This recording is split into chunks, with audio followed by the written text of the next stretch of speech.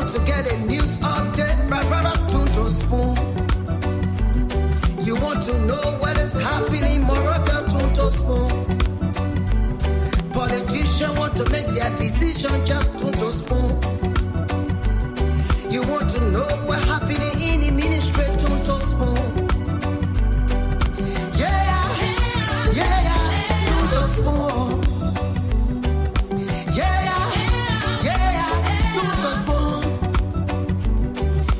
You from Fonjema, Maryland, Tunto Spoon. Yeah, Tunto Spoon. If you eat keep on gradually, my brother Tunto Spoon. You got a Spoon TV, you got a Spoon Radio, Tunto Spoon. Yeah, Tunto Spoon. You wanna get a news update, Tunto Spoon. What? Yeah, Rastafari. Kilibamba, kilibamba, kilibamba, kilibamba, kilibamba, kilibamba. What I want? Yes, what you about today? Spoon TV. Spoon. Yes, what you about today? Spoon. Spoon TV. Spoon. Ba. Spoon. Skidibidi dabado. Spoon TV. Spoon Entertainment. Kuwa.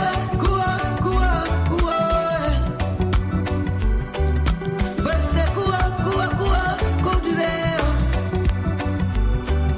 Kuwa, kudileo. Tunto Spoon.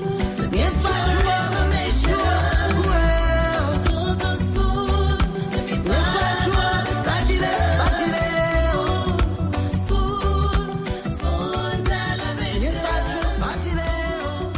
Spoon Radio Station. Spoon Television.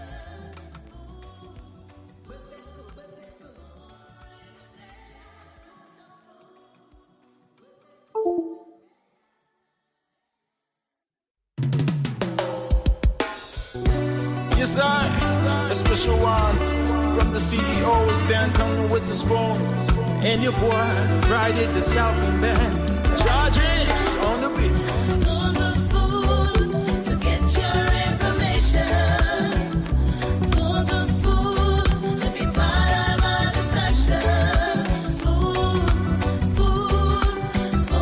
Television. Spoon Radio Station. Spoon gonna tell you what is happening in Liberia. Spoon gonna tell you what is happening in Moravia. Spoon gonna tell you what is happening in Africa. Just Tunto Spoon, you will know. If the children crying for starvation, just Tunto Spoon. You want to get a news update, my brother Tunto Spoon. You want to know what is happening, Moravia Tunto Spoon. Politicians want to make their decision, just Tunto Spoon.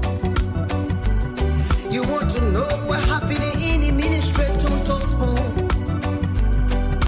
Yeah, Tunto Spoon. Yeah, Tunto Spoon. You from Fonjema, Maryland, Tunto Spoon. Yeah, Tunto Spoon. If you eat keep on gradually, my brother Tunto Spoon. You got a Spoon TV, you got a Spoon Radio, Tunto Spoon. Yeah, Tunto Spoon. You wanna get a news update, Tunto Spoon. What? Yeah, Rastafari. Kilibamba, kilibamba, kilibamba, kilibamba, kilibamba, kilibamba. What I want? Yes, what you about today? Spoon TV. Spoon. Yes, what you about today? Spoon. Spoon TV, Spoon Entertainment, Spoon Spoon TV, Spoon Entertainment.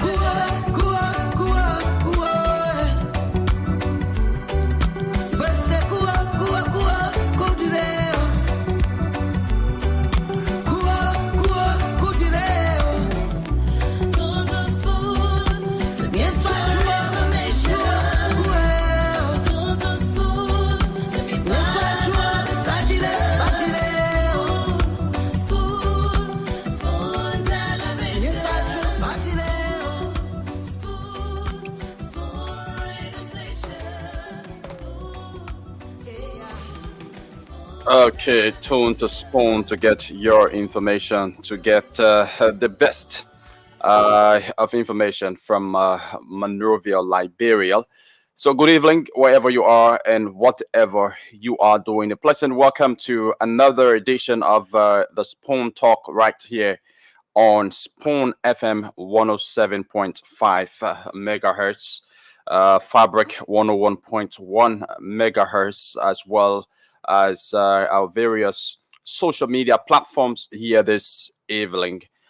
We live on Spoon TV, we live on Fabric TV, we live on Super, and as well via our YouTube channel. So wherever you are and whatever you are doing, welcome to it. My name is Yekezi Zwobil, and I'm sitting in tonight as your producer until later. So don't go away. Please invite someone to listen alongside you, because the Spoon Talk is here this evening to provide you with all of the information that you need to know about, and to give you some analysis about the political happenings in Liberia. So welcome. If you just joined the show, keep watching, and don't forget to share the show as well, so that others can join in to be informed.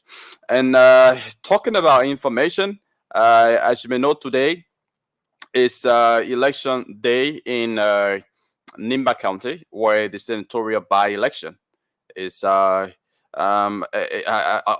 on today, because my understanding is that polls have closed there in Nimba County. Some of the results are being posted. Counting or tallying has been concluded in some parts of Nimba County, or at some precincts. The final tally report has been posted up at the precinct. So in the soonest possible time, once the CEO joins us, we will hope to speak to our correspondents and other local journalists who will be giving us information about what's unfolding in Nimba, not just Nimba, but in District Number 1, Grand Jida County, where you have 15 candidates contesting for the representative seat there in that district, a seat that was made vacant by the unfortunate death of the elected representative, Madisi Guion. So in Nimba County, the seat there was made vacant as a result of the ascendancy of Senator Jeremiah Kun to the vice presidency as well. So those are by-elections being conducted in the two counties. In Soweju, Grand Jida is actually in District Number 1, and Soweju falls in District Number 1 there in Grand Jida County. So in the meantime, between time, as we always do here, we will open up the lines so that you can call in and have your say.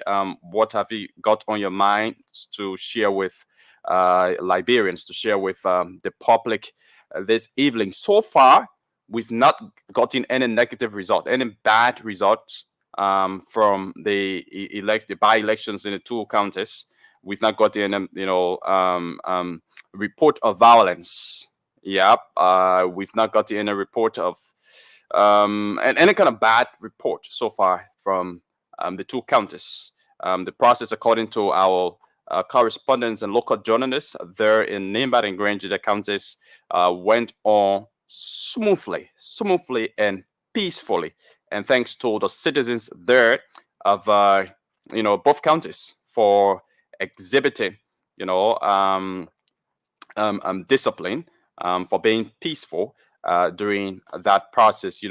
Usually election, not just in Liberia, but across the world, most elections are characterized by chaos, are characterized by violence and everything like that. But we did not get any report of violence in any of the two counties whereby elections were held today. So currently counting is ongoing at some of the polling places. Some of the polling places have posted their results, and our correspondents are on top of them. So as soon as the CEO and his team join us, of course, we will be placing call to them to tell us the results of the election. I know a lot of people out there are eagerly awaiting the results of the election. So yes, the Spoon Talk tonight is set, ready, and prepared to bring you results from Nimba County as well as from District Number 1 in Zweju. So in Nimba County, we have our correspondent in Saklapie, in Ganta, in Tapeta. Those are densely populated areas in Nimba County. So I think results from those counties will give a kind of clear picture as to who is going to win the election.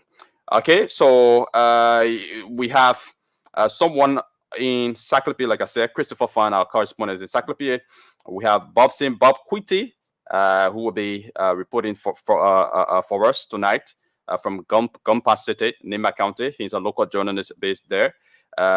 We also have Jerome Say, who will be reporting for us from Seneca City this morning, this evening. Sorry, Victor Cooper is there in Tapeta. He will be filing a report for us as relates to the results of the election.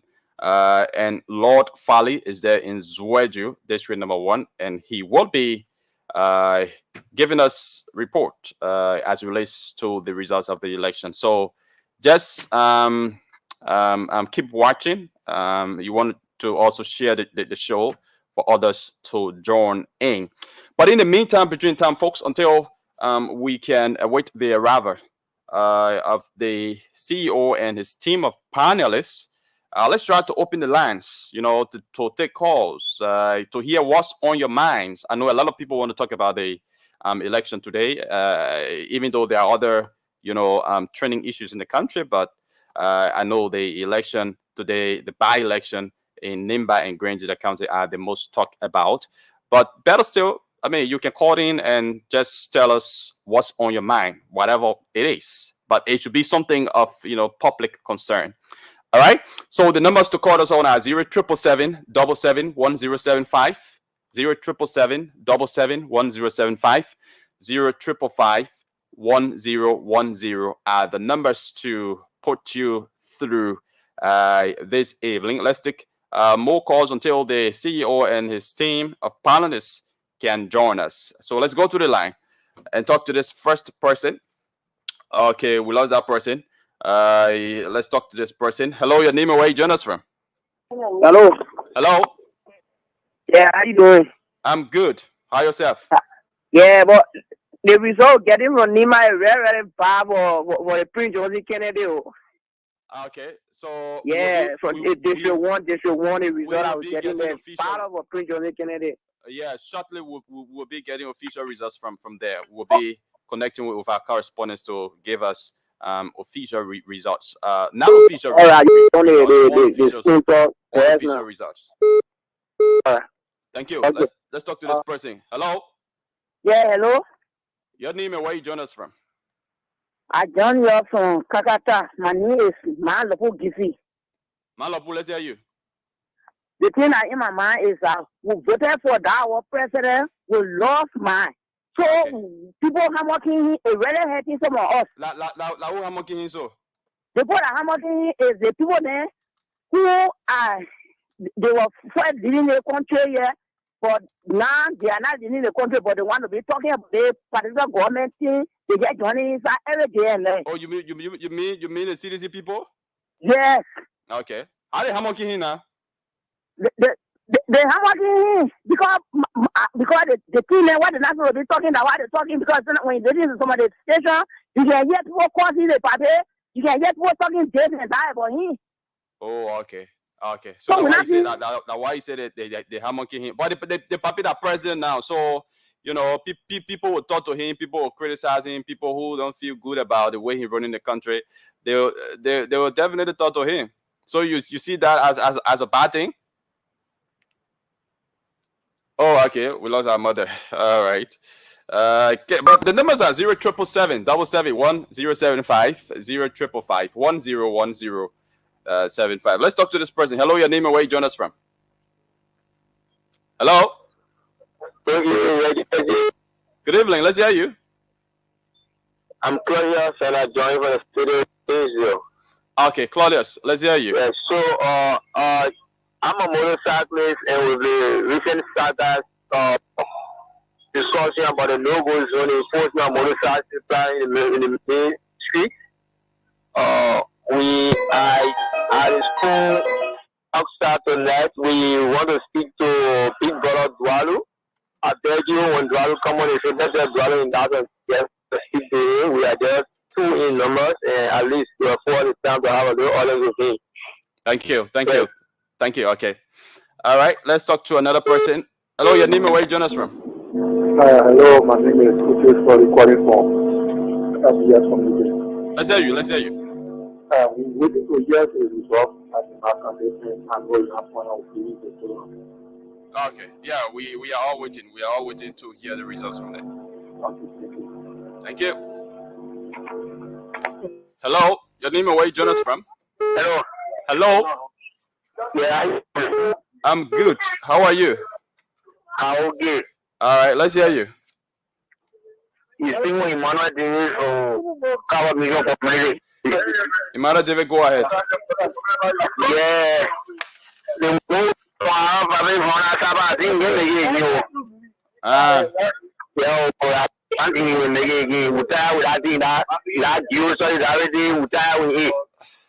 we know.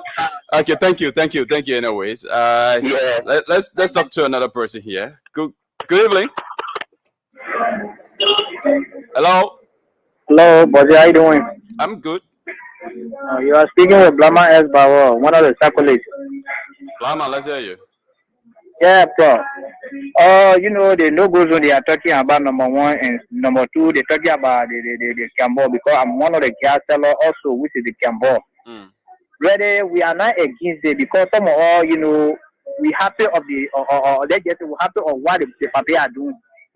I'm one of the unity partisans. I want to get her. Even in my community, say Mizo community, you can't ask for Blama. People will say, yeah, that one of the men that really down for the papi.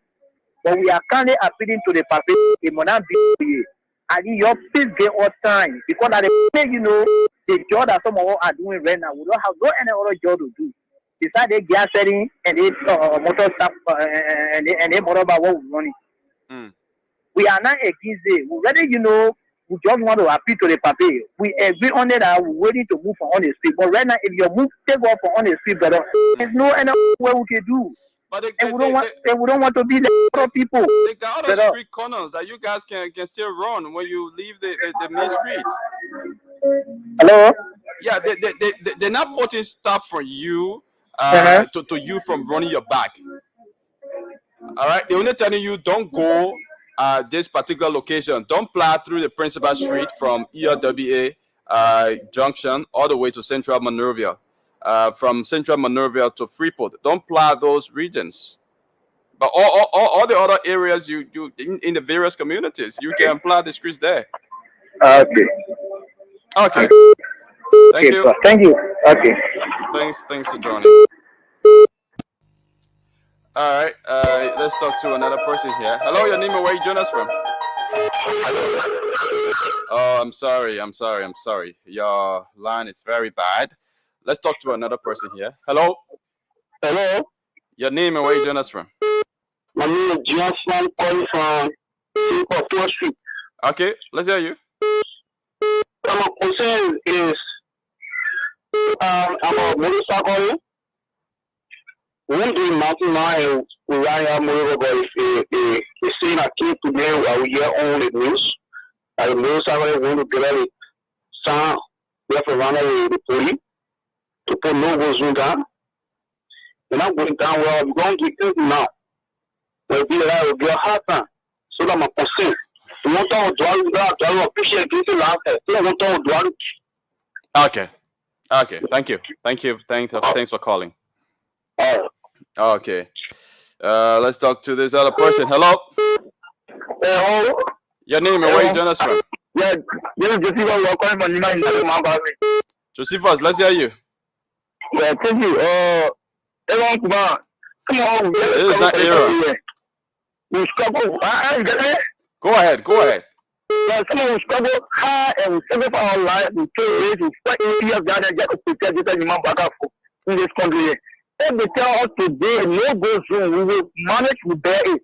For capital, they should not level up. If they level up, the same way we challenge CPS garden, doing the capital on the street, we will challenge any over. We will cause enough law, it will be serious problem. So if the court all the time say, oh, there's a area we should not go, there's an area we should not go. They should continue until the capital, it should be for nobody to know that they all be capital activities. Thank you very much. Let's talk to another person. Hello, your name and where you join us from? Hello. Yeah, my name is Nimba. I'm Nano Akko Peace Gardens. Yeah, let's hear you quickly. Yeah, my brother, if you want to come in the tower, actually, we have said to I'm a United States that you find at the United States. I don't know to go party. Well, what woman do you, I mean, the woman do you, I left it about road, it's single. So I will go into the way wrong. Maybe the representative and get right, the location. So when I said, so Joe, I had to read the decision, please. We begin.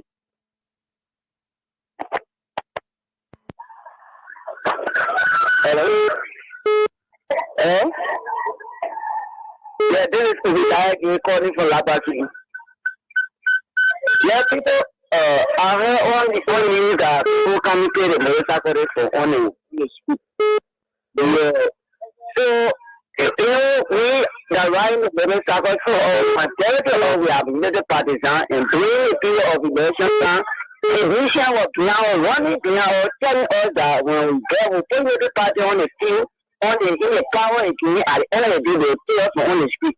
And now some of them have nothing to do more than because right motor but when we living single that they got plenty of motorcycle now and I'm looking at every time before. So we got plenty of motorcycle on the field and even the power in single more than 700 to 800 motorcycle in single. How you think a guy is expensive? How you think you get something that 800 something as a whole reporting? So we expect the whole entire country, let's say we are right motor by the hard and people depend on us. And two also at the end of the day, they expect money for us to carry rules. Like for example, I live in town about my motor by one carry and you like to go share to my people. I go when no one is there. You know, they come in and the police will reach. Are you getting it?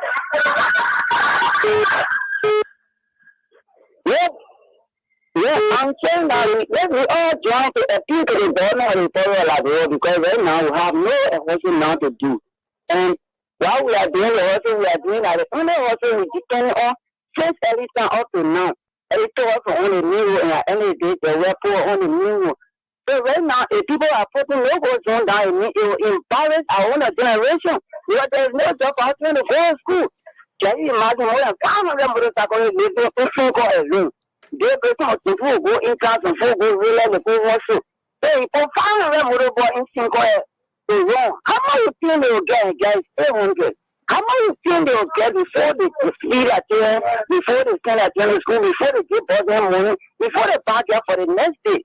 Okay, thank you very much. Let's talk to another person here. Hello. Yeah, hello. Let's hear you. Your name and where you join us from? Yeah, James Kamba, I call you from Sinkiang. Okay, James, go ahead. Let's hear you. You know what happening now? The motorboat board and crying. But if the people not crying, the city can be fine. Okay. People gotta cry. Yeah. Okay. Okay. That's your opinion. Let's talk to this other person. Hello. Oh my God. Let's talk to this person. Hello. Hello. Yes. Let's hear you. Your name and where you join us from. Yeah, my name is Bobby. Then I'm not calling to number 3. Precisely working. Okay, Bobby. Let's hear you. Yeah, as you know, as talking about what I have to say. You know, those guys who for America and they were doing my electricity regime, and after the Obama regime they left, they went America, and they been doing a lot of work there, and they water people, and they coming back to Liberia, taking our job from us. I'm saying they want to fix it, and if you want to fix it, you have to create job citizen. Then we that we suffer beyond the party or doing election, you know, other people were killed, some people were prosecuted, jail for this thing, United Palestine, but United Party Benin, and today you people are coming like, oh, you want to bring system down, to do this, to do that. You want to bring system down, people who are doing money laundering in the federal ministry, why you can bring system down, like, if anybody be caught to be prosecuted. Only secondly, the Cambodia want to bring system to them and take them for the streets. It is bad, it's not good.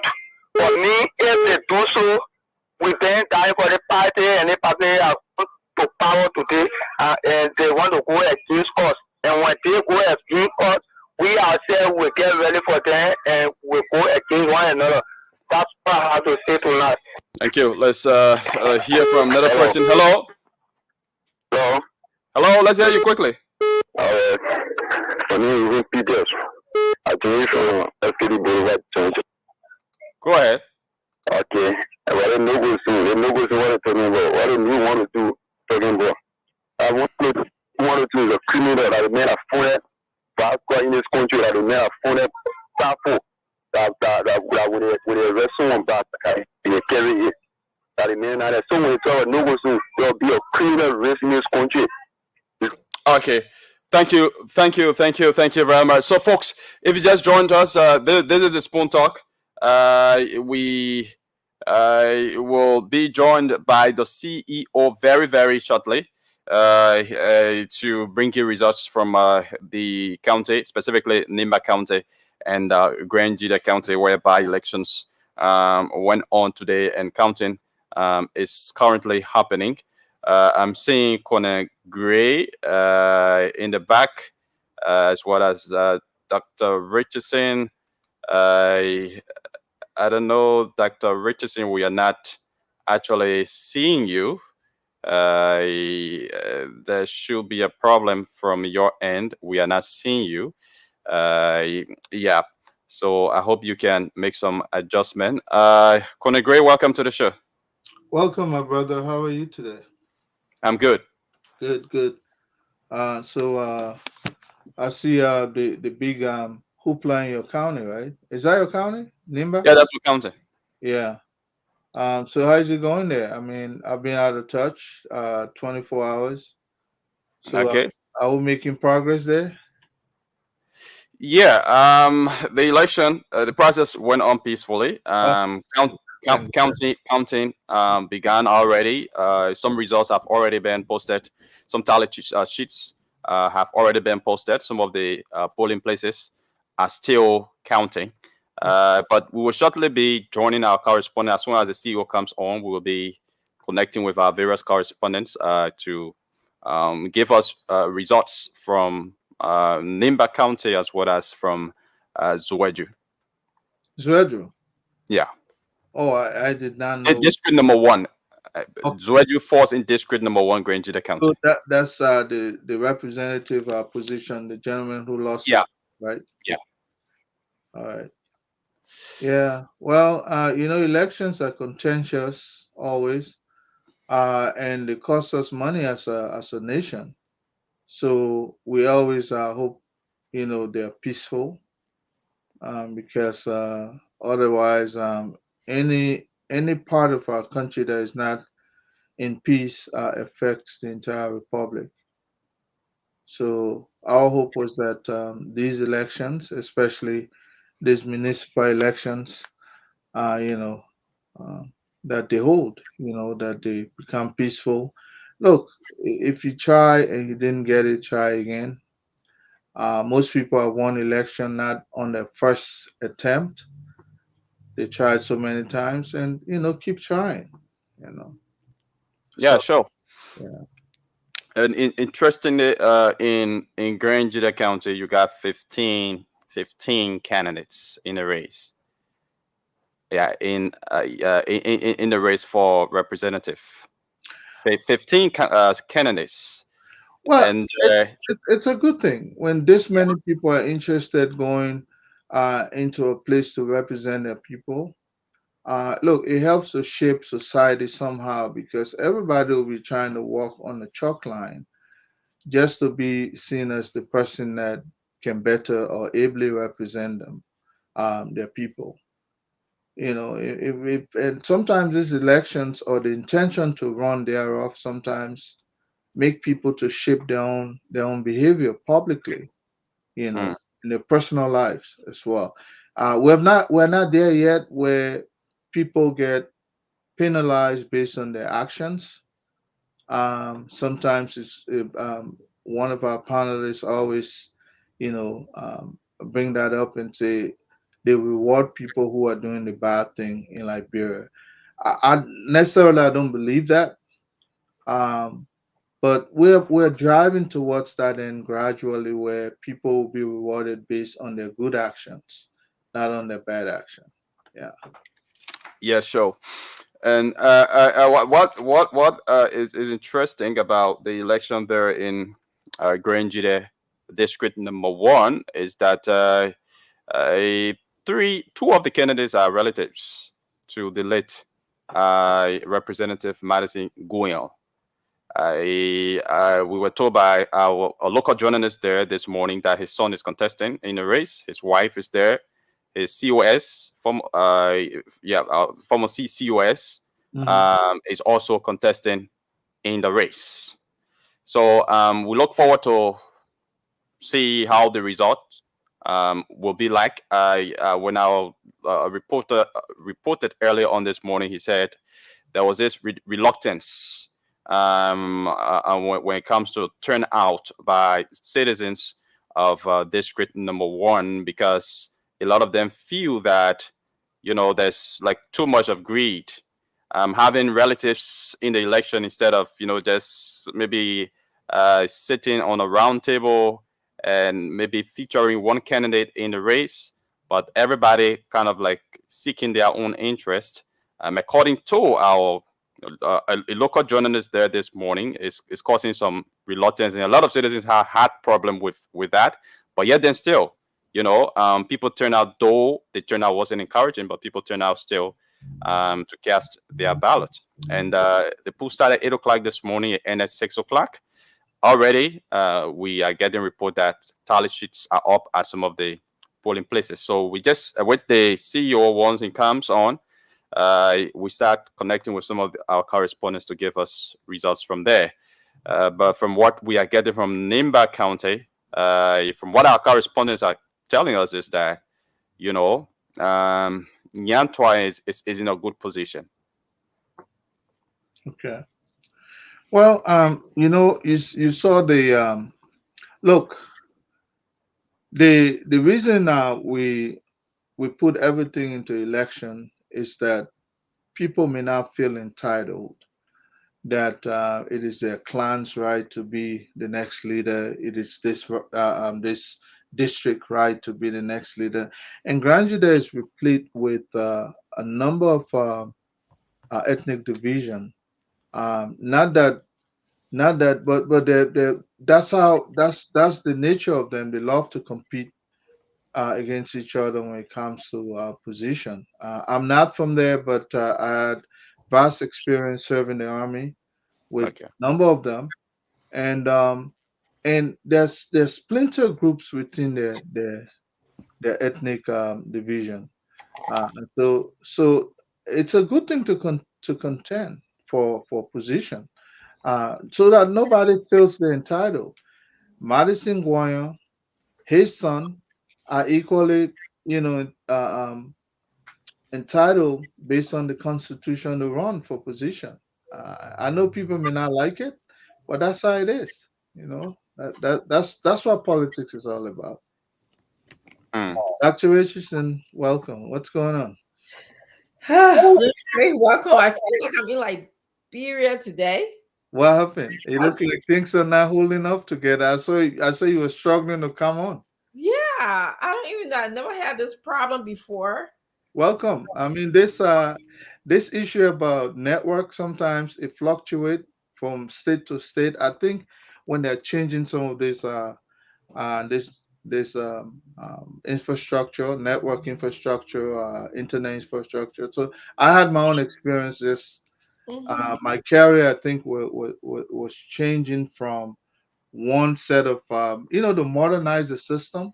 Sure. That can have glitches sometimes. So what you're experiencing it's not So I strange. actually had to change my system completely. So I'm using my other computer that I usually don't use.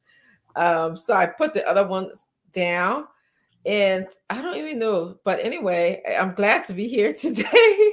Yeah. When was the last time you updated that the one you've been using all the time? I only use it for Spoon if I'm doing Zoom, which is seeing clients. So I don't know. I have to check. This Yeah. one I do a lot of writing on, typing things and my reports and stuff on. And then so I'm just actually I realized I have a laptop here or a tablet that I have not charged. So I think I'm going to charge it. I don't really use that, but yes. Computer memories are very fond of storing redundant, what we call data that, Hmm. it's like waste. They're just there to occupy space. So Hmm. once in a while you go there, you flush them out.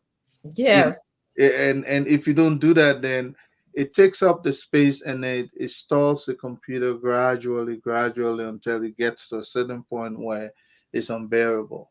Yeah, I think I'm going to take it. Actually, tomorrow I have a meeting with the computer IT person on campus. He Hmm. usually, make sure that everything is working perfectly because I work from home and I'm doing a lot of university work. So it's amazing. We just had a random appointment because there's a lot of things that I'm like, I'm not sure how to do this, with all of the updates. So, Yeah. but anyway, I'm glad to be on. Before I say or add another word, I want to give a birthday shout out to Angie Blee Peters. Most people know her on Oh, Facebook. I'll get Angie Peters. Yes, she's Yeah, I work with a father. Oh, yeah, but yeah. go ahead. Go ahead. Give her No, the. no, no. Let's talk about her because she's very fond of her father, by the way. And Angie is tough like a steel, but she's soft like Teflon. That's what I always like to. That's her father. She brought that character. Yes. Yeah. So she doesn't mind fighting anyone for what she believes in. And I love that part of her. She would be straight up and tell you exactly how she feels, but that's her opinion. And I respect that of her. And I mean, she's popularly known on Facebook. It's funny how we became friends. I remember it was 2017 elections. And of course, she was supporting boycott at the time. No, no, no. She was supporting we Uh, are at the time. weird. We Weird. at the time in 2017, and I was supporting, of course, Mr. Cummings, and she always used to hit me hard, and I hit her hard back. She hit me hard, hit her hard back, and it turned out that she was honest enough to tell us some of the things that she disliked about we are, and she switched to Buckeye. And to continue, actually, I don't even think she's actively in politics anymore, but yeah, Maya Buckeye, she used to say that she had a crush on Buckeye. And so she and I would laugh about it, that she had a crush on Buckeye. But Angie, I want to wish you a happy, happy, happy birthday. Yeah. You're a dear person to my heart. I look forward to seeing you at my daughter's graduation, of course.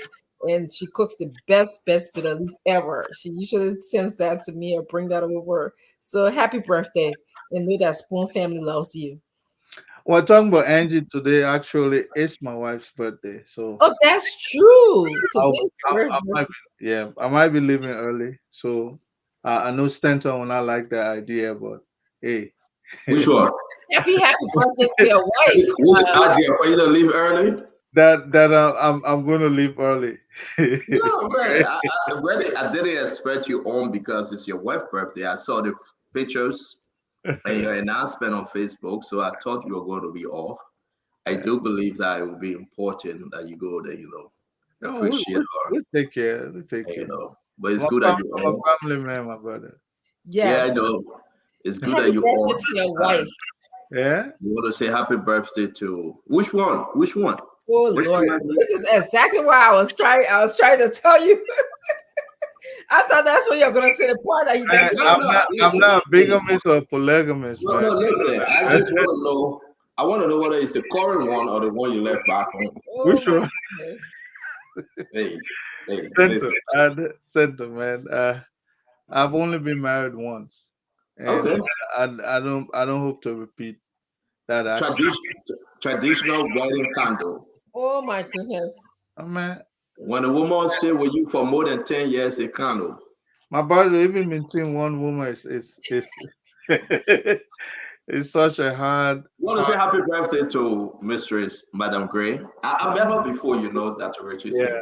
yeah, She's a cool lady. She's friendly. Yes. Yeah, I want to Yes. say happy birthday to her. yeah. I'm wishing Rose her Gray. well. Happy birthday to Madam Madame Rose. Rose I want to Gray. say I made a mistake and I called her Pinky one time, but her name is Rose, not Pinky. You should just laugh about it. I'm telling you, she looks like she has a good spirit, a Yeah, good you sense should of just humor. laugh about it because she knows her husband, man. That's I want to right. say happy birthday to Angeline B. Peters. Angie, happy birthday to you. We. Yeah, her name is B. Mm. Crew name. She got another name by Bayomi Peters, the father's side name, and But Yeah. want to say happy birthday to you, Angie. We're wishing you well, likewise. Send us the photos that we can display there. If you get a photo of your wife, Conor Gray, and you want us to share them, we'll be happy to share them. And, we want to say welcome everyone to Spoon Talk. Today will be very interesting. We have Roland Ginnings as our guest coming up on top of the hour 9 p.m. Liberian time. That will be 5 p.m. our time. We'll be discussing the road fund, public work. We'll be discussing everything, a lot of document on all those contracts. And I want to say it's a good thing that we are here today to be in your home. Wherever you are, please share our program. Invite your friends, invite your brothers, your family, your sisters, and let's have a wonderful time. It is important that we discuss Liberia. Yekezi Zobe, today is election in your home county, Nimba, Nimba Kwado. Yekezi will be asking you to give us update. We know the all polling station closed right now because it's 8:45. They begin to tabulate the vote. We have our eyes and our ears on the ground. We'll be giving you some raw numbers. This battle is between Kogar and Twine, not Twine and Samuel Kogar. I mean, those are the two actually fighting. I've received some preliminary results from polling stations. We've been very busy on it today.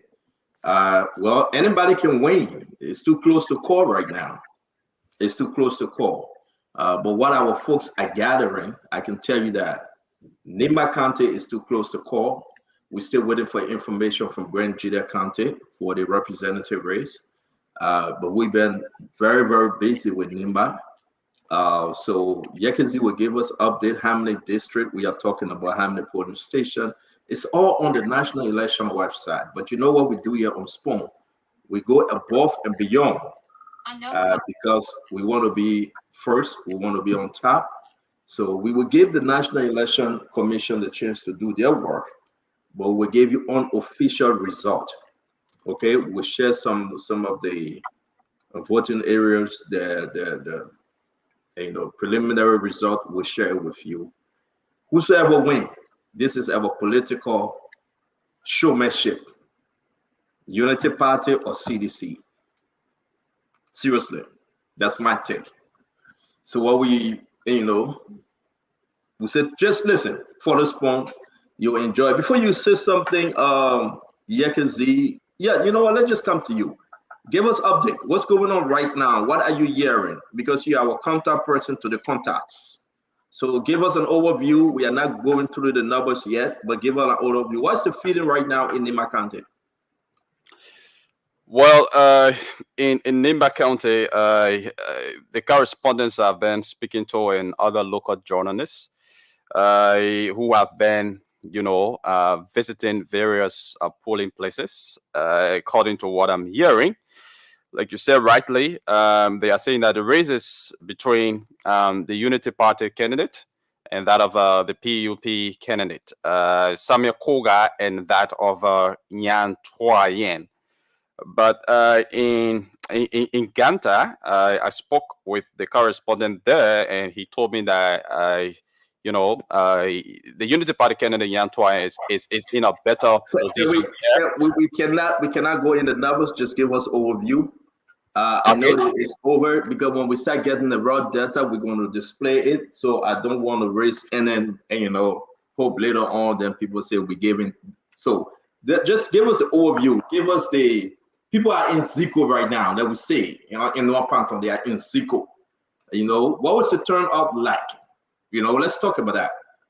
Yes. So when I spoke to the correspondents earlier on this morning for Nimba, the turnout, according to them, it was encouraging, even though not as compared to the previous general election, but people turn out early morning. The various precincts were jam park. People were very zealous to go and cast their ballots. In Grand Jide, we were told this morning that the turnout was not interesting. Early morning, because the local journalists there say he observed, voters' reluctance. And when he spoke to some of the voters, they told him that, they are discouraged about some of the candidates contesting the election, because in the election, according to him, you have the son of the late Madison Goyan in the election. You have the wife, you have the COS of the late Madison Goyan, all contesting in the election. So the citizens, according to him, have been complaining about that even during the campaign time. They have called on them to come together and support a particular candidate. But again, they have that constitutional right to go solo, and so they remain like that.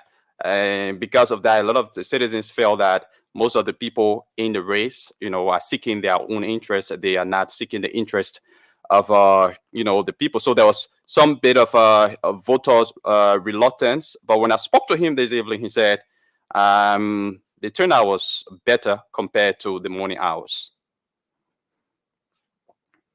So here we are. Let me hear you guys. We will get into the numbers. We have some results coming in, unofficial result. Yang Tuan and Samuel Koga from Nimba County, the rest in Grand Jida, we'll talk about them. But this is the big deal for Nimba because we are finding folks, someone that will be replacing, stepping into the position of the vice president and the current vice president. And that will speak to the authority that Prince Johnson possesses. Or the Nimba people will say, Prince Johnson, we're tired with you. We will listen to Jeremiah Kwan as the new leader. Whatever it may be. Dr. Richardson, let's hear you, Ted. Let's hear you, Doctor. Well, yesterday we said that we are going to let the Nimba people decide, and hopefully they'll make the best choice for Nimba right now. But we do know that the question of who is the Godfather or who rules Nimba is, on the minds of many. So some people like to think that Prince Johnson still is powerful in Nimba. I tend to think differently. I've been to Nimba several times. I've seen his influence dwindled. A lot of people want to see more improve in the future Nimba that isn't hostage to Prince Johnson. They appreciate that he, fought for them, defended them. But at this point, they'd like to have new ideas. From what I've heard from many of Nimbaans, flow in. They want to move more towards a more diverse Nima and inclusive Nima County. Is not all of this tribal war that's going on all the time that is perpetrated. Sometimes, Guillermo, Madingo, and all of those things. Nima is a diverse place. A lot of people grew up in Nima County. They weren't even from Nima County. So they want to move to the future. And so this would be a telling message to the people of Liberia where the Nima people stand right now. We can't speak for them. So we just hope that they make the best decision. Another thing on my mind is today I woke up, and this is probably old news, but you were stating that they gave Liberia 14 million worth of drugs to the Ministry of Health. No, but we're talking about Nimba. When I get on to say what's on your mind, let's finish with the Nimba now. Okay, I was just talking after we're doing what's on our mind. Okay, never mind. No, I just want us to drop this Nimba thing because it's important. We're getting numbers coming in, and also we got to bring in the guests for tonight. But let me hear you, Conor Gray. Conor Gray. Can I just say one thing before you bring Conor Gray? Yes, Representative Hassan Peter, please do a better post. You're telling us nothing on your post. You're talking about say the numbers going south. I don't know. I can't read codes, okay? So please stop telling us your codes that you're putting on your post. Thank you. That you and your brother Hassan will come to your talking. You got your phone number calling. Hassan Bente, he confused because he's supporting Yan Twine, his cousin. That year you can't talk about my own brother here too? Yeah, he's supporting Yan Twine, his own cousin. We know that. But Conor Gray, let's forget about Hassan Bente for a minute. That may not win. It's very interesting though. This guy is related to Yan Twine. We know that. That's his own cousin. Same blood. He's supporting him. It's not about him. It's about the people of Nimba. He just won in millions, right? It's about the people of Nimba we are talking about right now. This thing coming from two. You support the person that Prince Johnson endorsed, or you support the person that Jeremiah Kun put his hand up. Either one of them will win tonight. Your take before we start going into the numbers. Senator, I still feel that Senator PYJ Prince Johnson still yields enormous power in Nimba. Maybe either because the South Nimbanians they tend to have this leadership, this chain of command and leadership. I used to be assigned in Yekepa in the early 80s. I was there and I love it there. I love it. I never missed Monrovia for once when I was in Nimba because, the food, the lifestyle of the people. It's a traditional county as well. So once they put their trust in you, unless they exhaust that trust, those people will not look the other way easily. And then they're very sensitive to, in my opinion, of anything that tend to divide them.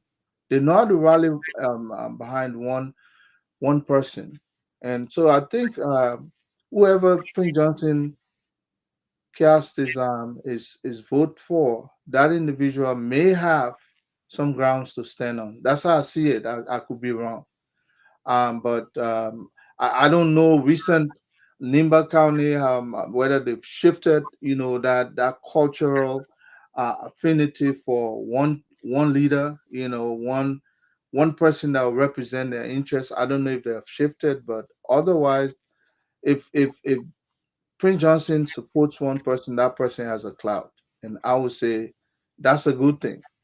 Yeah, but who knows? Maybe there are silent people that don't like that. That means the county is changing cultural wise. But as long as they support that elderly man called PYJ, anybody he raises, that's it. I can say it's a done deal. Thank you, Conor Gray. Let me bring Fatiga. Welcome to the show. Thanks, my man. I kind of siding with Remy here on this one. Look, had everything remained constant, we all would be celebrating Yan Twine today. Everything was pointing in his direction until Prince Johnson got mad and decided to shift. Will that shift the perception of those people that were leaning in already leaning in that direction. It is yet to be known. But I like what goes on in Nimba County. They can disagree, but at the same time, they keep that camaraderie. They don't try to like in Liberia, they say press the chocolate button. Everybody kind of save up about it. Nobody actually going on the extreme in this election. So I don't know whether this is a true test of who owns Nima or who is the real Godfather. I think Prince Johnson still holds that title. I don't think it's a title that even the VP wants to hold right now. He has to inherit it, and the better is best for him if he inherit it from Prince Johnson rather than seizing it in a rebel style. So I don't think he wants that. So he was very careful. That's one of the reasons we're not seeing him in Nima County campaigning. He may have given his support, but that support was already there from the beginning when the Unity Party Alliance won this election. All arrow were pointing to Yan, until something changed. Prince Johnson got mad. So it's depending on how they play the ground game and messaging. I'm still expecting Yan to come up victorious tonight. Representative Koga still has a job. Whether he win or lose, he will still be representative. He just won. So I wish he hadn't gotten in the race, but it is what it is. You cannot, everybody has to fend for themselves. So Prince Johnson, in my opinion, still the Godfather of Nimba County. Thank you very much, folks. Again, we just started the show. Our guest tonight, Roden Ginnens. We'll be calling Nimba. We'll be calling Grand Jide. We'll be getting more live, raw information as to who leading. These information are unofficial. We want to say, invite your friends. We got to know who winning in Nimba and Grand Jide. It's very interesting, folks. We got our eye on the ground. We got our ears on the ground, and everybody say, I don't know what. Listen, I'm going to call, how you call the young man, because I'm older than him. Musa Hassan Bedeti. I'm going to call him. He will give us overview, and we'll talk about Nimba tonight. This is very interesting, but Conor Gray, I know you'll be leaving us shortly. Let's go ahead and say happy birthday to your beautiful wife, Madam Rose Gray. I want to say happy birthday to her. I don't know whether she made a mistake, whether you do juju on her, but they want you can't help. The woman is so beautiful, man. Maybe you did juju on the woman, but happy birthday to her, and we wish her well as she celebrates this birthday. Fadiga, you want to say something? I don't believe something Conor Gray did. Conor Gray did something to this woman. You want to tell me? No, I know all too well. That's his sweetheart. That's his Rose. She's the commander in chief of the Gray Home. Once you get there, you will know who's in charge. But happy birthday, Rose. I haven't seen you for a while, but I know you. Well, I know Rain will be leaving soon, so this is a special day. So it's gonna be rosy. But I understand. But man, look at.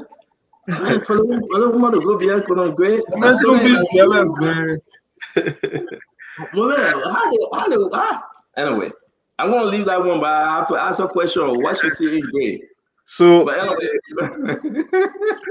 but actually, well, Gray got some charm. You have to be around him for long to see it. Gray got some super swag. The man let him put them. But he told me the story how he met her. And it was so funny. So one of these days when we hear our guys chat, he would tell you that story there. Tell us. It's not we make it all. We get kind of public and so we can say it. It's okay, but I want to say happy birthday to Rose as well. I have never met you, but I can tell based on just the composure of your husband that you must be a wonderful woman. So I look forward to meeting you, and happy birthday. Make sure that he takes you out to dinner and treat you even more than a queen that he usually does today. So I mean, very few people can hang out with their college sweetheart, right? So she was a college sweetheart. So nice. So that LU business you're talking here, or no, sure LU business.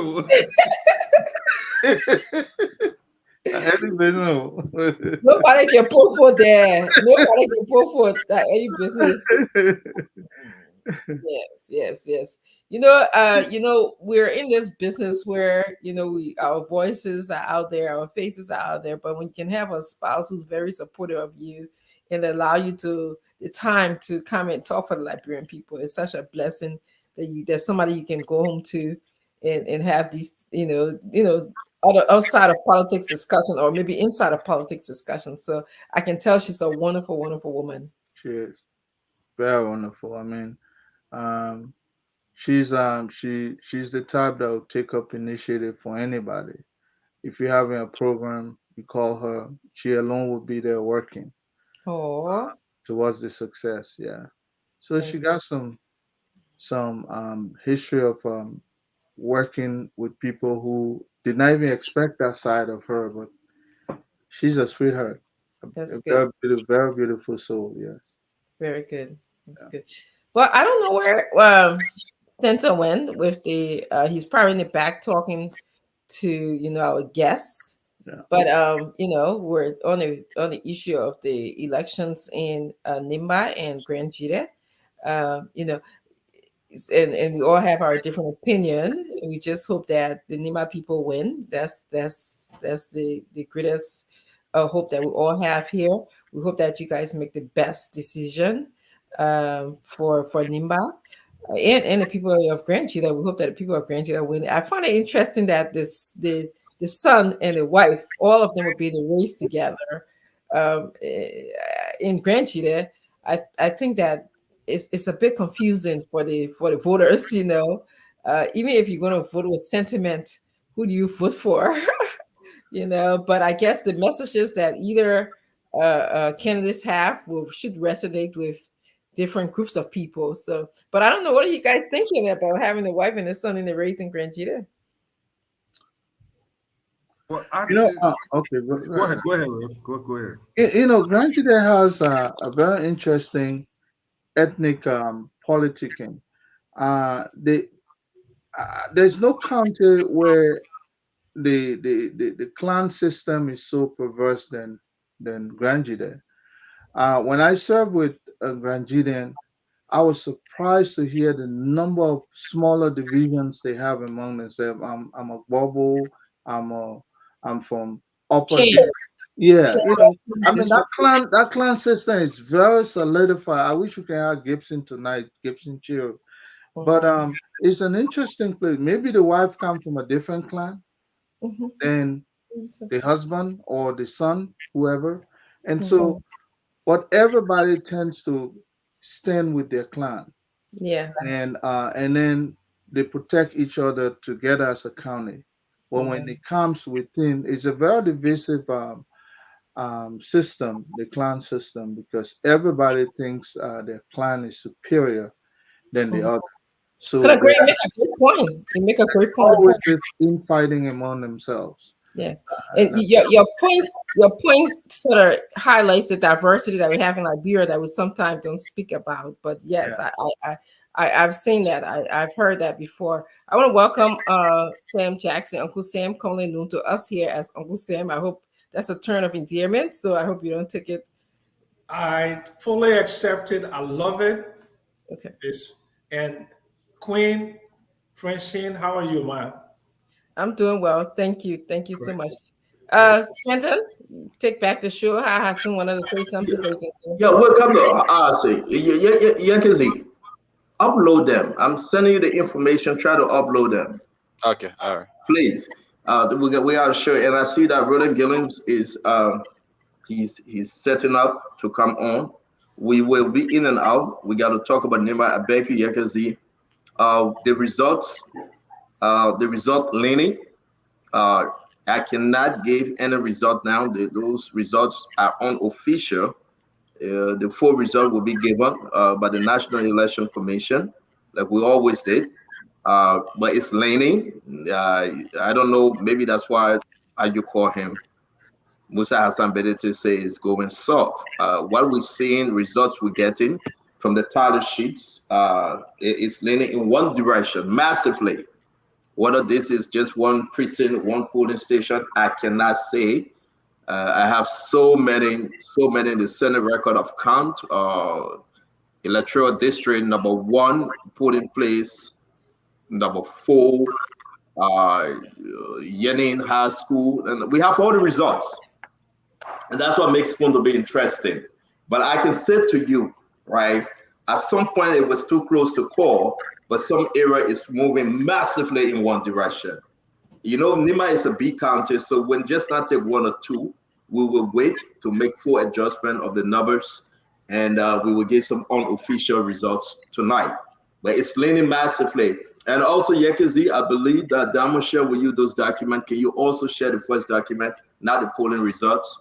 We're bringing in Roland Gillens, and we'd like to discuss issues with him. Folks, we want to say welcome. Thank you for being with us. Thank you for sharing our show. Katiga, let me hear you real quick before I bring in the Minister of Public Works. Well, not much to say on that issue again. With Nimba County, as far as Grand Gita, I have not really paid attention to Grand Gita race. But to have 3 family member issues, for me, I see division.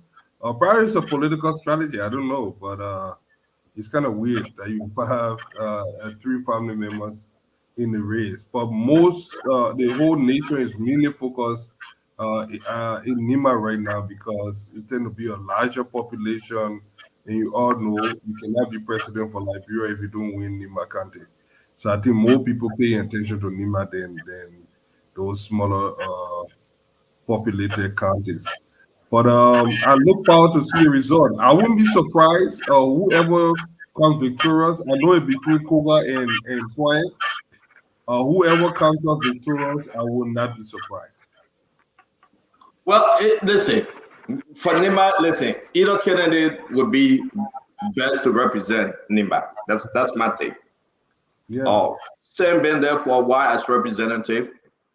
If the people choose to take him as senator, fine. Yan Twain came second, very close to Prince Johnson, and he has some good track record.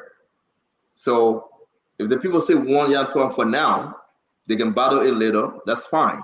But I want to say, yeah, after this election, the next election is 2029 for that same seat.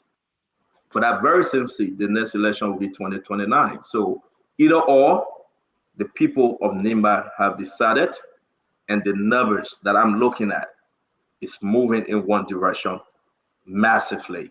And we gave you that report before the show ends. We're going to welcome you, Ava Tuba. Thank you for joining us. Ladies and gentlemen, we're bringing in the Public Works Minister. It's 9:09 in Liberia, 5:09 here. We want to say again, please invite your brothers and sisters. Please, please, please let somebody know that Spoon Talk is on. Before I bring in Rodan, I will give you guys the benefit, though you guys came in late. Uncle Sam and Ava, Public Works Minister, is coming on. Your expectation. Well, Stanton, I like Roland. I mean, he's a good, decent human being. I just think he needs to be ready to answer some of the questions that are outstanding out there in terms of, the underlying reasons for the decision he made to give more than $20 million worth of contracts to foreign contractors who have been involved in activities that have been critiqued. So I'm sure he will have some explanation, and he will provide us explanation, and we'll just basically see what he says. What went into the decision making. Thank you very much. Let me bring in Ava. Well, good afternoon, good evening to the folks in Liberia, and probably midnight to some people in other areas. Thank you for the platform. Thanks to those who are watching, our commenters and viewers. I think it's important for the minister to come and lay the foundation of what his administration will be like. What the expectations for this 120 days with all the noise that's around it in terms of those who were awarded contracts, those who were excluded, what's on tap now that the 100 days are over, and we looked at 20-something million. What's next? What kind of standards? I mean, what new is he bringing to the table in terms of his leadership? What kind of standards he's setting? Because we have known historically Many of these roads, after they are completed, it's not long before we see deterioration.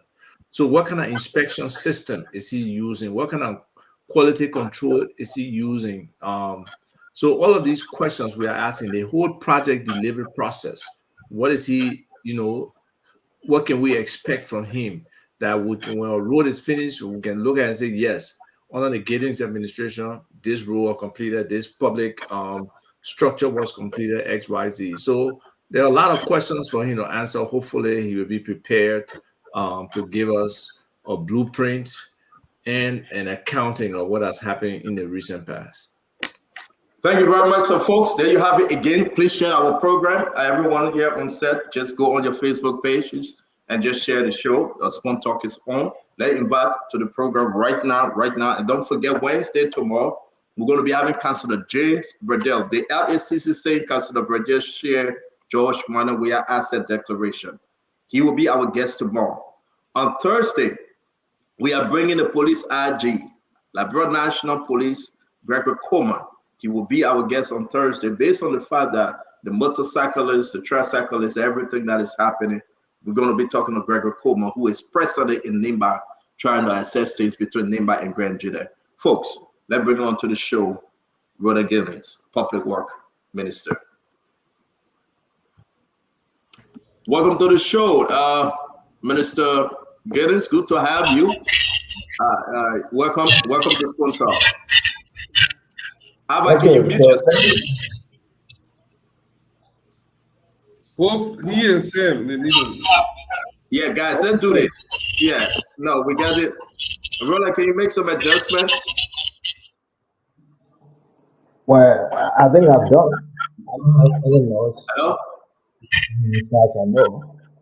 Yeah, but we are getting a terrible feedback. You guys, were you watching the show? No. Listen on a speaker. Can you get out? I don't know. Go out and come back in. Okay. Yeah, get out of everything and come back in. Maybe it'll be better. All right. So I see that so Roland is busy. Dr. Richardson, we shared some document in the chat room. Oh, you guys have it. I hope you guys are ready. We got more document to share concerning public work. The 100 days, but how many more days left? Anybody can make a quick guess? 6. Nope. 8 more days left. 8 more days. 8 more days. 8 more days left. When you talk about public work, we're seeing the opposition, which is the biggest opposition, that's CDC. They say that only dusty road you're giving us. That's why you say no car can be left in the mud. So I want to ask Minister Giddens, seriously, it's going to be a very interesting show. What did the president promise? Was it a political promise? Was it promise actual promise that no car will be left in the mud? Let's talk about those contracts to SSF. Let's talk about the contracts and quality assurance, like Isaac Van talked about. Let's talk about the issue, the deep rooted issue.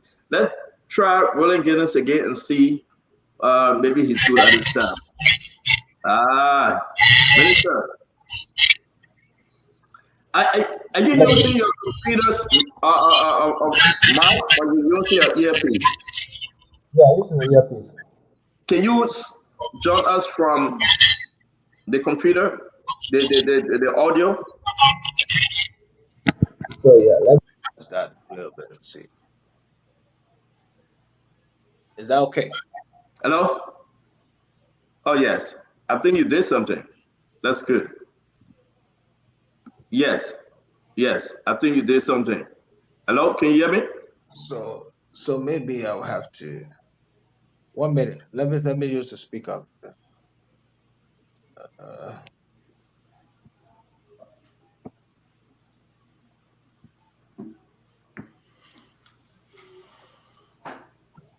So is that okay? I'm not using the earpiece anymore. All right, so you can hear me? Yes. Can you hear us?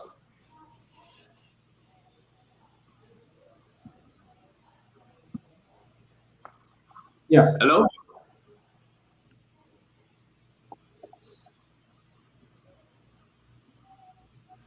Hello? Yes, I can hear you. Can you hear me? Yes, I'm hearing you. Yes. Okay, good. It looked like we're pretty good. Thank you for joining Spoon Talk tonight. Thank you for giving us your time, and thank you for accepting our invite. You've been in the United States on the spring training, or spring camp, or spring meeting. Spring meeting. You've been in the United States on the spring meeting. We've been talking. You couldn't come on then, but you are in Liberia. We'll give you a chance. Give us your intro, and let's move on with this great interview today, sir. Thank you. Thank you for having me, Stanton. Glad to be here. And like I said, I know I follow you. I follow the spoon talk. And the few days, of course, there were issues, and I know I was the if not the beating boy, but I was the talk of the town on so many radio stations and different talk shows, including the spoon talk on some of the issues. And for me, that's okay. I mean, I expect that once you come to public service, the work you do will be scrutinized. A lot of people will want to know what you're doing and to be sure that you're doing the right thing. And I'm glad that at least there was the opportunity for me to be able to come on and provide the kind of clarity that's required for what we do. So um, thanks for having me. We of course, we went to the spring meetings, and the spring meeting was about us as a government and even other countries, just providing kind of overview as to where we are, especially with reference to the Ministry of Public Works, what our new plans will be, what we expect from international development assistance from the bank. Of course, on the side of the looking at our fiscal environment, the IMF will do that review. But for me, I was specifically with the bank and looking at where we could have opportunity for additional funding into the road sector. So it was a very good discussion. I know we have had support from the bank a lot, from the multilateral side and also from our bilateral partners in the investment in our road sector over many years. That has not really done too much because we have about 13,000 kilometers, and to date, we have just about 12, maybe 2,000, less than 2,000, 1,005 paved. We still have major challenge when it comes to our road investment program. So my conversation was that we need to look at private financing. Okay, but to get private financing is not just ordinary. We have to have the kind of guarantee for repayment. You will have private financing that will give you anywhere around 5 to 7% maximum interest rate. The payment term may not be that flexible in terms of any good grace period or when you begin to pay on the loan. So our thing was, if we find private investors, how do we get guarantee? And we will have a discussion with the IFC and MIGA on how they can come in to provide the guarantee that we need. In 2015, we were able to get some of that guarantee, and that's why we started with the CRAM project, the project that started down from Kanta up to Zoeju. It was 2 lots. The bank provided that guarantee, but we lose out on that because of the way we manage the road fund as a government. So yes, it was a good discussion. We also had conversation about now looking at developing toll system, and the bank partially committed to work with us on the policy and the strategy for our toll system. And I think that toll system will also help now to enhance domestic resource mobilization using the road fund. Because the road fund has so many sources for generation, but we are only using now few levy, which gave us anywhere around 30 million. But with studies that have shown axle load control, weight bridge, setting up toll system, vehicle registration, a percentage, driver licenses, percentage on that, will give us an additional 40 to 50 million. So we could be looking at anywhere around 100 million. And we can domestically raise 100 million within our local economy and ring fence that specifically for rural investment. You will have a lot of private companies coming with the support from Amiga IFC to provide that guarantee. Then we can have additional investment. I had a disagreement with the bank on certain things. We were talking about it to restructure that. They have a 10-year investment plan that they work with the last government to develop. I suggest we look at that again. But that plan says we want to invest 1 billion in 10 years. That is less than 1,200 kilometers. That is not going to help us as a country. So we say within 10 years, we still have up to 8,000 kilometers of road not paved. My thing is, let's create something much more innovative that will attract more private financing. And we're talking about anywhere around 2.5 billion, at least in 10 years, which will help to ease up the deficit. Now, and it was a very interesting conversation. So I was supposed to be making a formal submission to the bank on some of what we agree on with the discussions that we have for support in the road sector. Of course, the idea replenishment will be announced in Kenya, Nairobi. We'll be asking that, of course, the Minister of Finance and the President to make a statement there. We hope that can happen because that was where the countries will be making the case, and Liberia should make its case for additional funding in terms of the replenishment. Now, I know all the issues have been quickly. If I have the time to just run through that, I know, and there will be questions that you ask me. I know all the issues have been around the 100 days, and what has happened. There's speculation about things done wrongly. The speculation about kickbacks. Can I interrupt you? Yeah, please. You and myself cool. If I call you Roland, you understand. But I usually No call problem. you. But can I interrupt you? Let's talk about the spring meeting first, because Okay. most of our question will be coming from the domestic side. Of course, we'll talk about all the stuff about the road, the contracts, and everything, the legislature argument right now. But people want to know, what is the take home? You just came from the spring meeting. You elaborated on some, gave us a chance to ask you some question on it, and we can lay that to rest. Okay.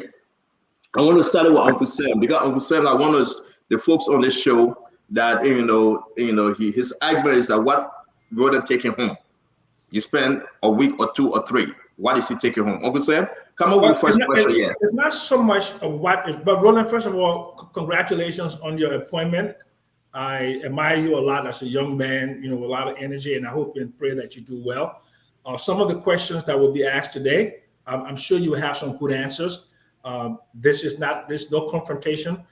I just want to basically say to you that the issue I had was that if you go into a spring meeting, especially on the commercial side, there should be some stakeholder consultation, because the Park administration is claiming that they inherited a messy or disastrous economy.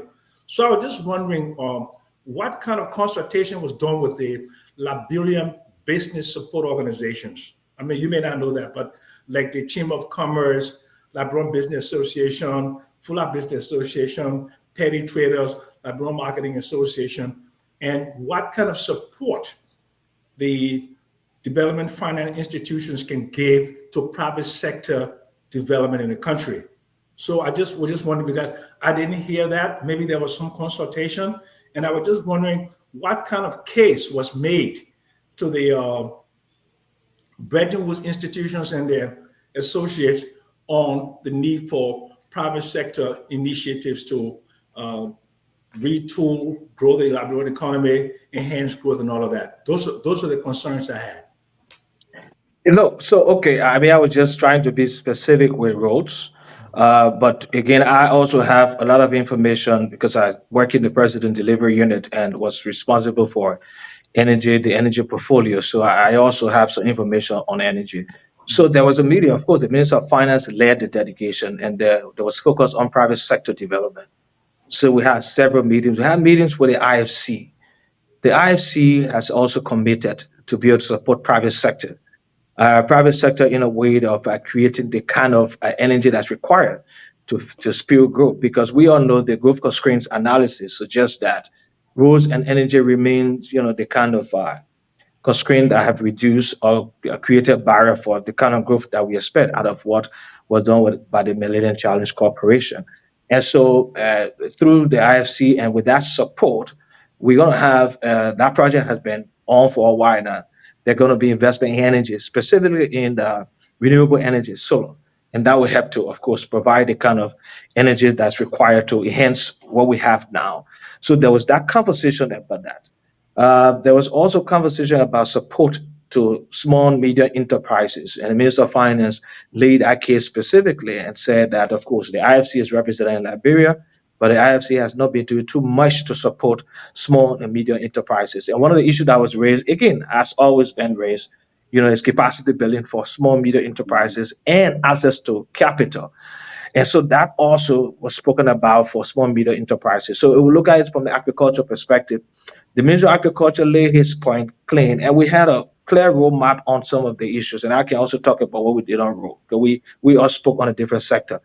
And the Minister of Agriculture also spoke about, again, financing with the IFC to see that we set up not to repeat what we had like the Agriculture Development Bank specifically, but a bank that focused on agriculture financing.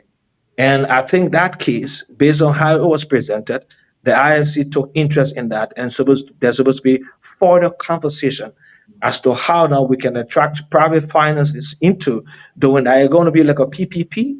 That is, the government will be partnering with a private sector developer to set up the bank that focus on agriculture financing. Because a lot of us know that it is very, very, of course, difficult to get financing for agriculture because of, the kind of long span that it takes for you to germinate the kind of produce that are required to take to market and all of the issues that come with that. So the issue of financing become an issue. And I think that case was presented by the Minister of Agriculture in a way that the IFC took interest to that.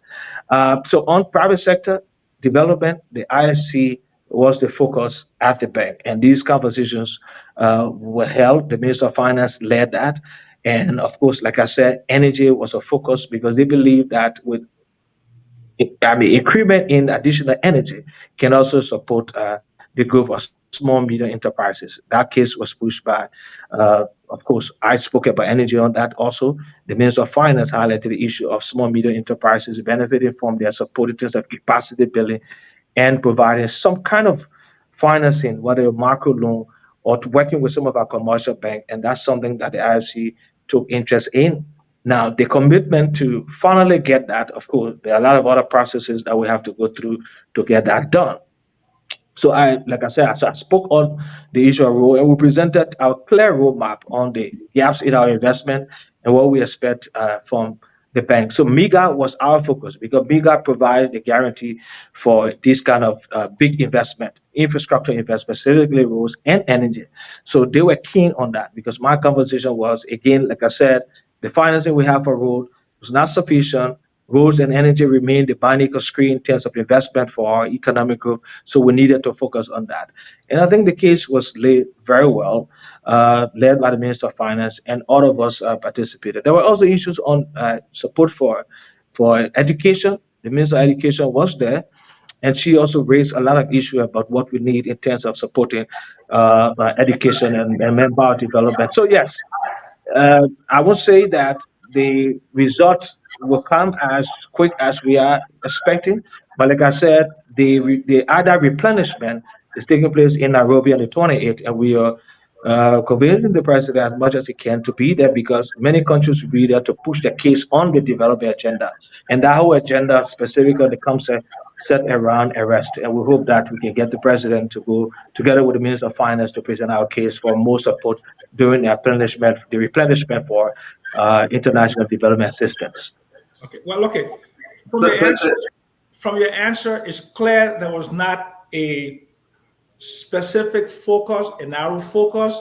You went there with a broad range of shopping list, and that was what I was concerned about. Because in terms of any economic development strategy, there has to be something for the immediacy.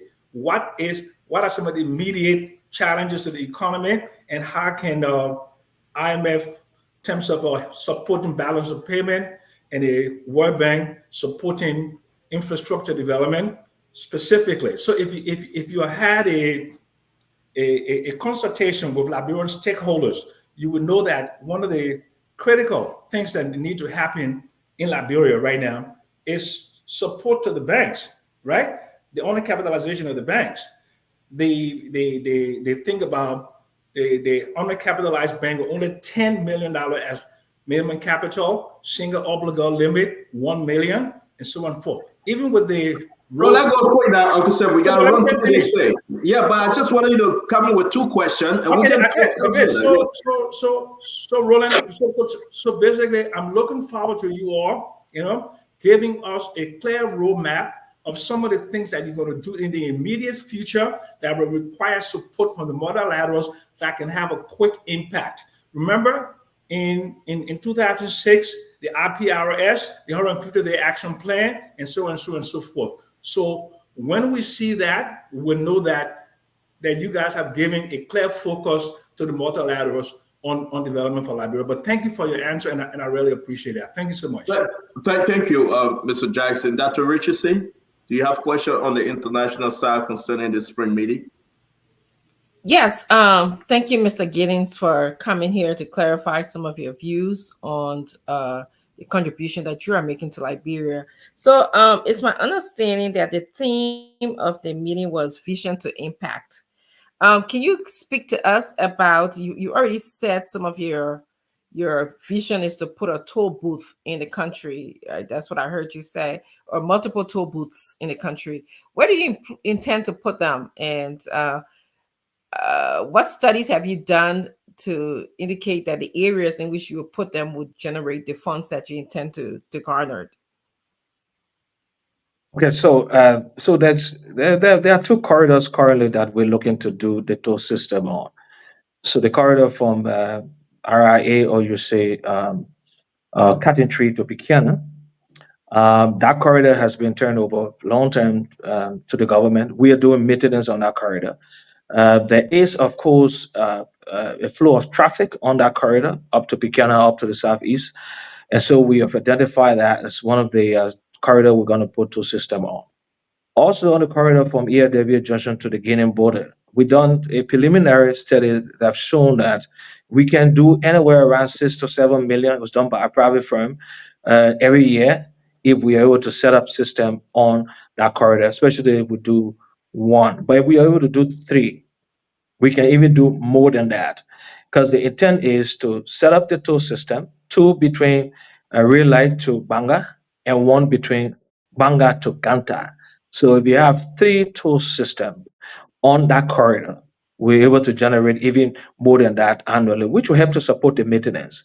On that project, the government will receive that project officially turned over by the bank finance by June to turn the project over to us. So we have to do maintenance on that corridor.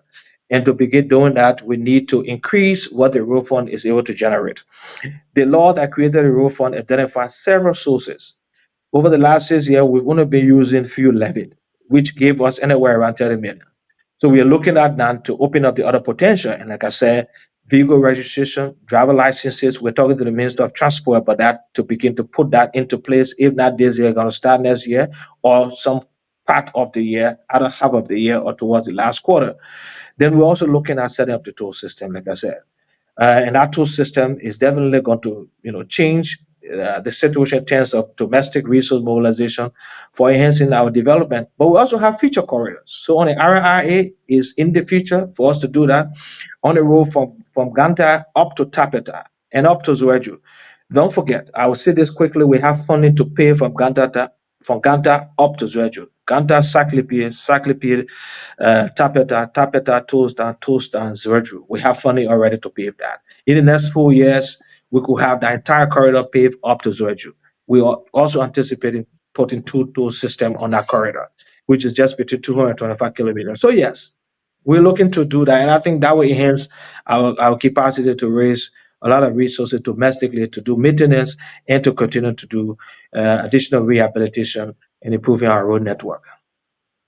Yeah, I agree with you that I think a toll booth or toll setting is long coming for Liberia. But I'm concerned about the corruption. That's a lot of money. What mechanism do you have in place to make sure that what the money that is collected from the toll booth is reported to the government of Liberia or to Public Works? So the way it's gonna be done, we're gonna have a PPP. There's gonna be a private, public-private partnership. It's not gonna be something run exclusively by the government. we are trying to find a private investor. In fact, the corridor between Real Life to Guinea border, we have two contractors there already that the government owe for maintenance. The way the projects are done, paid for by the bank, there's always counterpart funding that we have to pay. So in the first corridor, we've accumulated up to 45 million that we owe SICO that built that corridor. So when the project turned over to us in June, we already owe SICO for maintenance up to 45 million. We do not have that money as a government. So we are developing now a partnership with them and the private firm to be able to come in and design the tool system and hope we can get it done soonest so that they're able to recover the money that we owe them, and what left, put it into maintenance, and the percentage go to the road fund. So it's not going to be something that will be run exclusively by the government. Now, I know the issue of corruption is something that all of us will talk about. And I always like to talk about corruption because I think it hurt the country. I'm one of those who think we have to try to deal with that. But again, the system that we're going to set up is not going to be exclusively the Ministry of Public Works. We have a private firm to work with the ministry. So it's going to be a PPP, not just Public Works doing that. Okay, thank you. So when it's spring questions now, right? We'll go to later. Yeah, we're going to go into this thing. Fadiga, you have question on this spring meeting? So I want to put that because we got a lot to discuss. Domestic. I did have I have one question. It's actually a burning question. Yesterday we kind of poured right in. It has to do, Mr. Minister. How many people were in your delegate, and how much did this trip cost the Liberian people? Well, look, so as far as I know, I can name those who went. Like for the Ministry of Public Works, I was the only person. So we had the Minister of Public Works, we had the Minister of Finance, we had, of course, two of his deputies, because one of them was responsible to deal with issues from the IMF. And for budget, the deputy for budget was there. The deputy for economic management was there because he will also deal with some of the debt issues. Then we had the Minister of Agriculture alone from his ministry. The Minister of Education was there. The Minister of Gender. That's that. I know the Minister of Commerce and the NIC boss were there because they were there for an investment forum that was held, and we all participated in that forum. It was set up by some other private firm. We had some private Liberian businesses that participated in that forum. That was all. I mean, I don't know what the cost is. I know all of us. I know I wrote the normal economic class to go to the States. We all were in the back there, and I know I spent 1 week in America and I'm back here. So in terms of the budget, every ministry had to use from their foreign travel an amount to go to the spring meeting. And it was a small delegation. Let me just say that. It was a very small delegation. It was not a large delegation. Nobody can say that. I mean your budget, not the other guys. The other guys will get it. So my budget, okay, you pay for ticket, and in Washington D.C., it's very expensive. I didn't have more than 3,000. I think it was 2,000 something that I had for 1 week with the hotel and food. That's it. And if I stopped in Virginia, okay, I had to leave from Virginia like 25, 30 minutes every morning to come to DC Center because the hotels around there were anywhere around $400-500. At that time, with the spring meeting, everybody that were in town, you couldn't do that. Most of my colleagues had to come with a train from Maryland. Most of them stay in Maryland because, of course, it's cheaper on that side than staying in DC, in those hotels where you pay minimum $400 per night. We didn't have that money to spend. So I stay in VA to come every morning, almost 25, 30 minutes to the World Bank for the different meetings. Yeah, so that's what I know. Yeah. Thank you. Let me ask you a last question real quick. Yeah, let me fast now. Yeah, one quick. Can you share with us any commitment or agreement that were made at the spring meeting that will directly impact the infrastructure development of Liberia? Well, so like I said, I had, of course, it won't be a written commitment. I now have to formalize that. But I had a commitment from the infrastructure team, the regional infrastructure team for Africa, France Digret. We sat and had a conversation. They help us work on the sector development plan. So the commitment to help us develop the toll policy and the toll strategy, that's something that we have.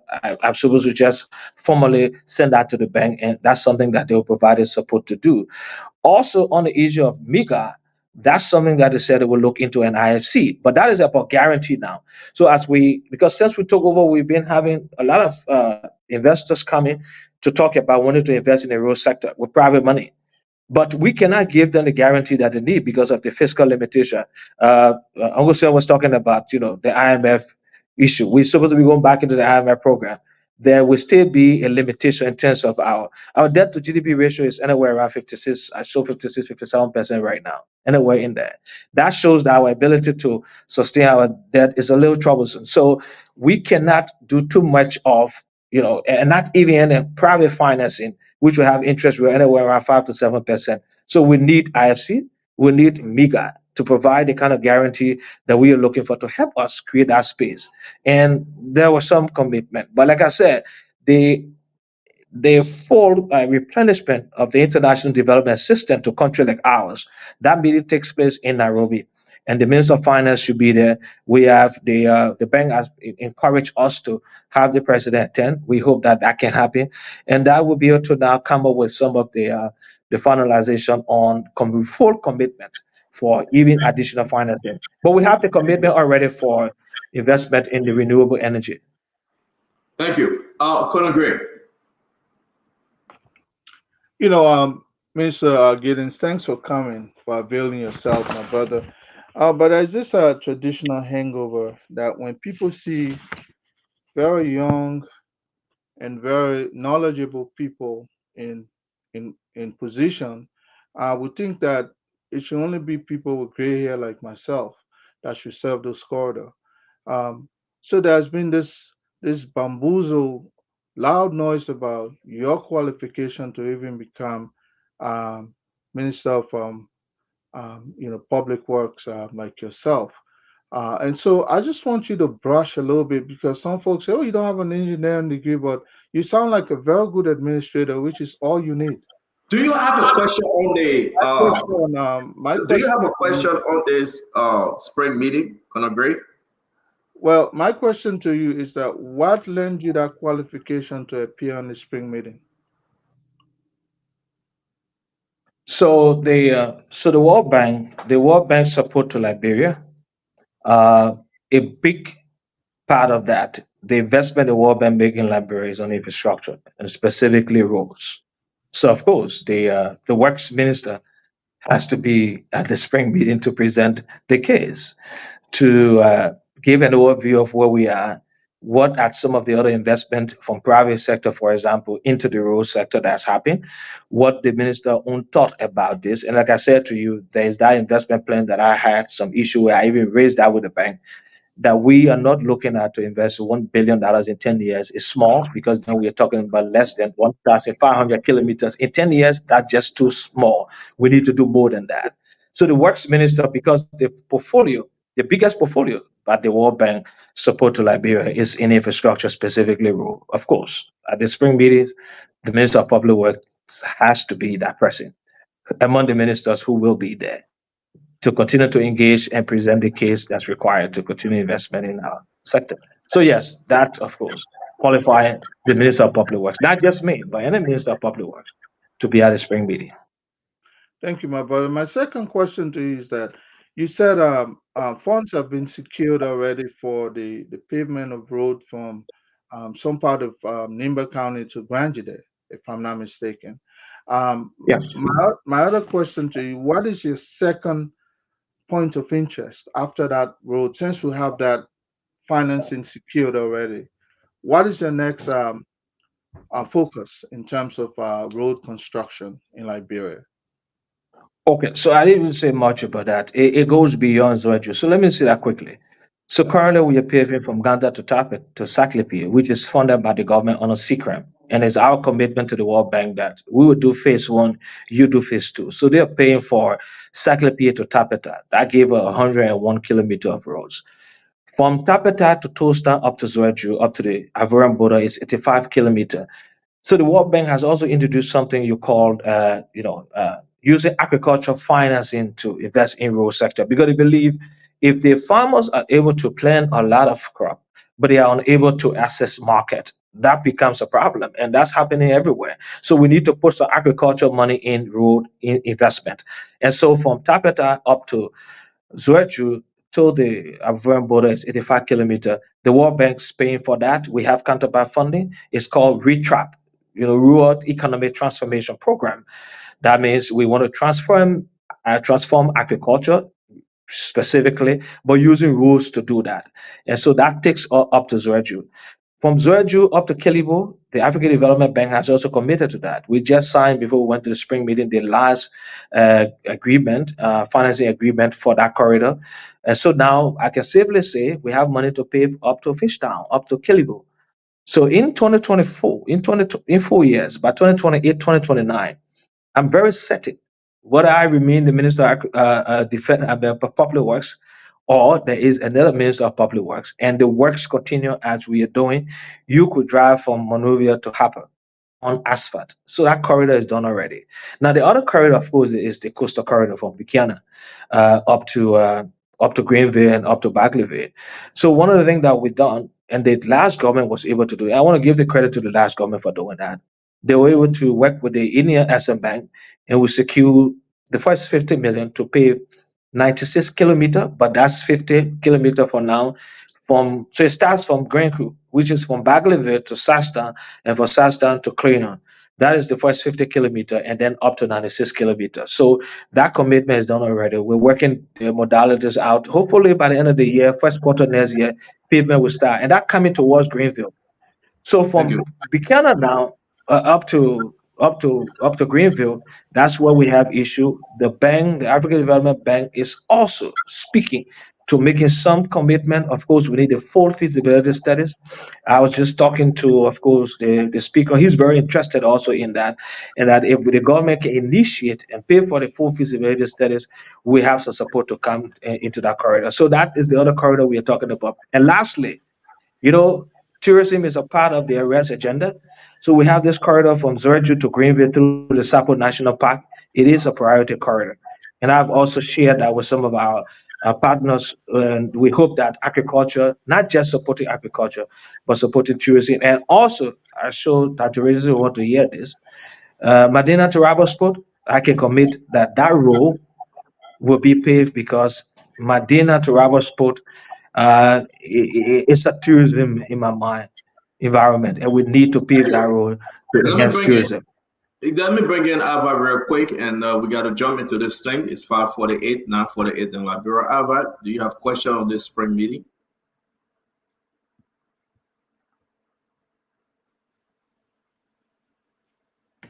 Ava, you should always unmute yourself, Ava. You the one can mute me. Stop. You have to mute when you're ready to speak. You unmute. It's not blame no more, my brother. You have question for the spring meeting, please? Definitely. Yeah. Minister, how you doing? Welcome to the show. My question to you is, how many private sector participants or players did you engage during the spring meeting? Because there happen to be some of them on the fringes or some of them actually participating. And what is your factoring in terms of private sector and job creation as a result of the spring meeting? So, like I said, the Ministry of Commerce, in collaboration with the NIC, had a group headed by the former Minister of Commerce, Minister Axel Adit, led an investment forum that lasted for 3 or 4 hours, and that brought in of also some private sector developers. We also had Liberian businesses residing in America and even in Liberia. Some were there, like JPAM and other small Liberian businesses that were looking at investment in Liberia that already do investment here. They were part of that forum, and it also attracted others who had interest. To what extent there were commitment, at the end of the day, the Minister of Commerce, of course, and the NIC boss will be able to speak to that. But that it was a platform that was set up, and I think that engagement was very fruitful because I also participated in such because they were concerned about, investment in infrastructure, especially roads. And I spoke to that. So yes, there was that engagement. That forum was set up, and I'm sure there's some outcome. So they could better speak to that as to what came out of that in terms of commitment, because they were dealing with that. No, but can you be specific about some of the players that were there? Because I thought that was primarily Liberian investors, but we're talking about big time investment in terms of roads and stuff like that. So, I mean, Yeah, this is I what I'm saying. watched So I it. will not. I don't want to come. I don't want to speak to that, because I was also like a guest and just provided some support in terms of what we're doing for infrastructure. But the Minister of Commerce and the NIC boss, they had all the information on those who were there. I mean, there were other investors there, foreign investors that were in the meeting. They were there at the forum. They spoke. Some of them spoke. There were interaction that I saw, but I don't have that information to call the names of those. And I think the Minister of Commerce and NIC can provide details on that in terms of the personalities Let and me some of rephrase the my investments that were. question. Outside of that diaspora exchange that they had, your presence at the spring meeting, were there international investors in the road sector specifically that you engaged with or not? Okay, so look, I did not meet international investors in the road sector specifically who had interest in roads. I did not, and I won't say I did. I did not. But my concern was first to focus on the bank and what the bank could do. And as I said, the meeting that I had with the IFC and MIGA, they were very important meeting, because I've had meeting here with many investors. There's several investors that have come and showed that they have the potential to find a rule in Liberia. But their concern was, where do we get the guarantee? We have the money, we can bring the money, but we need that guarantee. And when we explain to them and they look at the condition of our fiscal space and where we are today in terms of our debt to GDP ratio, they are also invested, and they know that putting the money here, we add that full guarantee is not going to make the kind of sound investment sense. So our concern was, we now need to try to find a way to guarantee these investors who have private money that they want to put in the real sector. And so our focus much more on how can the bank help on MEGA support, which guarantee investment. It is the guarantee arm of the bank that help to guarantee major big investment. Also, the IFC, what support they can give to give the kind of comfort to private sector drivers who want to invest in the road sector, and then also to be able to look at how can we, enhance the potential of what the road fund can do. Because, like I said, if we have the road fund that can raise up $100 million every year, ring fence specifically for road investment, there will be some comfort level for some of those who are private sectors developer for road. So we didn't really do that, because we know that the question will have been, how do you guarantee our investment? And until we can find this kind of guarantee, we're not going to make any strive doing that. I have met about 5 different investors here who are real people who want to bring money, but we don't have the kind of guarantee for private sector development in the road sector. And that is why over the last 18 years, we have not been able as a country to attract any real private investment in the road sector, because it's difficult in terms of the fiscal space for us to provide the guarantee required. Because we even struggle to pay the one we take from multilaterals, which anywhere around 1.5, 2% with grace period, okay, long repayment term and all of that, and we still struggle to handle our debt. Like I said, our debt to GDP ratio is anywhere around 56, 57%. And that is like in the bracket of being not sustainable. So it's difficult, and we have to find other means. And the road fund is what I think we can do. And that's why my recommendation is we make sure we streamline the road fund, allow all the money that's generated for the road fund go directly into the road fund and not into the consolidated account. Because I will just end on this. The government, of course, inherited currently owe the road fund anywhere around 25 to 24 to 25 million. And that means it was money used by the last government and did not put back, and that they will put it back. But they still owe today all of that money to the road fund. We want to change that. We want to find a way that the money collected for the road fund goes directly into the road fund and not through the consolidated account. Second question Thank is, you very much. Thank in you. these discussions, you talk about energy, you talk about agriculture, you talk about roads, right? What is the Yeah. interplay there in terms of which one comes first in the development building blocks for us to say, if we build a road here and we get, agriculture going here, then electricity comes here, then development happens? Is there a model that you all have towards that's being presented to the international community? So of course, our agenda has been developed around arrest, and it's going to come out in a few months.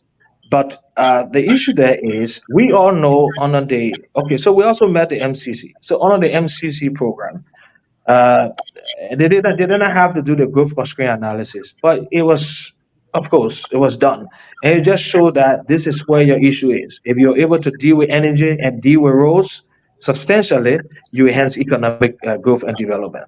And so the thing is, while we are putting money into agriculture, we still need to do that. That is why the bank has also realized that, look, we don't put all the money in agriculture, but we take some of agriculture money and invest it into roads, because roads contribute a lot to enhancing agricultural growth and development. And so roads and energy remains the priority, because currently we don't have not even 300 megawatt in our system as a country. 300 megawatt is just unable to do anything in terms of spewing the kind of economic growth you want, especially with energy for business. Roads, the same, less than 2,000 kilometers out of 13,000. So it tells you that those two will remain key, focus for our development. And that's why I think we have to find creative way to invest more into those two sectors, energy and roads. They will remain. Any government we have to get to a level where we can be self-sufficient when it comes to energy generation and at least enhance pliability, throughout the main economic corridors. And I think we're making some progress towards that. Thank you. Thank you very much. Thank you, guys. And I think domestically, we want to go back home now. Too much of the spring training meeting that you guys attended. Folks asking, you said, were you in a hotel when you came? Because, you're from America. Were you in a hotel, though? Well, I was in VA. I was in what you call it's like a LMB, or what they call it. It was a one bedroom. Yes, but it's in a hotel place. Yeah, and it's of course cheap, anywhere around $150 per day. That was cheap enough. I just wanted you to compared to paying $400. Yeah, I wanted you to be very clear that you spent your money appropriately, because when you said that, well, I wasn't in DC because it was too hot. Yeah, this was expensive. It's good. Yeah. Let me ask something. Let's just take us home real quick. You talk about the Sapo National Park, right? Yeah. You said something about Sapo National Park. Are you linking the park to tourists? Well, the Sapo National Park is, no, of course, the Sapo National Park. Don't forget, we have 46% of the forest in West Africa is in Liberia. That puts all in my mind in a very advantageous position for anything that has to do with agriculture and anything that has to do with forest management, even this whole carbon credit and all of that. We have that potential to do so. But the park itself is a wonder. I don't know whether you've gone through that park before, but there's a road that passes through that park. It's about 185 kilometers. This is the Sapo National Park. Okay, so one of our reporters just got back from that last week. What are you saying about this? Is this something we should be proud of, or what's your message? Well, that's not the park. No, it's an environment maybe within that corridor, but the park, if you get through the park, it's the entire thing. But no, it's a dense forest. Yeah, there are certain part of the road. If you're driving through that park, you almost have to put your headlights on in a day. I'm talking about the park. It's the forest. It's not just what you show. That's not the park. If you go into the so my thing is, let me ask my question. I'm begging you, bro.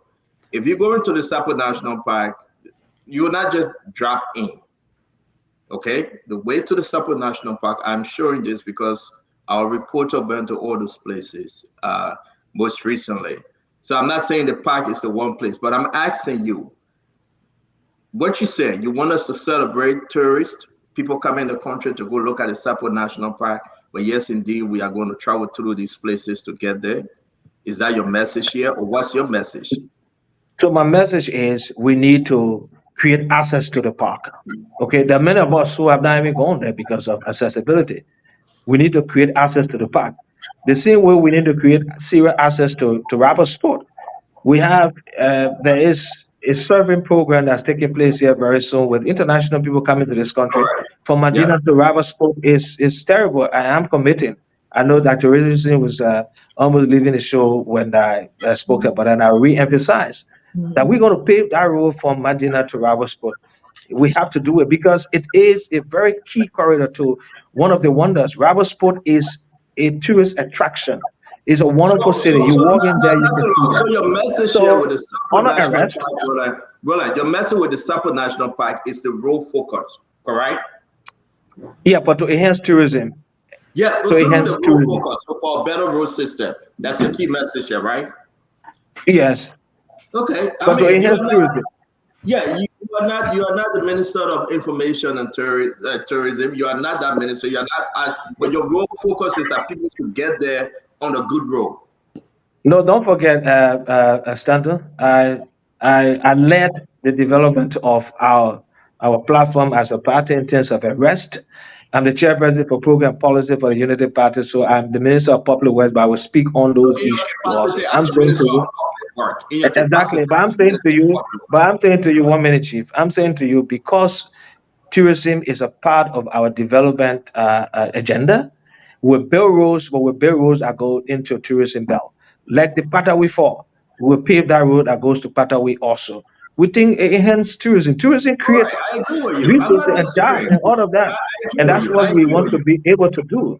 Yeah, so And there are roads, but if with I the come end back, goal of enhancing if I come tourism. back to Hoyo, I want the message should be clear. Okay, I don't want you to play the number 9 wing like Samuel Toy used to do. We asked you about the spring meeting. You talked about Commerce Minister, Finance Minister, and when Samuel Jackson asked you, you took her around the park. I want us to have some specific conversation because you are not the number 9 on the team. The number 9 will go crazy, and Samuel Toy went crazy. We want to talk about your ministry. We want to talk about what you bring, not the party, but Minister of Public Work. So let's just keep Yeah, it like when that. We shouldn't talk about the other yeah, ministry. We can bring them here and they can talk for themselves. And that would narrow our conversation. We'll get some better understanding from your ministry. Can we do that, sir? yeah, but before we do that, let me also make this clear that I was asked questions specifically about the spring meeting. I spoke on the road sector. Later on, questions came about what was spoken about private sector and other things, and I had to just provide some information. These ministers will come and be specific, but I had to provide it because questions were asked around that. So I don't want to be in number 9 like you're claiming. I'm the Yeah. Minister of Public Works and I'm going to play my role. But if you ask questions that I will have to provide additional information about what you want, then don't call me number Thank 9. you. I'm Thank you. starting Yeah, number yeah, 9. yeah, Please. yeah. You're not number 9. We're trying to find out number 9. Welcome to the show, Yeah. Mame. Welcome to the show, Glenny. It's good to have you guys. Now we're going to talk about domestic. Sorry, you guys met us. We're done with the spring meeting. Maybe if it's your time to ask questions, you can ask Minister Giddens those questions. Minister Giddens, let's talk about your ministry, sir. For the 100 days program, my question to you, what was allocated to public work ministry, the 100 days program, under the agenda 100 days? What did you receive from the government? So, of course, in the draft budget, we have allocations, appropriation in the draft budget to finance the 100 day. So the budget is done, especially for road works, and the way we enhance our performance on road works, a contract cannot be completed within a year. So most time it run over, and that's why initially we have what you call the MTEF, which will run a contract over not just one budget year, but over 2 budget years. So now in the budget we have specifically for this period, we have 8 million that should be used to enhance the first aspect of the 100 day, which will run us into the dry season. And then we roll over to the next budget to be able to do that. But the way the project was developed, and that is why we did this, assessment to be able to meet up with the period for the 100 day as was done. When we designed the project, the president was concerned about us starting on time. So we first had an assessment of all those corridors, and I will name the corridor. Okay, the corridors are from Tapeta up to Zorju, from Zorju up to Kilibu, then from Buchanan straight to Greenville, from Broadville to Bopolu, from Salaye to Vonjima, Vonjima to Foya, Foya to Minikoma. That assessment was done by the Ministry of Public Works. And then we felt that if we had to meet with 100-day, we had to proceed, with a process that will fast track, the implementation. And so we have the cabinet endorsement to proceed with single source, which is by law correct. Once you get the endorsement from the PPCC, if they give you to no objection, if you give a justifiable reason for why we should proceed. I think, Mr. Reverend, we'll come there. How much did your ministry receive for this 100 days project? So when you say receive, you mean now? Yes, now for the 100 days. What was given to your ministry? What was given, because not Kwabo sent a member to all ministry asking whether you have received your money or whatsoever. How much public work received for the 100 days project? So under the 112, when we wrote the Ministry of Finance that the project was finalized and we needed to make disbursement to some of the contractor to proceed, they made available 8.9 million. That's what you received. Is the 8.9 million different from the 22 million in question about the letter that was given for those road contracts? So these are initial disbursement on the project. The project, if it's 22 million, like the sum is, it's not going to make available 22 million, because even if you make available 22 million, the contractor is not going to complete in time. So there's phases. There's something we call mobilization. So they have to mobilize on a percentage, and most times like 30 to 40%. So that amount has to be paid to the contractor, and as they work up to 65% and is certified that they complete, then they get payment. Okay, so they don't go and give you 22 million to go and pay contractors. No, it doesn't work like that. They give you what you need to get the contractor started, and the contractor has to work up to certain percentage of completion, certified by the ministry, and then that is now put in for payment. That's how the projects are done. Okay. So we didn't get any 22 million. Yeah, but then thank you for helping us. I will ask the last question, and then we'll go to Mame Glendy, then we'll go back to Dr. Richie and Uncle Sam and the rest of the team. I want you to be on the record tonight, Minister Giddens. You receive from the 112, 8.9 million. Am I correct? That's what your ministry received, correct? We did. Okay. Can you tell us something that was written from Tenant Branching about 21.9 million, which is almost 22 million? Did you receive it, or it was just a document, a proposal, or request? Can you help us understand just the 22 million, nothing else? No, I said that already. You don't, when a contract is done, they don't give you the full amount for the contract to say go and proceed with work. No, because the contractors has to work. The other thing, that letter was a commitment to the PPCC for the PPCC to now go ahead and give us the no objection to proceed with contracting, because we could not proceed with contracting if the PPCC had not give us the no objection. We had to submit to the PPCC documentations of all the assessment done, the agreed negotiation with the contractor, minutes, and everything. Is a full document. When they review that, they will have to contact the Ministry of Finance for the Ministry of Finance to give the authorization that the money will be made available over a period, and that they can go ahead and issue no objection to Public Works to develop the contract. So that was what happened. That was what the Ministry of Finance did. But there was no 22 million written to by the Ministry of Finance that it should be disbursed to Public Works like that. No, it was not done. It's over, and some of the projects over 2 years. So I can leave the corridor quickly. Then for Salaye to Bonjoma, it's 2 years, up to 2025. We're going to upload it. We have the document. We're going to upload them. I just want to give the others the chance to come in. So, I mean, we got the document. We'll upload them. Mame, you want to come in with your question, sir? Yes, Minister, it's good to be connected again. I mean, greetings to the audience. Sorry for coming late. On the spring meeting, it's just a call to our people before I can ask my question. One of the mistakes we made is to raise false hope in people. And I see people intentionally trying to do it, even though the government is not doing it. People in the opposition trying to raise false hope and by that hold the government to the feet to live up to those hopes that they created. Spring meetings all around the world, it's not for people to come and take money and carry home. That's not why it's meant for. That's not why it's meant for. You can come and have side meetings like you people been having all around to socialize your development agenda, talk to people about your plans for your country, create an opportunity for networking. Those are the reasons people come to spring meeting. The government can speak to the progress they made along those lines. But nobody should create false hope in our people that when you come to spring meeting, you go and buy, you should carry loan agreement, you should carry money with you. And if you don't carry them, it means you're not working. We just wanted to put that out. I want to ask you a specific question. I mean, the rescue team took over from a government. The approach to financing rules, I mean, contracts not performing, contractors not receiving their funding. What different are you bringing? Is the rescue team bringing to funding road infrastructure? What are the gaps you saw since you took over?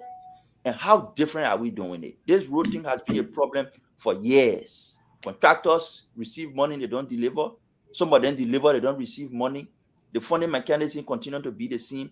What different approach are you bringing to this process? Thank you. So thank you, Mame, for the question. And let me say this: I'm not coming to this where having some experience as to what has happened over the years. I was deputy minister at the Ministry of Public Works for 3 years, almost 4 years, so I know some of the issue, and that's why, as Minister of Public Works, I've come to change that. The only reason why we are doing the intervention in these other corridors is because we need to do it. These corridors have to be pliable. The president made a policy statement, and we are hinged on that. Those will be the new projects. I have instructed and worked with the other deputies and my team that we are not going to get involved in any new project. We're going to make sure we are able to offload a lot of the old projects. And so this year, this budget year, we're not going to do new intervention. We're only going to do some maintenance. So around, for example, around the Monrovia, the city streets, there are some patches we will do to intervene to make sure the road remains, pliable. We will keep the intervention in those corridors, but we want to offload many of the projects that have not performed, especially the ones that have performed but have not gotten paid. There are some that have not performed. Resources were given to them. We're compiling that list. We'll be sharing that with the Ministry of Justice. We have been having conversation with some of the contractors. For example, there's a bridge that should have been built in the Cliffs Island. I think not Minister, but Senator Dillon is so much concerned about that bridge. A company was paid mobilization money to do the work, and that company has not performed. We met them, we spoke with them. They were asking me to provide some kind of guarantee to the bank for them to get additional money. And I said, if you could not manage the first payment made to you to build the bridge, then I give you guarantee to one bank. What sense that make? We're not going to do that. So we're compiling our list to share that with the Ministry of Justice. The Ministry of Justice will have to take over that. We cancel some contracts that did not perform in some of the corridors you're talking about. So, for example, the corridor from Buchanan to ITI, we had 3 companies there that did not perform. There were companies that got money and did not. We have the list of them. We'll be sharing that with the Ministry of Justice. I've spoken to my legal people. They reviewed that and they've seen that something did not go right. Places where there are contractors that have performed and did not get paid. And I share a list with you, Stanton, of contractors that have worked, complete project, and they have not gotten paid. We owe some of the contractors we used today, we had to appeal to them because we owe some of them up to 10 million, 9 million, some 50 something million and all, and the government has been unable to pay. So my thing is for resource mobilization, if we reorganize the road fund, it works. The road fund was getting 25 cents. 5 cents were going to LPRC for management. We changed that. We, as chairperson for the board, I've met with the other members of the fund.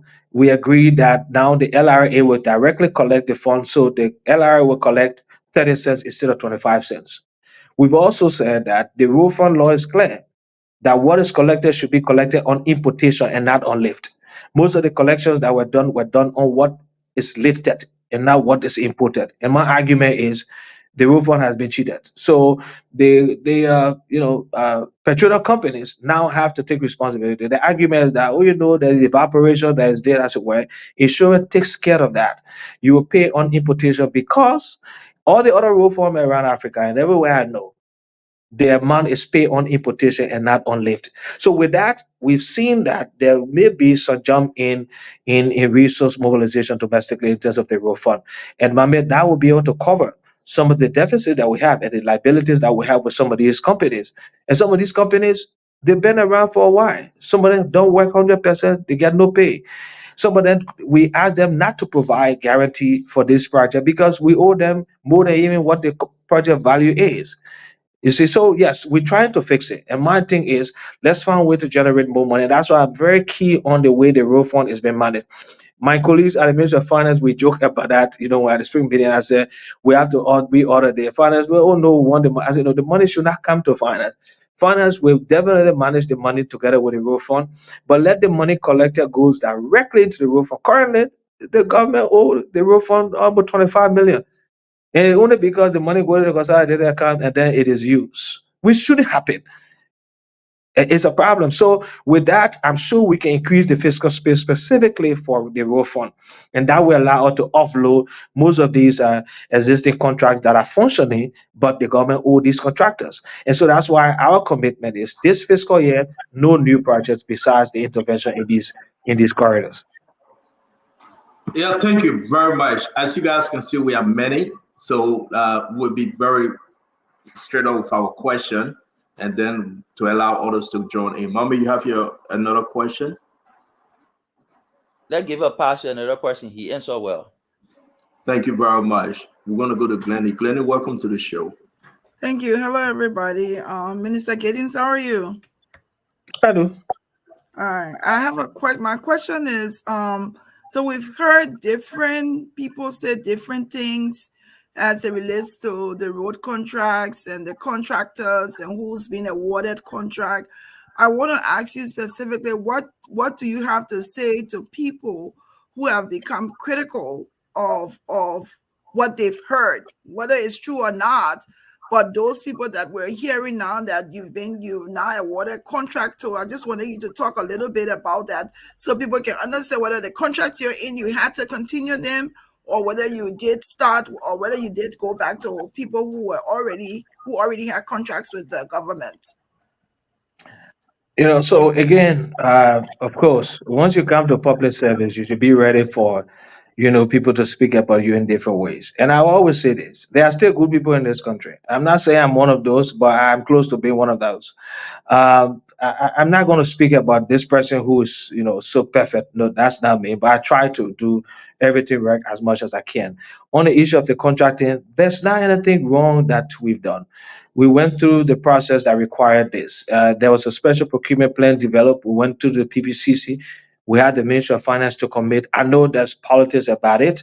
Again, because we are now, if you look and see what's happening in the different corridors, we're doing very well. And thank God the rains are not here yet and the contractors are working. So I'm sure a lot of the corridors will be pliable. Of course, at the end of the day, you will find the politics that come with it. We done nothing wrong. The contractors, we have 9 contractors. 5 of those Liberian contractors. Mendy construction firm is a Liberian contractor. Robust construction firm is a Liberian contractor. Adam construction firm is a Liberian contractor. BK construction firm is a Liberian contractor. Geoscope construction firm is a Liberian contractor. You have Chico, of course, a Chinese firm, and Chico is in a very strategic corridor that we needed work to be done, and no company had the potential or the capacity to do that in that corridor, and that's the corridor from Salaye to Vonjima. That corridor had East International doing work there and one New Millennium. The performance with New Millennium was terrible. East International tried, but our focus was they did not have the capacity to go up to Vonjima. So we said, let's work with Chico, because Chico is already paving from Banga to Salaye. And from Salaye to Vonjima, with the capacity that they have as a large and foreign firm, we should work with them. And we work with them. And I take responsibility for that as the Minister of Public Works.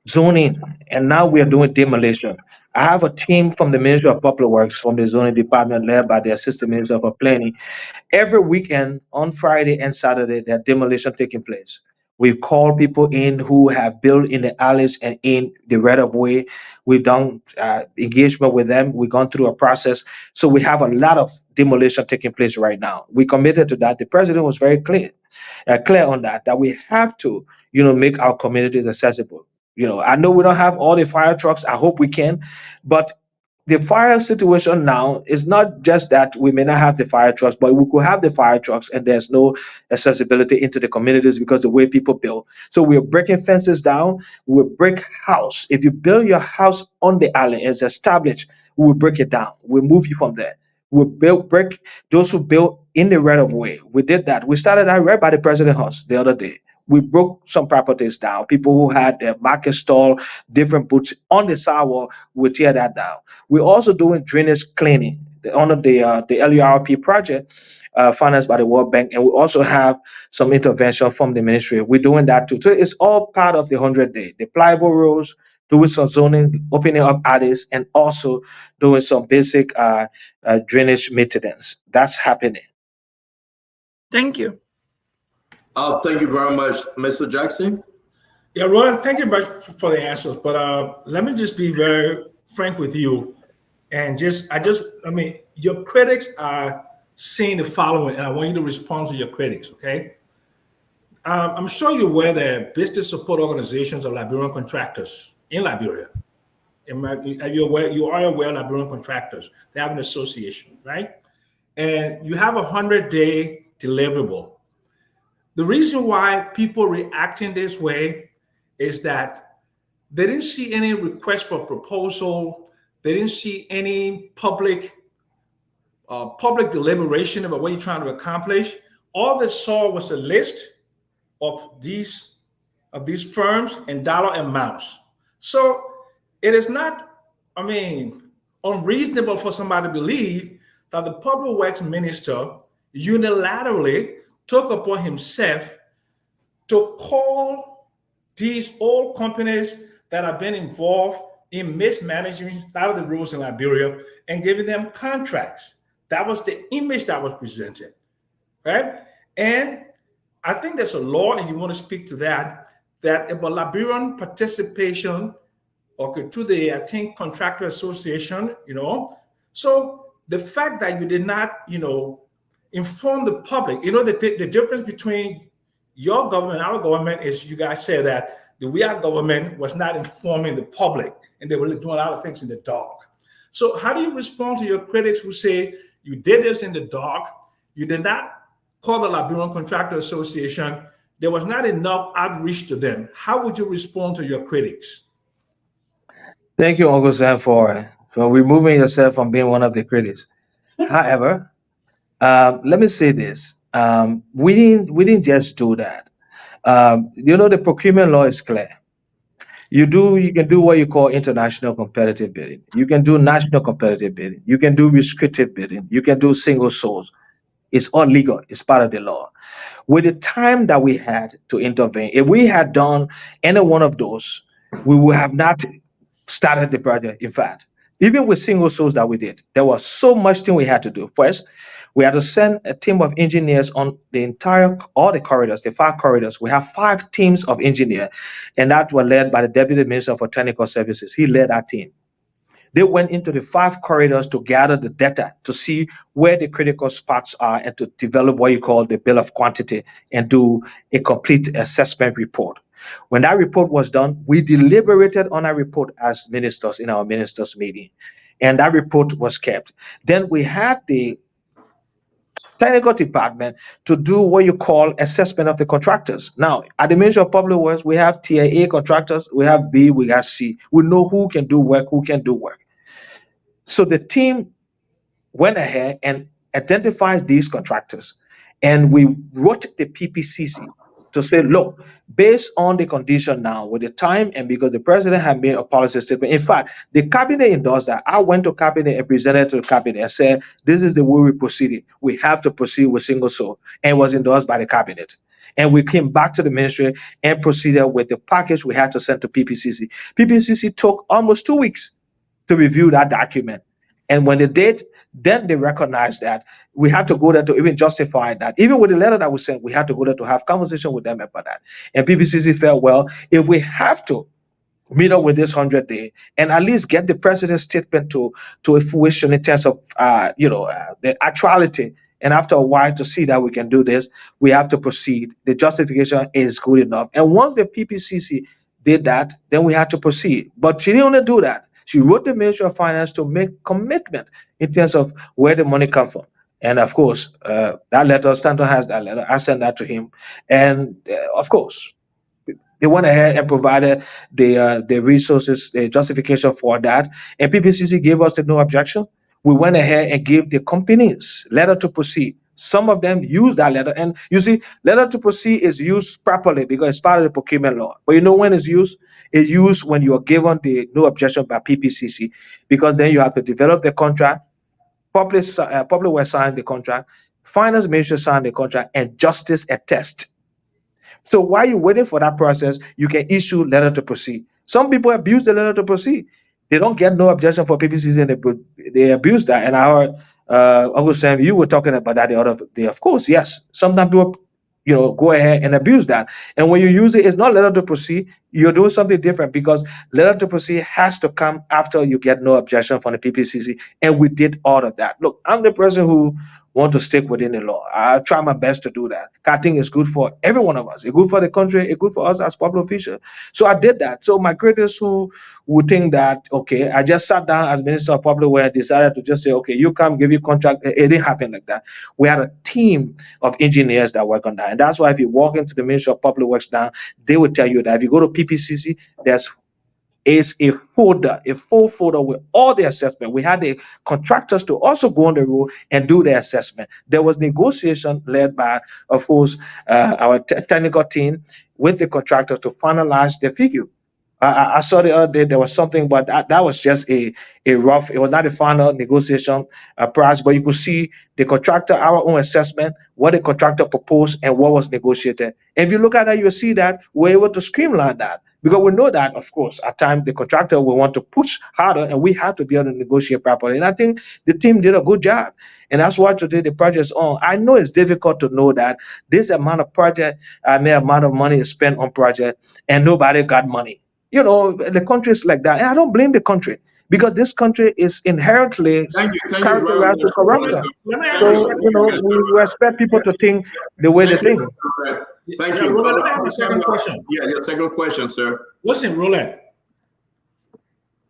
it's clear from your answer there was some degree of political expediency in your answer to get to the 100-day deliverable. It's clear. Because backed by the law. Okay, hold on a second now. You seem backed by the law, but what your critics are saying is that if you had comprehensively looked about Liberian economic empowerment, if you had looked about the quality assurance, if you had looked at in terms of economic development, economic and social return, and all of those things, you would not have made those decisions in that kind of compressed time. When you make decisions in a compressed time, there are possibilities and probability things can go wrong. And I think the Liberian Contractor Association are not happy because they feel excluded. Even though you say there are 5 Liberian companies. No, I didn't say there are 5 companies. I didn't say. But I'm saying but you see there are 5 companies. Yeah, but that's what you said, and I accept that. I do accept that, Roland. So I'm saying to you is that, but people are unhappy because they figure that maybe 80% of this 20 million actually goes to Liberians. I mean, why should you split it in half? This is our country. And if we have competent Liberian contractors, they should be given preference. And the fact that you did not give them preference, you did not consult with the Contractor Association, that you guys make subjective decisions at the Public Works Ministry, not taking into consideration the broad theory of Liberian economic empowerment. That's why you're getting the kind of response you're getting from the public. And you need to understand that's where it is today. And the next time, maybe you need to take more opportunity to reach out to Liberian contractors instead of making the decision strictly based upon political expedience. Thank you very much. Thank you, Uncle Sam. We're going to bring in Dr. Richardson. Dr. Richardson, can you please?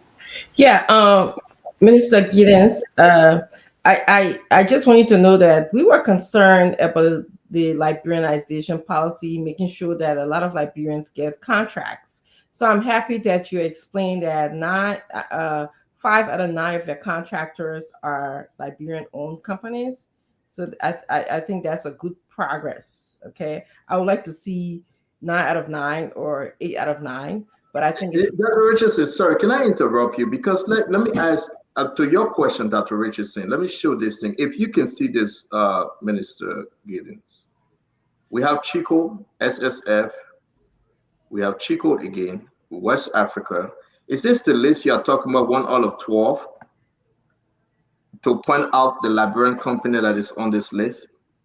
But Stanton, you have not completed naming the list. Then you just No, say I'm not going to name it all. You can see it. Can you see the list? No, I can see it. I can see it. Name the list. Then no, listen, brother. You send this to me. I want to be fair. Status of project. You remember it's on your phone. I cannot see it on the screen. So I'm putting it. Yeah. So like I said, I can name the companies. You want me to name the that's the list. Okay. Geoscope is a Liberian company. BK is a Liberian company. Many is a Liberian company. Adam is a Liberian company. Robots is a Liberian company. Those are 5 Liberian companies out of the 9. So in my mind, that decision was the decision that we take responsibility for. And sorry, not being that, I think we made it based on the information we had, and we hope that these contractors will perform. We're working with them. We have our team working with them, and we committed to that. I don't want to take Dr. Richardson question. I just want our audience to understand where you coming from when you say 5 Liberian company. Now you talk about Geocope, Liberian. Geoscope. Yeah, BK, Liberian. Mendy, Liberian. You talk about Reverse, Liberian. Adam. You talk about Arden. I don't know. Yes, but I'm just trying to be very straight up. We got 1, 2, 3, 4. You say 5? Are you saying 5? 5. Yes, 5. Okay. So what I have from 1 to 12, you guys have it. It's in the chat room, I believe. If not, I can put it there. Because maybe the spelling is not right. I'm saying Lebanese and Liberian. Now, can we go over it again to be exact? You have 12 company. Geoscope, Liberian. BK, Liberian. Mendy, Construction, Liberian. That's 3. Adams, Liberian, and Roberts, 5. Those are the 5, right? Yeah. Okay. So I just put it in the chat room. I just want us to be clear as to your list, and that we needed to share it because you said it to me. All of the 12, we have 5 Liberians and 7 non-Liberian. Dr. Richardson, your question, please. Yes, so that was a major concern of some of the people that I heard speaking on this talk show. When I'm more Liberians, because of course, we want to take ownership of our country's development. But I'm glad that we're moving in progress where I see when you were speaking, you said 5 out of 9, but I see, I think 4 or 5 out of 12. 5 out of 12, yeah. Yeah, my next so can I make a correction to that? Your 100-day plan that I did see the heading. It says your 100-day conversation versus ongoing contract. And I'm happy that you also mentioned Cape Mount. I'm a big supporter, big advocate of making sure that the Cape Mount Road is paved because we've been having a lot of promises from different governments, and that has never been done. My question to you is about the toll road that I started asking about. If you plan on expanding the road so that we won't have heavy traffic in that area. You mentioned the RIA road, and somewhere I believe in Bassa, you put a toll station, a toll booth. But I'm concerned about the traffic in that area, so that we already have bad traffic in Monrovia. But do you plan on just expanding the road? Which one of the roads you're speaking about? You mentioned the toll booth. You said you're going to put one at Cotton Tree to Buchanan, and then there's a RIAEFWA road to Banga area, the Banga Highway. Yeah, of course. The road is the No road. matter what I'm talking, you need to expand it because otherwise you're gonna have backup traffic for miles. No, okay. So I mean, the engineering will be done properly. When you come to before you get to the tool, where the tool system is, it will be designed in a way that you won't have the kind of backup you're talking about. The road has to be redesigned. A good portion of it has to be redesigned to consider the tool system. So it will be done in a way that you won't have backup in terms of traffic. And we make sure we identify a particular place within the corridor that will be able to take care of that. So it will be engineered properly because the issue of backup in terms of traffic will be considered when the system is designed. Yes, the traffic situation will be taken care of. Thank you. And then my next question is, you said that there are contractors who have received payment but have not performed. Do you have any plans to punish those contractors who have received payment but they have not performed? Are there any legal means that you have? Because it just doesn't make sense to me that they will get a huge sum of money and don't do nothing. Even though I know you owe some contractors, but that doesn't sound to me at all, to the Liberian people. Yeah, so there's two things. The contractors that we owed, that have invested their money, completed project, for example, have not gotten paid. We are indebted to. The contractors who have received money, done no work. Of course, like I said earlier, we're finalizing that list. I have my legal people to talk to them. I've called some of them in for meetings. They've made some commitment to start at a certain point in time. That has not happened. Some have the period has elapsed. And so what I'm looking at now is to finalize that with our legal people and finally write the Ministry of Justice and turn it over. I was on just talking about that. We also have a contractor that should have provided X number of equipment to the government. The government went ahead and paid 4 million to that contractor. The contractor only delivered 3.2 million worth of equipment. They owe the government 800,000. I've been trying to get them to live up to the commitment to deliver. They are dragging their legs. I'm getting to the point where the legal people again will call them in, and we have to put them on that list and write the Minister of Justice to call them for investigation. I'm not going to allow it to just slide. We're going to do that again. Most of these are Liberian companies. That is the problem. So now we're talking about, okay, yeah, let's try to do Liberian as I will, but I will take the best Liberian company. And that's why I personally spoke with the Liberian companies that were selected. I say you were selected based on the record that you provided. We hope you keep that record, because if you do not, we're going to blacklist you or delist you, and you will not participate in public works procurement processes or for power if we have requests for proposal, if you do not perform. I'm very clear with them. And so those ones that we're going to send to justice, we delist them. They're not going to participate. So we have to be able to balance it. It's also about performance, where we have to enhance Liberian businesses, and that is something I'm passionate about, I want to do. But those who will be deliver and respect themselves, and that is why we conclude on this. I said to the contractors, I called them to a meeting. It was very fair with them. Go and do your work. Do not allow, nothing to interfere with the work you're doing. Please don't let nobody say to you, the minister sent me to you for money. I do not send people to contractors for money. I do not speak to contractors to give me money. I do not negotiate contract with contractors. I don't do that. The contractors know that. They'll tell you, I don't. And I openly speak about that. When I went to my confirmation hearing, I said it. When I went to meet them, I said it to them. Go and do your work. And people don't like me. I know there are times where, people wear all kinds of things about you and think you were calling to negotiate with them.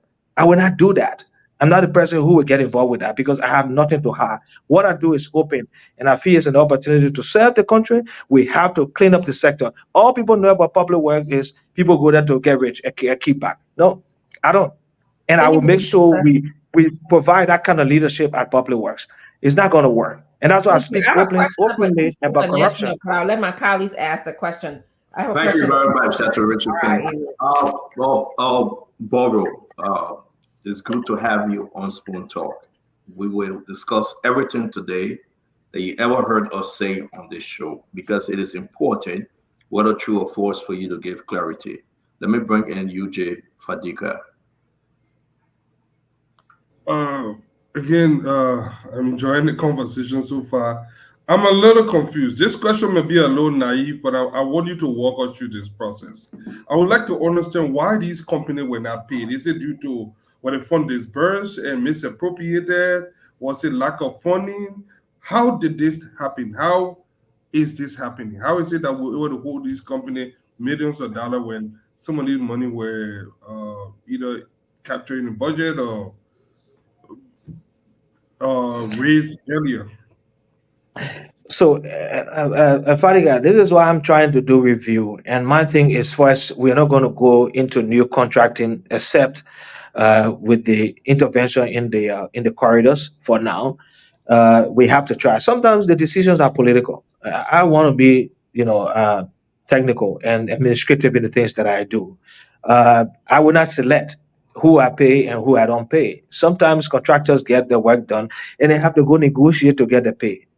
It's a problem. And if you go negotiate to get your pay, and if the negotiation doesn't look good for you based on what you're asked to give, then you don't get paid. I'm not going to do that. It's not going to happen while I'm Minister of Public Works. No. And that is why you have backlash sometimes. Contractors shouldn't negotiate for their pay. If they've done the work, you should pay them. It's just wrong. And sometimes the contractors suffer. I will say this. We who have been ministers or ministers at these different ministries, especially at the Ministry of Public Works too, they not do good. We sometimes suffer the contractors. We put the contractors to do all kinds of things. It's just wrong, and that has to stop. And that's why I speak about this openly to the contractor and tell them, go and do your work. Once you deliver, we find a way to pay you when there's money. On some of the big projects, like the one with SICO on the bank, we owe them based on our counterpart funding that we're supposed to make available for the project. And that the project is the project Libram from Real Light to Banga. We have been pushing forward our commitment, and that builds up to what it is today. Okay, so my thing is we have to try to adjust that. Chico, we owe Chico about $7 million.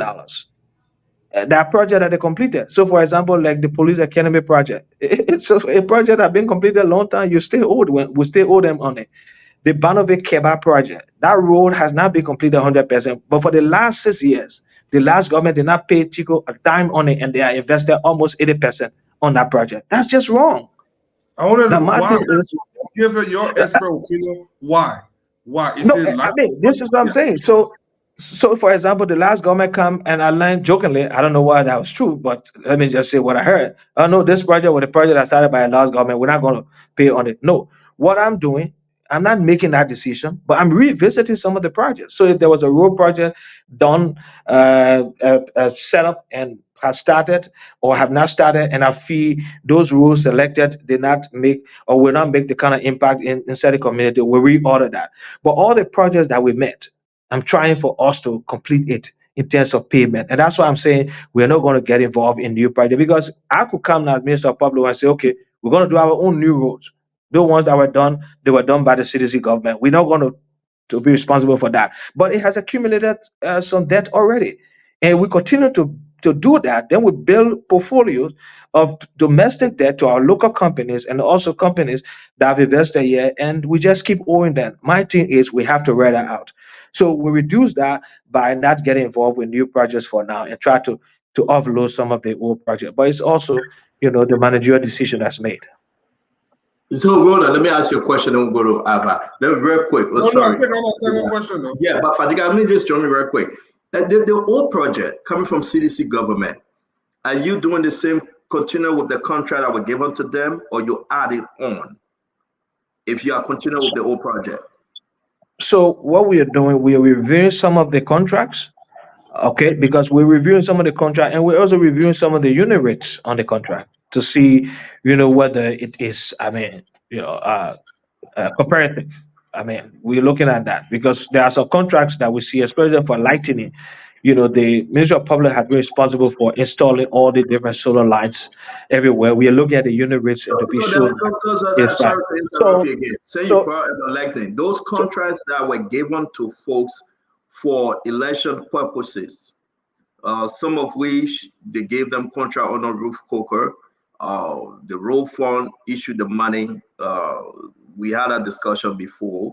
Nothing was done. What become of them? Are you going to ask them for the government money, the people's money? Those arguments are out there. They were given contract. It was all for election purposes, and 192,000 was given to SSF. I mean, did he complete the work? The contract in Cape Mount, Did they complete the work? The Velcro and all of this thing. I don't want to take the rest of the guys' time, but my question is general. Those incomplete contracts, though they were given the money, are you going to ask them to pay back? Well, I think I've already said that we're reviewing those contracts. So contracts that you were, disbursements were made to you as a company or as companies, and you did not, perform or did anything, and you still hold that disbursement. We have to have that conversation with you if you're able to proceed. If you do not show that you have the ability to proceed, we'll put you on that list and send you to the Ministry of Justice. We cannot do anything. We have to refer that to the Ministry of Justice to take care of you for doing that. Contracts that were signed and you started to do work on it, we will assess it and continue with it. Government is continuity. We can come and say, okay, so all the contracts signed by the last government, because we didn't sign it, we are not going to honor it. No, we'll review and honor it. That is why we are working with the RIA road project. It's a big project. It's a project that, if it's complete, it's going to enhance our road network, especially for the airport. I think the intention was a good intention, but the project started on a bad footing. And we're trying to adjust that. I know some people are not very happy with me. Some of the people who criticize me, it's also connected to some of these projects that I'm trying to fix.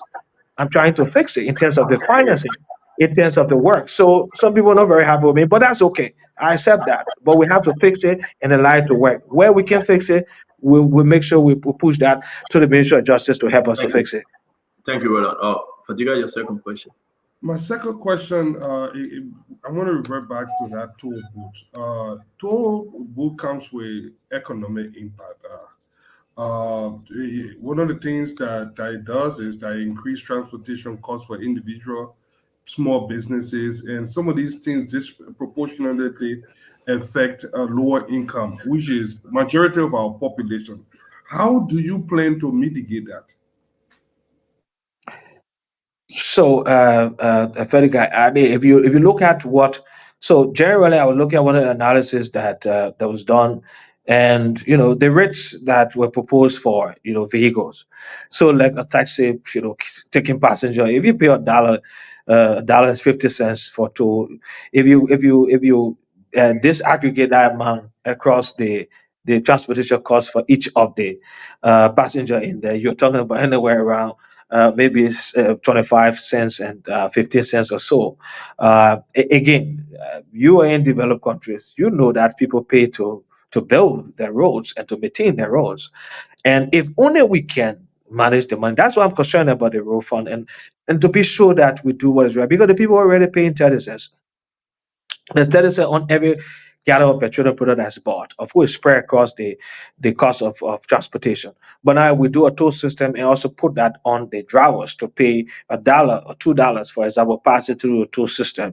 We must be able to use that money to continue to invest in our road network. I'm sure if the people see that we are raising these monies and there are new roads being built and the roads are being maintained properly, I don't think they will mind sharing some of what they have with the country to invest in the infrastructure. So yes, we consider that. We show that will not make any very difficult economic condition for our people, but countries have to survive on that. And building tool system is one of the way you fund your maintenance and your rehabilitation of your road network. And with Liberia, with the deficit that we have to find. We have to find, all kinds of creative way to invest in our road network. And I think that's what we're trying to do. Thank you very much. Abba? Yes, thank you. Minister? Yes, sir. The issue of transparency on these roads border around multiple things, whether it's the specification for the roads, whether it's the evaluation, and you've been talking about them here. Is there a way that the public can actually be informed? I will give you an example. Like when it came to the design for the RIA road, the plan for the RIA road, we asked this past government multiple times and they couldn't share anything. So whether a road is being paved or it's just being smoothed over, we can't tell exactly what's going on with different roads. Is there a way you can provide clarity? And maybe you will not be able to do it all of them here, right? But where you can provide clarity in a public space on your company's website.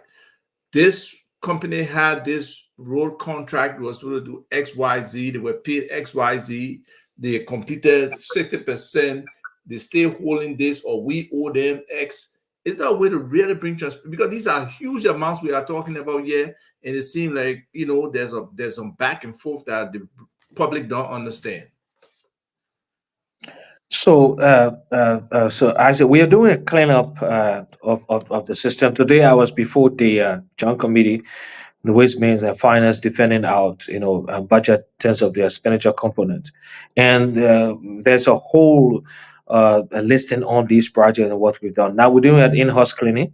We have, of course, the ministry has its website. We also have a Facebook page. We're looking to get to the point where we do that. And I said to the journalists and everybody who, when I got the hearing speaking to me about, some of what we're doing is that whatever information you need from the Ministry of Public Works, you can get that. But like you said, publishing it should be something that we should do.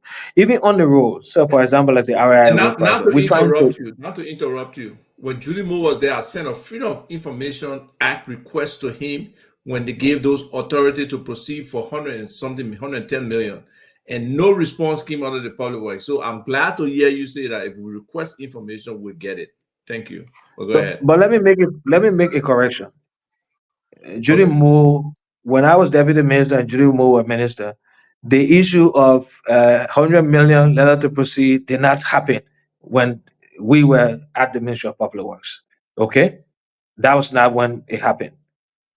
We fixed that problem. We worked with the legislature and the president office to try to resolve that problem we had. That was $60 million in letter to proceed. That started. No, I'm not saying that's the time it happened. Yeah, I'm saying I made the request to get clarification on it, to get information, and it was ignored. That's what I'm saying. Maybe the minister was very busy, but if you come to my office, you're going to get it, because I was always open with journalists and gave them whatever information they needed. I ran an open system working with Minister Moore, and that's the system that I run today.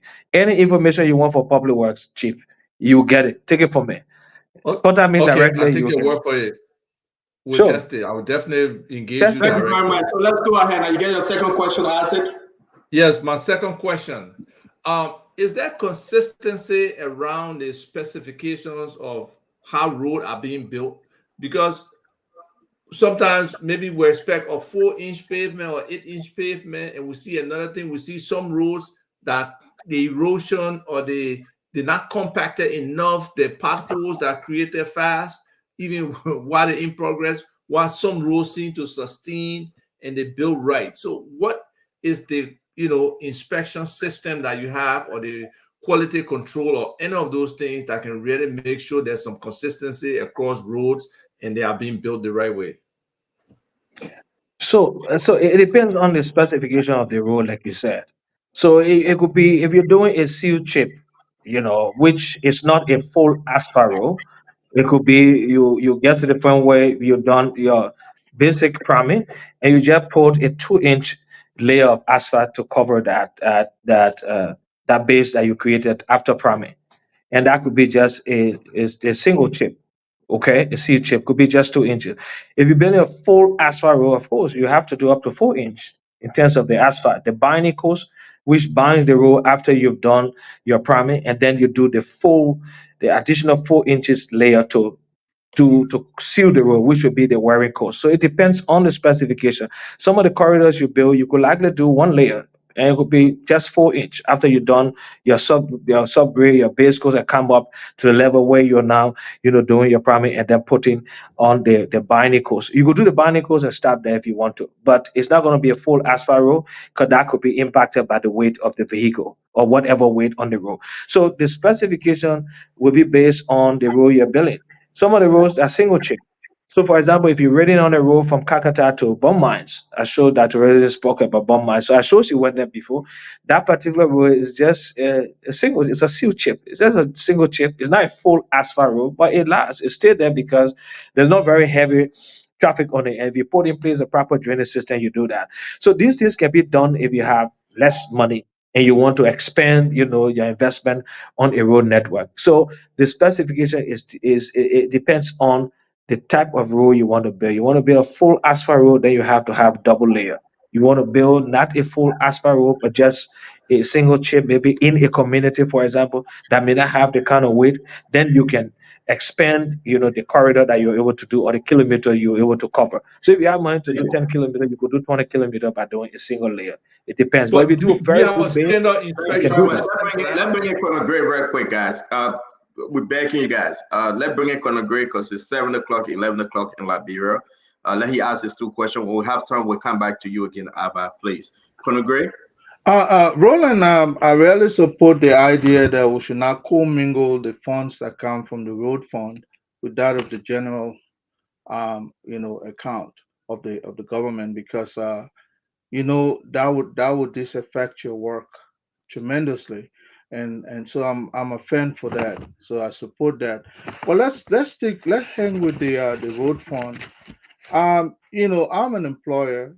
I'm guided by all kinds of labor laws, including decent work act and labor work act and all kinds of a matter of fact, the labor department will send you all the chart how to treat workers. I'm sure you inherited. Darling Wawood PR. I'm sure you inherited a department that is replete with all kinds of employee relations issue. One of those would be just like what happened with the at the executive mansion where certain people were let go. I'm pretty sure you inherited those kinds of trouble at your department with the road fund or even at your ministry. I want you to address the issue about what did you do with some of those aggrieved workers that were let go after being there for 2 years or more. They were just dismissed. Are you aware of that? So at the Ministry of Public Works, we did not have that situation with employees who were there for a number of years The and road got fund, the dismissed. road fund, the road fund. So at the roof fund, I know that there is an information about a situation at the roof fund. The employees came to see me, and the argument was that they had, of course, a standing contract and that they were employed and allowed to go. So the roof fund manager was calling for that conversation, and by the end of December, the contracts, according to the roof fund manager, for those who are working there expired. And because we had not done a new program, because the budget, don't forget the budget should have been passed since January, and that has not happened. The road fund cannot operate. There was a freeze on the road fund. It just over the last 1 month, the Minister of Finance and I together agreed to unfreeze it. So even those who stay at the road fund did not get paid for 2 months because of the audit. There's an audit that is taking place. So the conversation was that those who stay were relevant to the audit. And after that process, the road fund has not submitted to the board yet its plan for the year because the budget has not passed yet. Once that happens and the road fund submit that to us, we will consider some of the issues that are raised by these aggrieved workers. But according to the road fund manager, of course, their contract expire. But in terms of allowing them to go, we will look to see what's possible. Whether some of them can be maintained, possibly not all of them, because again, if the contract has expired, the fund manager has the right to decide who is productive. And if there was a performance appraisal done, which was an issue raised by the fund manager, that was done to show that some of those people did not perform as is, that's something that has to be presented to the board, and we will make the determination as to how we go forward with the road fund. But until the budget is passed and they submit their plan to us for approval, as chair for the board and the other board members, I can speak to that. But the concern of those employees will be considered. Thank you, and I know you are the chair of the board because based on the interministerial committee, you had that particular sector. But let's move to the issue of road signs in Liberia. I'm pretty sure that falls within your purview. I just don't think we have sufficient road sign to clearly instruct drivers how to proceed on some of these roads. Say, for instance, you're talking about the size of the asphalt. Some of these heavy trucks will be plying on those roads. Here, there are serious implication for certain trucks now to even plow certain neighborhoods, certain road network. All of these signs will depict what truck goes, what car goes everywhere. Otherwise, you build a road in less than a year, boom, it's gone. So I want you to address the issue of this road sign. I don't see public work putting road sign up adequately. Not that they don't do it, but it's not adequate. Okay, so there's a rule, safety component that are built into the contract at times, but we have a road safety secretariat stationed at the Ministry of Transport. So the Ministry of Transport is actually responsible for road safety signs and that they responsible to set that up, and we're working with them because the Minister of Transport is also part of the road fund on the board. He's on the board also, so they should do that. One of the challenges that we are having, even the new road that was built from Ganta to Yekipa, the signs put on the road. I don't want to say the Zogos because everything is about the Zogos, but people are removing the sign. Why? Because they are galvanized pipe. So people want to cut it and carry it home to do their loud, to do something else. We've lost most of the sign on that road. And that road, if you read on the road from Ganta to Yakiba, done by CSE, a Senegal company, is also one of the, if not the best, is one of the best roads done in the country. But the curves and the hill on that road require signs. And to date, people removing the signs and carrying it home. I mean, we have more problem than what we think we have.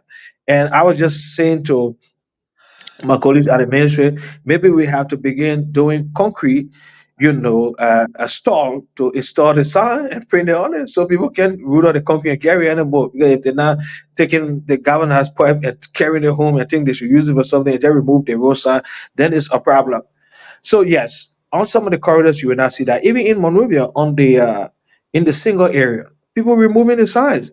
All the roads that were done, there were signs put there to label the streets. Some are still there. Some people move it. Places where we put signs say, school zone, slow down. It been removed. On the boulevard, there were a lot of signs. Today they are not there because people taking and carrying their way. So it's not that the ministry and the Ministry of Transport or the contractors working together under the road safety component have not been doing it, but we have challenges. Even on the manhole, I was just talking to one of my colleagues at the ministry. There's this company in India that's designing synthetic manhole cover. It's not iron, it's not rubber, it's just in between there. And that's what I'm trying to say we can bring in the country because they're moving all the irons to sell for scrap. All the manholes around the capital, around the city open up. People could walk in and break their legs because they come and just remove the manhole, the cap and carry it and go sell it for scrap. We're trying not to see if we can get that mental thing. Now on the bridges, there's this flexible joint that allow the bridge to move between the asphalt and the bridge itself. It's steel. People go there and remove it. So now when you get on the bridges, you see you got a deep bounce in there. There's a space between the bridge and the asphalt because they're removing the flexible joint that allow the bridge to move. Okay, that's how it should be. But we're having problem with that. And I was joking whether we can also find something that's synthetic that they won't be able to go and sell because you can sell it. It's not rubber, it's not iron. Then you can sell it because nobody will want to buy it for scrap or whatever. So that is the challenge we're having at Color Gray. It's a serious challenge. But Thank you, Chief. I think you're doing extremely well tonight. Thank you very much. Before I bring Mama in, let me just squeeze in this real quick. The contract issue, were those from Public Work or NRF, National Road Fund, were they paying Social Security? well, I won't know about that, except that report is brought forth by the road fund manager when she's presenting to the board. But I won't know that for sure. I If they won't know were paying that. I don't Social know. Security, contractor pays Social Security or permanent employee pays Social Security? Well, as far as I know, contractors do not pay Social Security. So as a Only chair, permanent employees pay Social Security. as a chair on that board, if they were paying Social Security, do you owe them that? Why were they dismissed based on a contract? Well, we will look at the issue, like I said, and we will have the road fund manager to say to or why some of these people were relieved.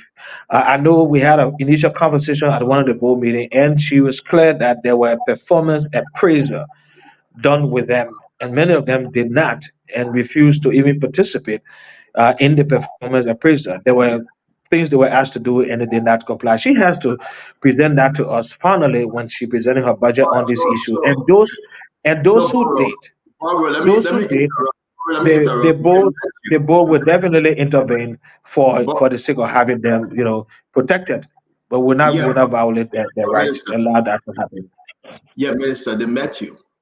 They brought the contract issue and they brought the national social security payment before you. What did you tell them? Yeah, I This is told not them they have to wait. Yeah, I told them they have to wait. I but told them they have to wait. let me finish my question, sir, please, if you permit me. This is very important.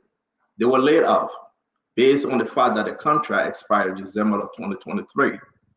Whether it was for a political reason or Josita did the right thing according to the law that governed.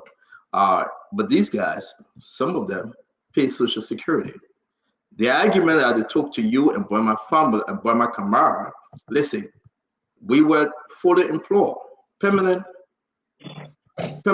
employed. So if we pay Social Security, why are you laying us off? To you, do you know that they were paying Social Security? They presented the fact to you, or are you telling us what you know on the show tonight? Well, let me say this. There was nothing, the conversation we had, there was nothing about details on whether they were paying Social Security or not. They said they had a standing contract.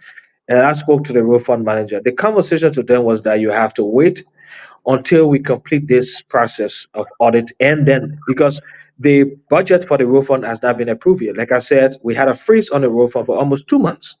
Those who were hold off because of the audit that was taking place at the road fund, they did not get paid for almost 2 months because of the same freeze that was initiated by the Minister of Finance as the fund supervisor and me as the board chair, and of course taken by the board based on the recommendation. We just unfreeze that. So once the budget expires and the road fund manager is presenting again a plan for the fiscal year on these things, all of the issues that has to do with personnel will be addressed because there has to be personnel to run the fund. So the issue is not buried; it's going to be addressed, but just at the appropriate time because we'll be having some hold up on all of the issue with the fund, the audit, and also with the issue of the tenure and all that. So it will be addressed. We will look into that. Yeah, I understand. I want to press you on this because I have some of these folks like Emmanuel Kokor. He pays Social Security. That's his Social Security badge number, card, everything. He got a letter here that they presented to you. They presented a letter to you, and I got the letter that was presented to you explaining that Mr. Emmanuel salary was 500 USD. After taxes, $50 when the Social Security, 450 was received. The account number, everything is spelled. Josita Nimba signed on this as administrative officer. The form that I'm trying to upload this real quick. He filled up a form, everything is here. Again, they said they are watching you right now, and they are saying you are not telling the truth. They discussed this with you. Let me finish. So I beg you, let me finish. They are watching you, a lot of them. They were happy that you're coming. Are you being fed tonight to address this issue as chair on the board that they present to you the document and up to now from December, January, February, March, April? They have no. You said the president to me, January. Don't forget though. I got I'm saying at the Ministry of Public Works in February. They've been all of job December. That's the months I'm counting. Yes, so we're addressing some of the issues, and I want to make a full disclosure. The picture you showed just now, that's a childhood friend of mine. That fellow and myself grew up together. I know him very well. But it's not just about that. It's about us dealing with it properly. And I said to you, once the road fund, the budget passed and the road fund manager is presenting a report, the issue of personnel, all these issues will be taken care of. I told them we'll get back to you. But there have been a lot of issues with the road fund to date. And we're trying to see how that can get stabilized. And once it's stabilized and the budget is approved, I'm coming 1 minute, Chief. I understand that because I don't have the luxury of time. Did she illegally dismiss them, knowing that they were paying Social Security, and yet and still she said your contract is over, go home? Well, again, I don't want to speak about that being illegal, that they were dismissed. Now, whether they had a full employment, that's something that we're going to look into. I've said that the road fund itself has gone through a lot in recent, and we're trying to address that. That is why there's a skeleton staff at the fund. They don't have full employment. There are a few persons that were left to hold on because of the audit that was taking place. Now, once that is completed, the road fund budget for this fiscal year, because right now the budget is going to be approved before anything can start on that also. Then we'll proceed, we'll look at this issue, and the issue will be addressed appropriately. Where they should be brought back, there will be that. If there are evidence to show that some of them did not meet certain basic requirements, we will not be the one to tell the fund manager that you must do this if we see that there's reason for such. But if there are genuine reason for why they should be brought back, we'll definitely do that. They just have to have some patience. And I said that to them when I met them. Thank you, Minister Guinness. Mambe, your question? Yeah, I have I have two questions and I have some comments. I will do it in the time frame and no allotted to me. Mr. Giddens, I know you got more information than I have, but demolition without reconstruction is usually a foundation for confusion. I know the president is committed to cleaning the alleyways, creating the roads. I just want us to be, meticulous. I know you are, but paying attention to that. Demolition without reconstruction is a foundation for confusion. If we're not ready to put something somewhere, let's be a little bit careful and engage the time before we can demolish. Once you demolish and you improve the condition of the place, even passerby will say, oh, it was good for us to demolish the place. But if you demolish a place and it remain like that for years, then people tend to say, but then why did they demolish the place? So just to pay attention to that. 100 days deliverable were not intended to just meet 100 days. It was intended to relieve the people of the constraints they were facing. This thing about, oh, just to meet 100 days, just to meet 100 days, no. It was intended to address constraints. Whether it's around roads, whether it's around education, whether it's around health, it was intended to address constraints. It was not just intended to check the box on 100 days. We need to emphasize that. Liberia will not beg her way out of poverty. We have to pay our way out of it. This thing about don't pay toll because the people are poor, do not restrict movement because the people want to make their business, it's not fair to our country. We will not beg our way out of this poverty. You advising the minister, or you asking your question? I will ask the minister my questions. I'm not just going 1 minute. You finish distracting me now. I just go 1 minute. I get 3 minutes here. Sorry, I thought you were asking though. Sorry. No. So, because you see, the platform is a platform where people listen to. It helps to inform people's opinion. It helps to shift opinion. This thing, the people too poor, don't tax them. It's not fair. No country in the world has been begging, and transform the lives of everybody. People pay their fair share and hold government accountable to use those resources to solve the problem. I wanted to highlight that. But here's my question, Minister. All the government institutions, most of them build facilities. They will hire consulting firm to do due diligence or whatever the way they call it. In one case, the latest I know, one TSC Global will pay $250,000 to do a due diligence and ensure whether the contract is going the way it's supposed to go.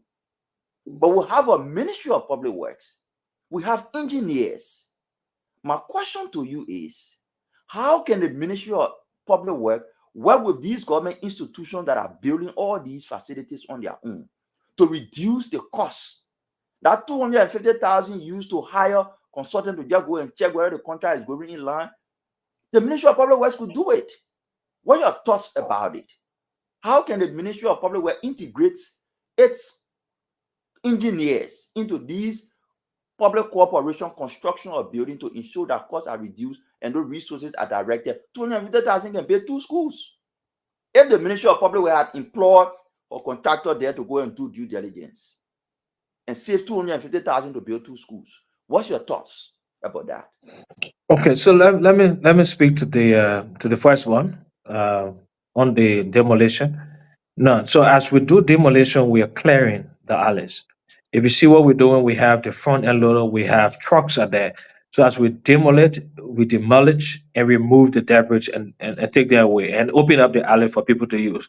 So that means after demolition, that road become pliable. It may not be up to like a paved road, but it's open for people to use. That's what we do. So we don't demolish and just leave it. We demolish and remove and empty the debris.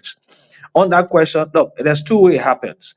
If a sector ministry is constructing by themselves, they consult public works, and public works provide guidance for them. However, if the project is built by a partner, if it's a partner that is providing support to the project, they will require that you have an independent consulting firm to provide, supervision on the project. That would be their requirement. Most of the donors do that. And most of the projects funded by donors, especially the building health cleaning or building roads, they provide that, supervision money in there. They don't give it to the ministry, but they hire an independent supervision firm. But normally we stay second, an engineer to work with them. But most of the project financing is like that, and the donors can require that there is an independent firm. But where a ministry or the sector agency is constructing, if they have even a construction firm doing that, they refer to public works. Because first we have to give them the construction permit. We have to approve their designs. They bring the drawings, we review that, and we approve it. There's a session to do that. And we also give them the construction permit and provide some guidance as to construct. Yeah. Quickly, to be specific, and I'm talking about donor-funded project. NOCA is building a headquarters. The funding is from NOCA. It's not from donor. They're paying $250,000 to TSC Global to ensure that the contract is constructed the way it's supposed to be. LTA is building a headquarters. They also have, just two examples I'm giving. They also have independent contractor paid to do it. My question is, could the ministry avoid this cost and redirect it into something else? They say in your mandate. If it's not in your mandate, no problem. I'm just thinking about how we could address it. So, like I said, if NOCAL is building a facility, NOCAL will submit that facility to the Ministry of Public Works and submit the drawing to the Ministry of Public Works, and we will review that and give approval. In terms of the supervision, so NOCAL, for example, is an autonomous agency. It runs by itself. NOCAL cannot say public works or rely on public works to go provide supervision for their project, because we have our project engineers that should be working on our projects that we have, especially most of our horizontal projects. So it is NOCAL who make that determination that we have to we have to get an independent firm, and because it is run as an autonomous agency, it is guided by that, and they will have that firm to come and supervise the project after we have approved the designs. So what we can do, if they require that, is to second an engineer to serve as an eye working with the consultant firm, but they will have to ask for that. If they don't ask for that, we can interfere because it's an autonomous agency. Thank you. Over.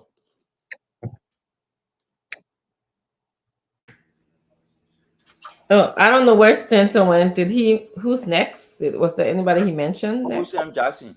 Okay, Yeah. Uncle Sam Jackson. Yes, well, Roland, I mean, thank you. You gave us some explanation.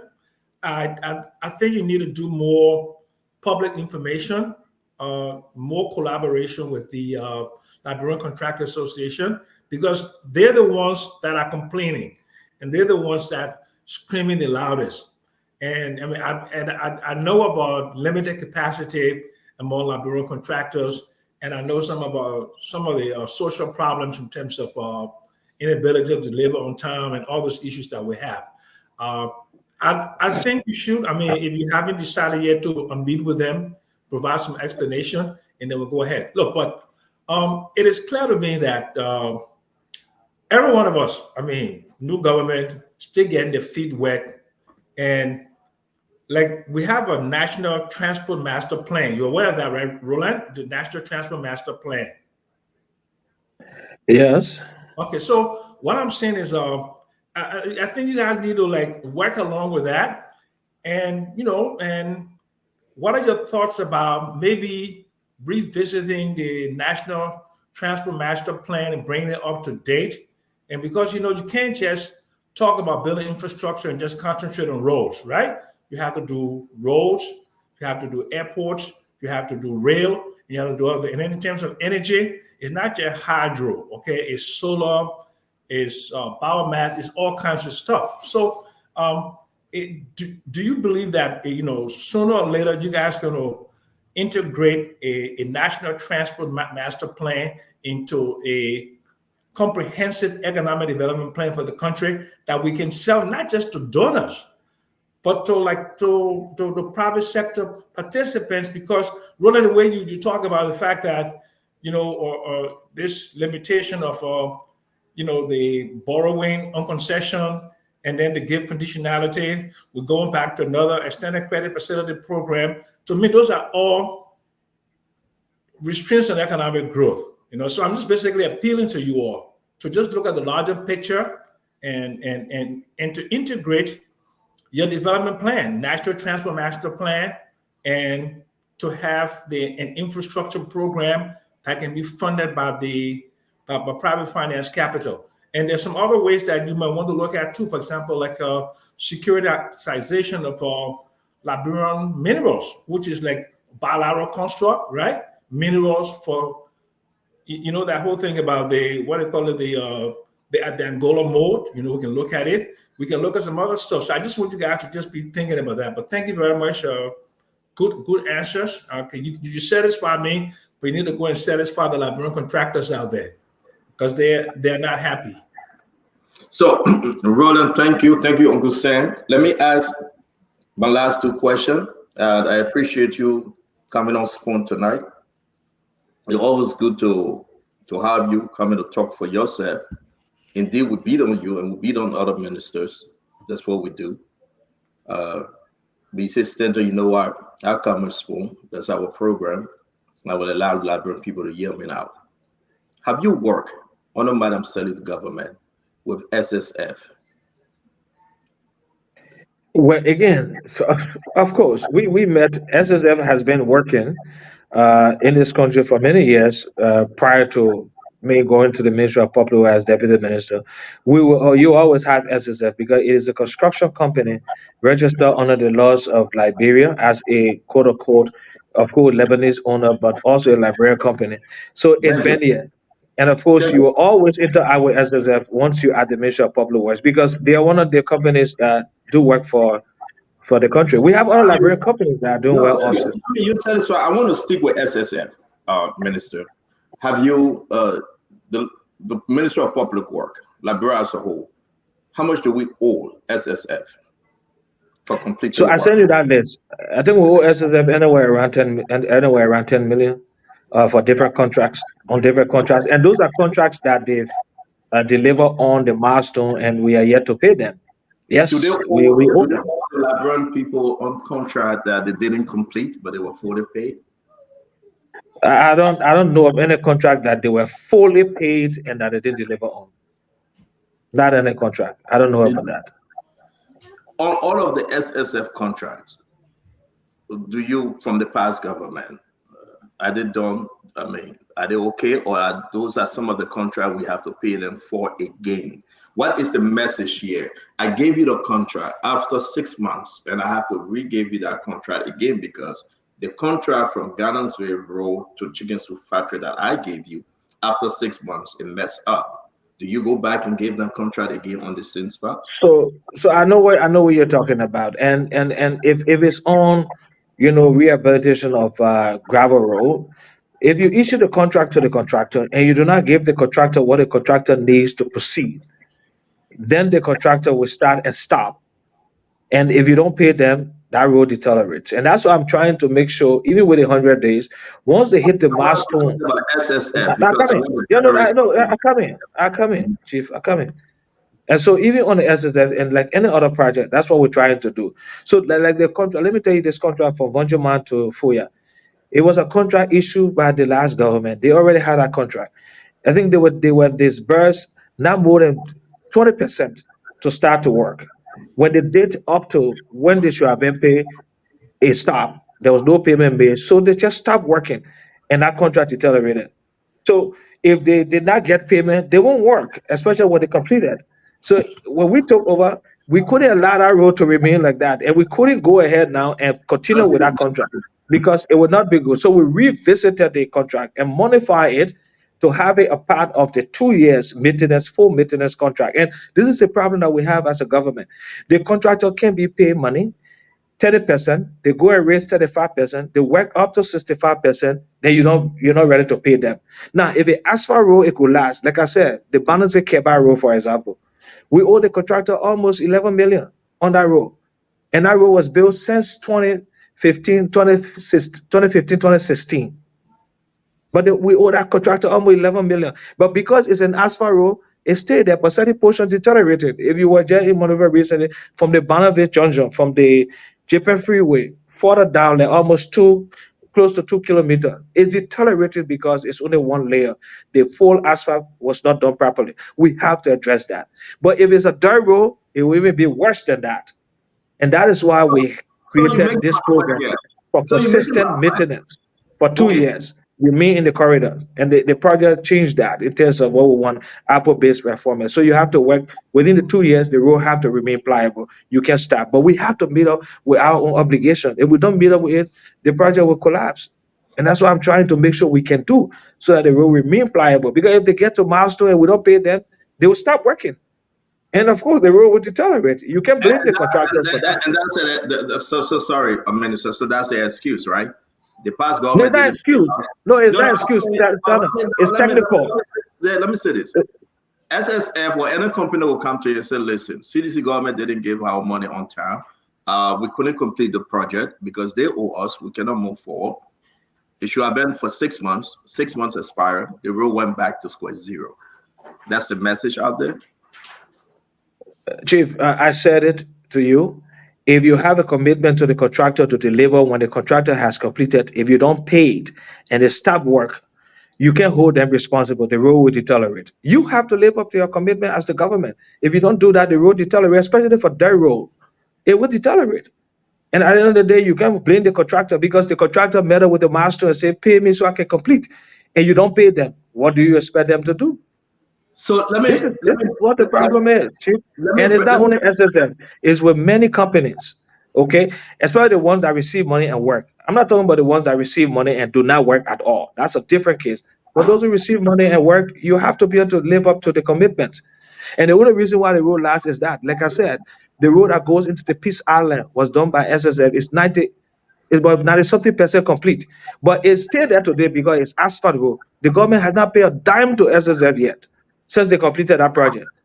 But it's still there because it's an asphalt road. If it was their road, it's gone. It's deteriorated already with iron maintenance because you owe them. That is the problem. So, Mr. Minister, I'm sharing some of this document. Advice in the chat room. You can find them there. I see that you're trying to see it better, but it's in the chat room. I want to go back. The East International. Can you give us an update on East International, Mr. Minister? So the East International project. Look, I was one of those when I was in the opposition. I criticized the project because the project was not conceived properly. Okay, especially the RIA road project. It was not conceived properly. We had a financing agreement for 50 kilometers of concrete road, neighborhood road across Monrovia. That East was higher competitively. They won that bid. Of course, that process led by Double Jala sanctioned them as the company to pre-finance 50 kilometers of road. Okay, and that was around Monrovia and its environment. They did some of those roads. But when the last government came, they decided to go in the contract and change and put in our road project, which was wrong because there's two different specifications. So the road was not conceived properly. And that is why you can't even see a prototype of what the road looks like now. We reordering the design of the project. The project, of course, went up to 160 million, which is what it is. But we're now revisiting the design, the actual design of that project. All right, we have to sit with them and reorder a lot of stuff. And at least the consultants and the contractor have agreed, because if we don't do that, the project can go forward. And I think they're working with us on doing that. So we're reordering the project because the project had issues. And at least we're trying to fix that now. Okay, the only thing is on the financing. And of course, they had to go and find resources to finance the project. And they did some of that. But we also provided guarantee as a government. So our argument is, what role do we play to make sure the financing are used properly? to make sure the project get completed. That is where we are. We're working with the Ministry of Justice to look at some of the guarantee that was provided. And once we sort that out, the project will continue. Now, the project has started to make some sense. Those who are in the country recently, you see that now there are certain places that are paved. Even from the airport, we are paved almost more than 10 kilometers of the road from the airport side. We've done almost 15 kilometers from here, Derek Joshua, going further now. Yes, we're making some progress, but we are correcting the abnormalities in the project to make sure it works. Because at this point, we can shut it down. Minister, who owns East International? Who are those owners? It's well, I will look at the. I don't know whether there is an article in corporation at the Ministry of Public Works, but I will look at that. I don't know. I know it was owned by a Chinese. It's owned by a Chinese who came into the country and started doing different business and transition into construction. Were you the deputy minister when East International came into the country? Were you? I don't know why they came. No, were you East International at the time? No, East International was established before I became Deputy Minister of Public Works. It was there already there, established as a company. Okay, but you cannot tell us, you don't know the owner and you know the history, you know them, but you cannot tell us. Well, I won't know the owner. You know, it is an irony. Sometimes there was people who were accusing, they said Mr. Gideon owned East International. Then Mr. Gideon, the same guy who was criticizing East International for the way the RIA was handled.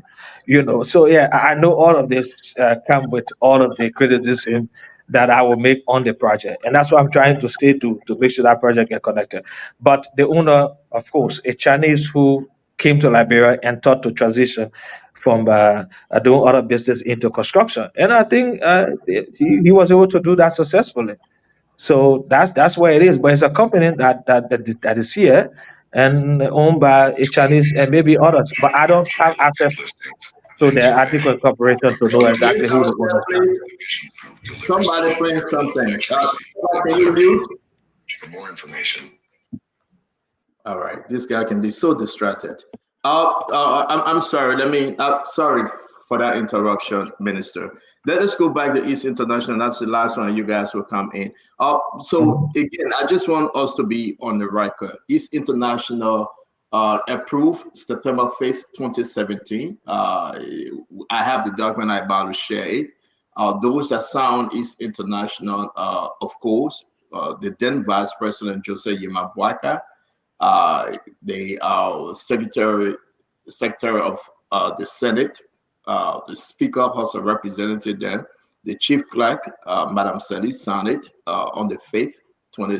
So my question to you, we know the owners of East International, they didn't do good. Whether you will put it on the CDC government, you think they will perform? You think they will complete the tasks, honor your leadership at the public work? You think they will deliver 100%? Because this has been a story from Charlie Quintana, Minister. I really want you to help Liberians understand why we're in the trouble we're in today with East International. So, like I said, the financing agreement that was done, that you said signed by the president, was done to allow East International, because she won the bid after a competitive process, to source resources, source money, and invest in radio pavement in the communities. That was what the project was. When the last government came, they removed component of that role from there and put in RIA, which I thought was wrong. It should have not been done like that, because RIA had to be also a very large project, over 100 million. You can't go ahead and do it just like that. But that's what they did. And they got it ratify again. Amendment was done to the financing agreement, and they put RI into the project. For me, that was where the problem started from. And East did not have the capacity initially to raise the resources to do the project, so the project could not easily take off. Not only the financial capacity, but it also did not have the technical capacity. In fact, the last Minister of Public Works highlighted that about East ill performing. And I was one of those who wrote a whole article on that East thing. I still have it. And I criticized it and said this was wrong to have taken the RIA project and mingle it with a rigid pavement, a concrete project, with a company that have never had the capacity to do any work of such. That is why East struggled from the get-go. Okay. Now they later on brought in China Railway 5. This is a company that paved the road from Harper to Plebo. At least they have experience paving road, so East subcontracted them to be a part of the project. So the lot that come from RIA is done by Channel Railroad 5 as the subcontractor, and East by herself started for ELW and Johnson.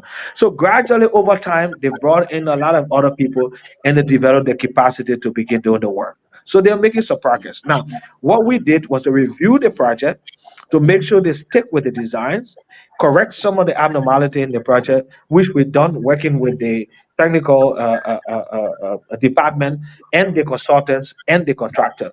So I can say the project is on course.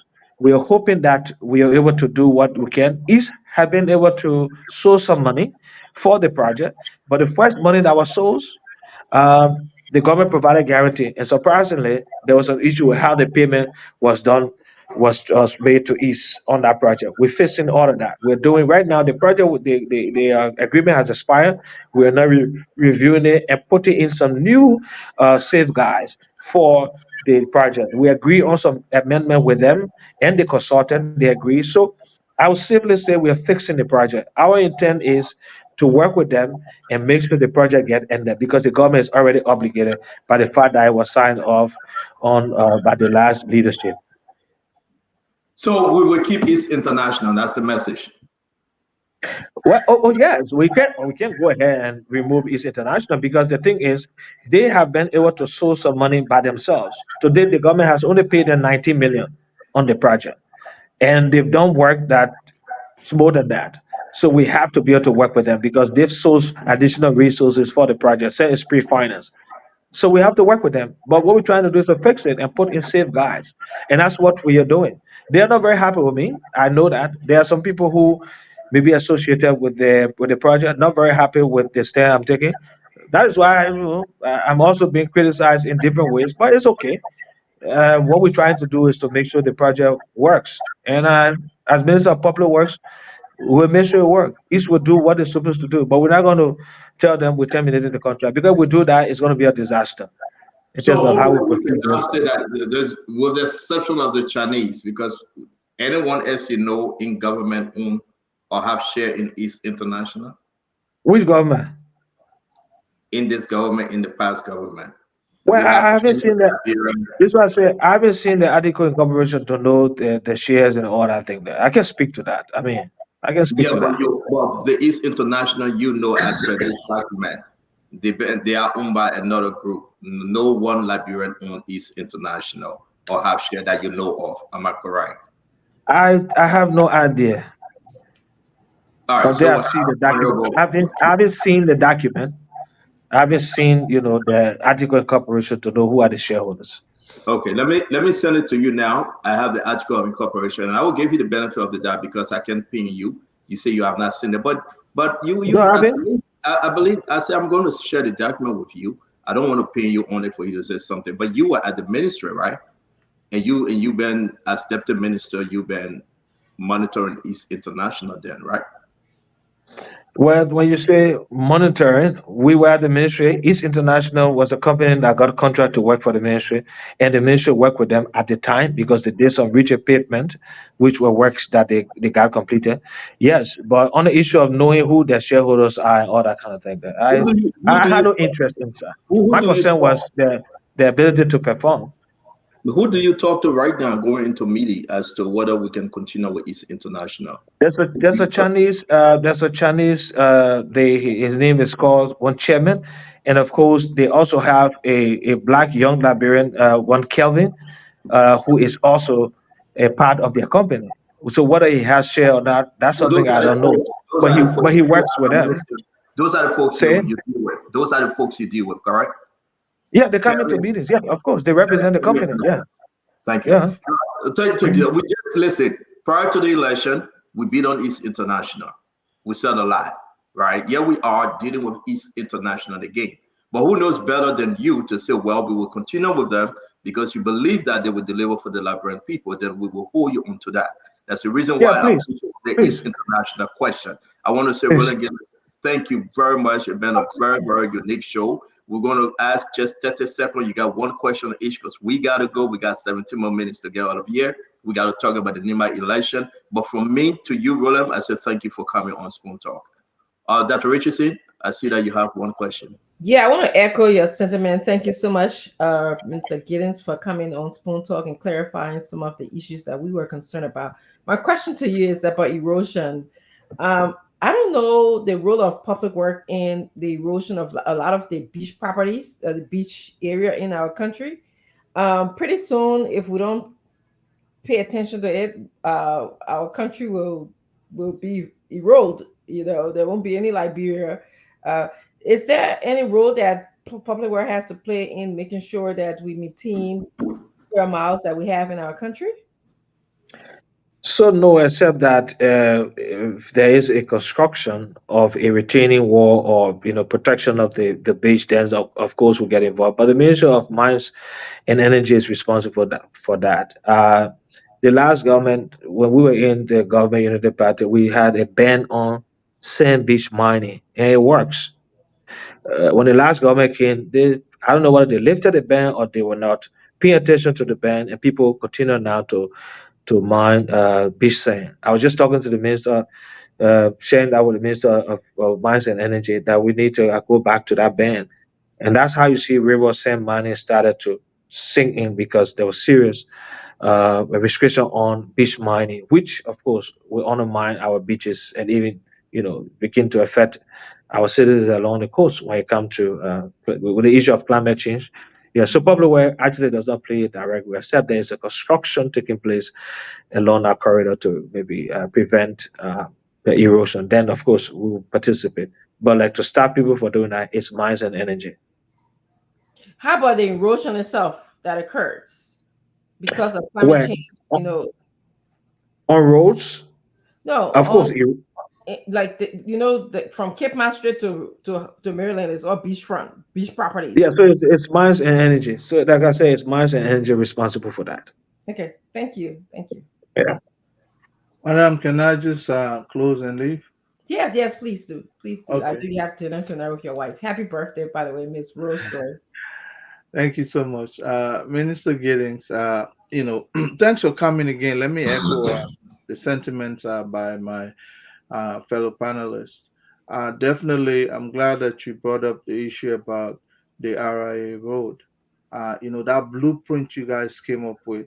I mean, just by looking at that blueprint, so beautiful. But that thing down there is no way. No way resembles that particular blueprint. No median, nothing there to depict that. That blueprint you guys came up with are looking so much beautiful. That's not what they have down there. So I'm glad you brought it up that East International will go back and try to, do the work. Yeah, we're reordering it. There will be medium. There will be medium. Yeah. There will be some overhead crosswalk and all of that. We put that back into it. Of course, it took care. We insisted that we do that. In fact, the project was supposed to stop to the intersection and not reach to the airport. We insisted that it has to reach to the airport, and that will be included in the new amendment to the contract. So we're working with it, and that's why I said we're trying to fix the abnormalities and not to go and shut it down, because then we're going to start all over, and that's something we want to do.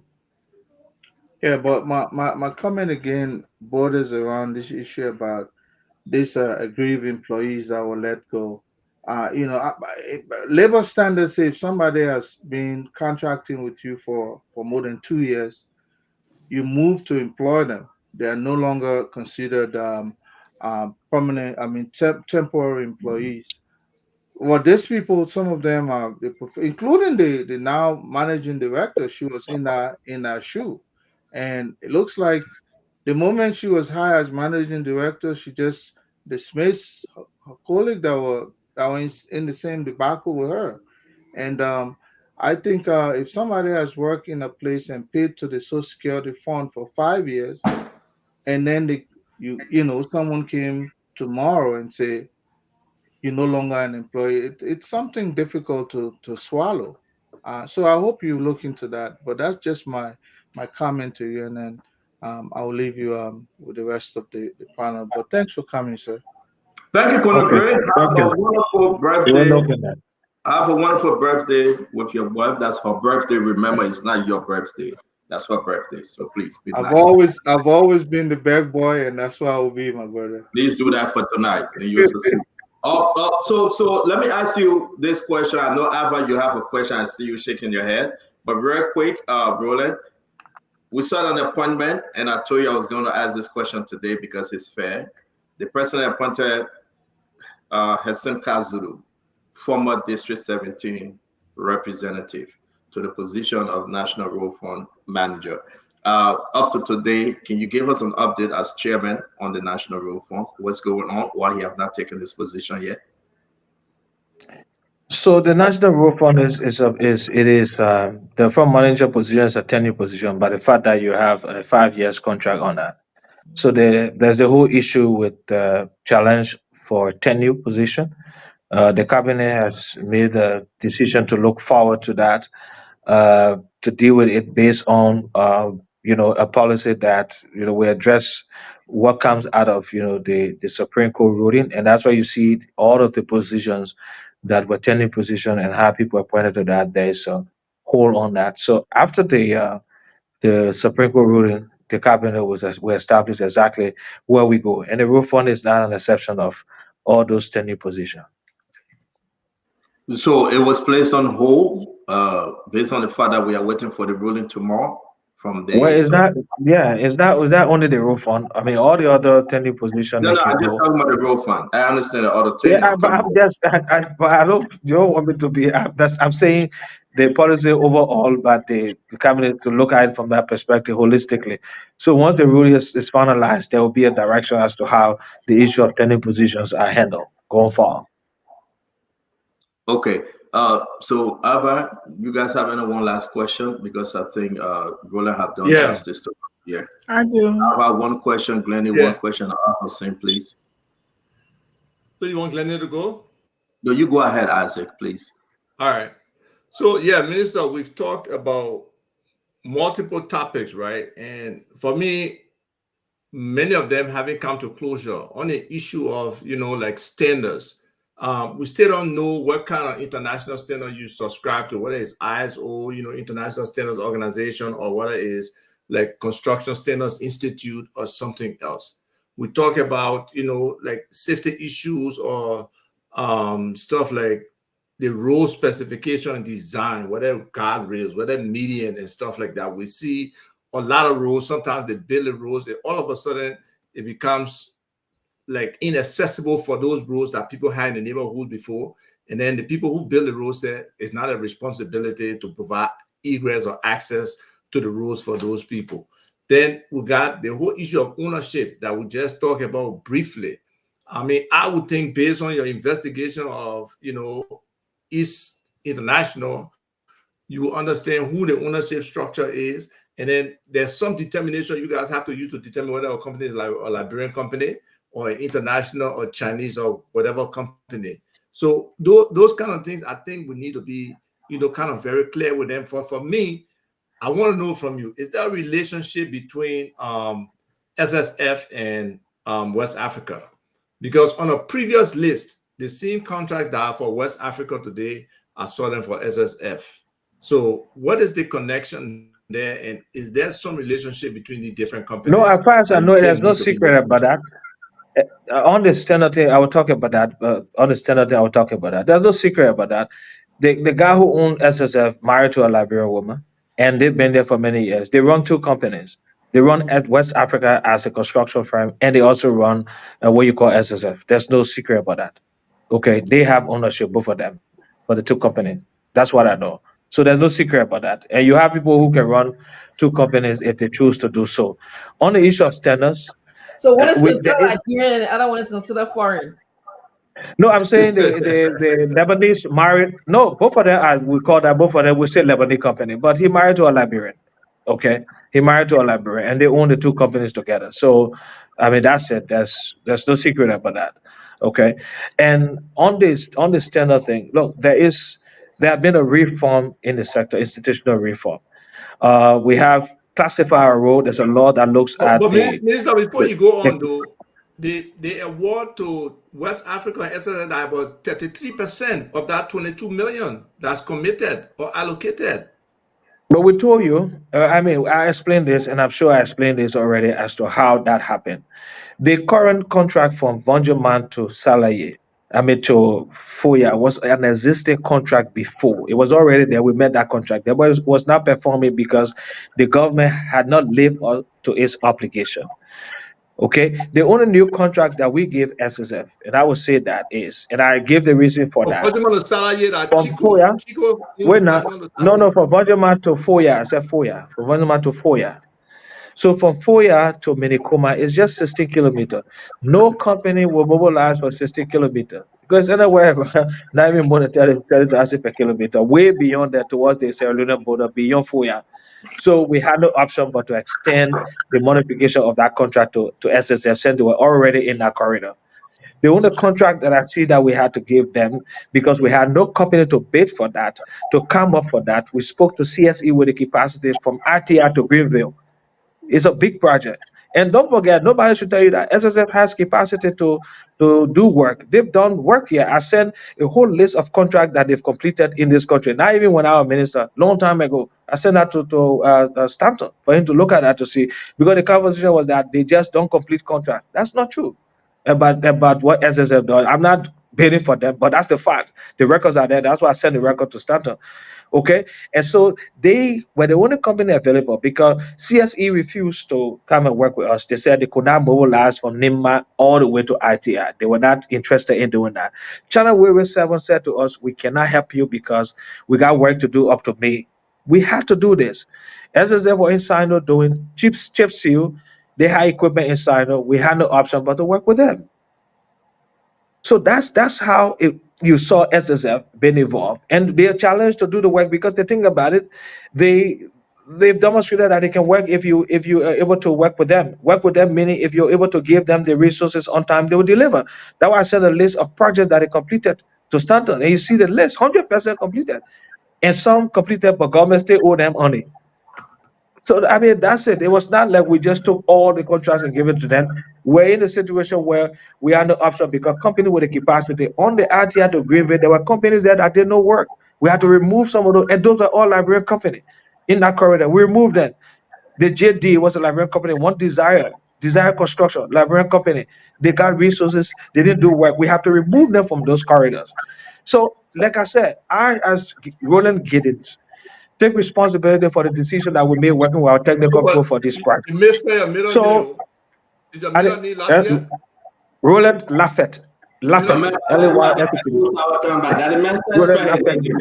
So, for now, I'm obligated to make sure these projects work. Okay, we are going to do everything we can as it to have Liberian companies involved. We'll have five of them. I hope they can continue. Your contact information. Glenny, I'm going to send it to you, Isaac. I'm going to send it to you. I need your contact information. Glenny. But man, you saw me standing DC around this hour. You didn't even speak to me. You in your car, you parked, and you drove on. Then you say you want contact information. All right, guys, let me move on. Thank you, Isaac. Let's move on, please. Glenny, you want to ask your question? Minister Giddens, give it to you. Minister Giddens, I want to say thank you for being on. Thank you for answering the questions precisely. There's an appeal to one or two persons send me a text asking that you please look into the SD Copper Road with the Chinese project that's going on. So I don't know if you're familiar with it, but there is some project, some Chinese worker on the SD Copper Road concerning the alley and their home. So I'll send you that. I want to thank you for being on. I don't have any questions for you. Thank you. So if you thank want, you, thank you, thank you. The minister question, I put it in the chat. You can send it to me. Yeah. The minister that my relative. No. Full disclosure. No, he's actually married to my cousin. I didn't ask you that, please. No, but you trying to give me an information, but he got info. Minister Giddens, let me ask you a question concerning the. I know you're about to leave, but I will ask you a question concerning the West Africa and that of SS. So if you're giving them contract, they make the decision as to which company the contract falls under. No, if you ask them for a submission, if they are submitting to participate in a request for proposal, they will decide which company they want to submit, and once whatever company they submit is what we work with. Okay, so it's not aspect individual, it's not aspect that on the decision. It's like the meeting full qualification as per the bidding process, correct? On both companies. Well, of course, if they do that, they provide the service. I mean, that's how it is. We can, we can make that determination. They will decide to submit Do we, SSF on a project and submit West Africa on another project if they have the capacity, and I we'll think you answered my determine question. that based on the evaluation. I think answer my question. Do we know when the RIA road will be done? Do they give us? I mean, East International give us any framework aspect to the time, start and finish? Well, like I said, the project expired this month. We are reviewing it. They asked for 24-month extension, but we want to give them 36-month extension. And it's just in case they need additional time to work on the project, because we're also looking at our ability as a government to now live up to the payment modalities. They are sourcing money, additional money to put into the project. When they complete certain milestone, we must be able to pay them. So we are reviewing that, and we are hoping that we can do it in 2 years, complete 100%. I don't think it's a bad timing. That's what they suggested, but we are just giving 36 months just for allowance, Give just and in take. case. Give and take, Yeah. because you don't want no argument there after if you have to come after them. Let me ask you a question now. Let's talk about the president 100 days. Where are we? The 100 days, did it talk about red debt roll? Did it talk about just something for now? Or the 100 days that President Barker spoke about? Somebody send us these. I do a little digging. I really know whether to say it, but then I had to put on my spoon hat because Samuel Jackson gave verse for me. Okay, folks, Spoon TV Live, we are here between Zueju and Toastown. We are headed to Toastown, but the road here, as you can see, is very, very deplorable. I mean, it's beyond deplorability. Very, very bad. It's nearly impassable. As you can see, the trucks have gotten stuck from both sides of the road. So there's no way for any vehicle from Zueju headed to Nimba to pass through very easily until these trucks can be removed, until they can make their way out of this mud. But that's how bad the road situation here is between Zueju and Toastown. I don't know how it's going to be like going further. This is just one of the very worst parts of the road. Other parts of the road are not smooth, but at least. So I think we have seen it, and I can say it again. Is this part of the 100 days? Is it part of the 100 days? Mustard, why you show so many other intervention that we made now? No, wait, no. Let me also use small to that. That's just one portion of the road. Roland, I beg you, let me ask. I'm going to show the other one. That's why I bring up the red debt. I know it's all on Facebook. I will give you your flower while you stay alive on Spoon. What I'm saying to you, Roland, please, is this part of the 100 days or this was excluded? No, okay, that could be a part of the corridor between Zerju and Tapeta. It's between that corridor we had almost close to at 11 or 12 or 15 critical spots. So the intervention has started. There may be some of those spots that still exist, and the contractors will continue to work. And that's what we said. The contract is developed as an output-based performance contract, and the conversation is that the contractors will stay in the corridor even during the rain. So a place of such, they will have to find a way to resolve the issues, the intents of the critical spot. So even if they have to use borders, they will have to use it. The intent is that the contractors have to be there. So they may have not reached to that spot yet.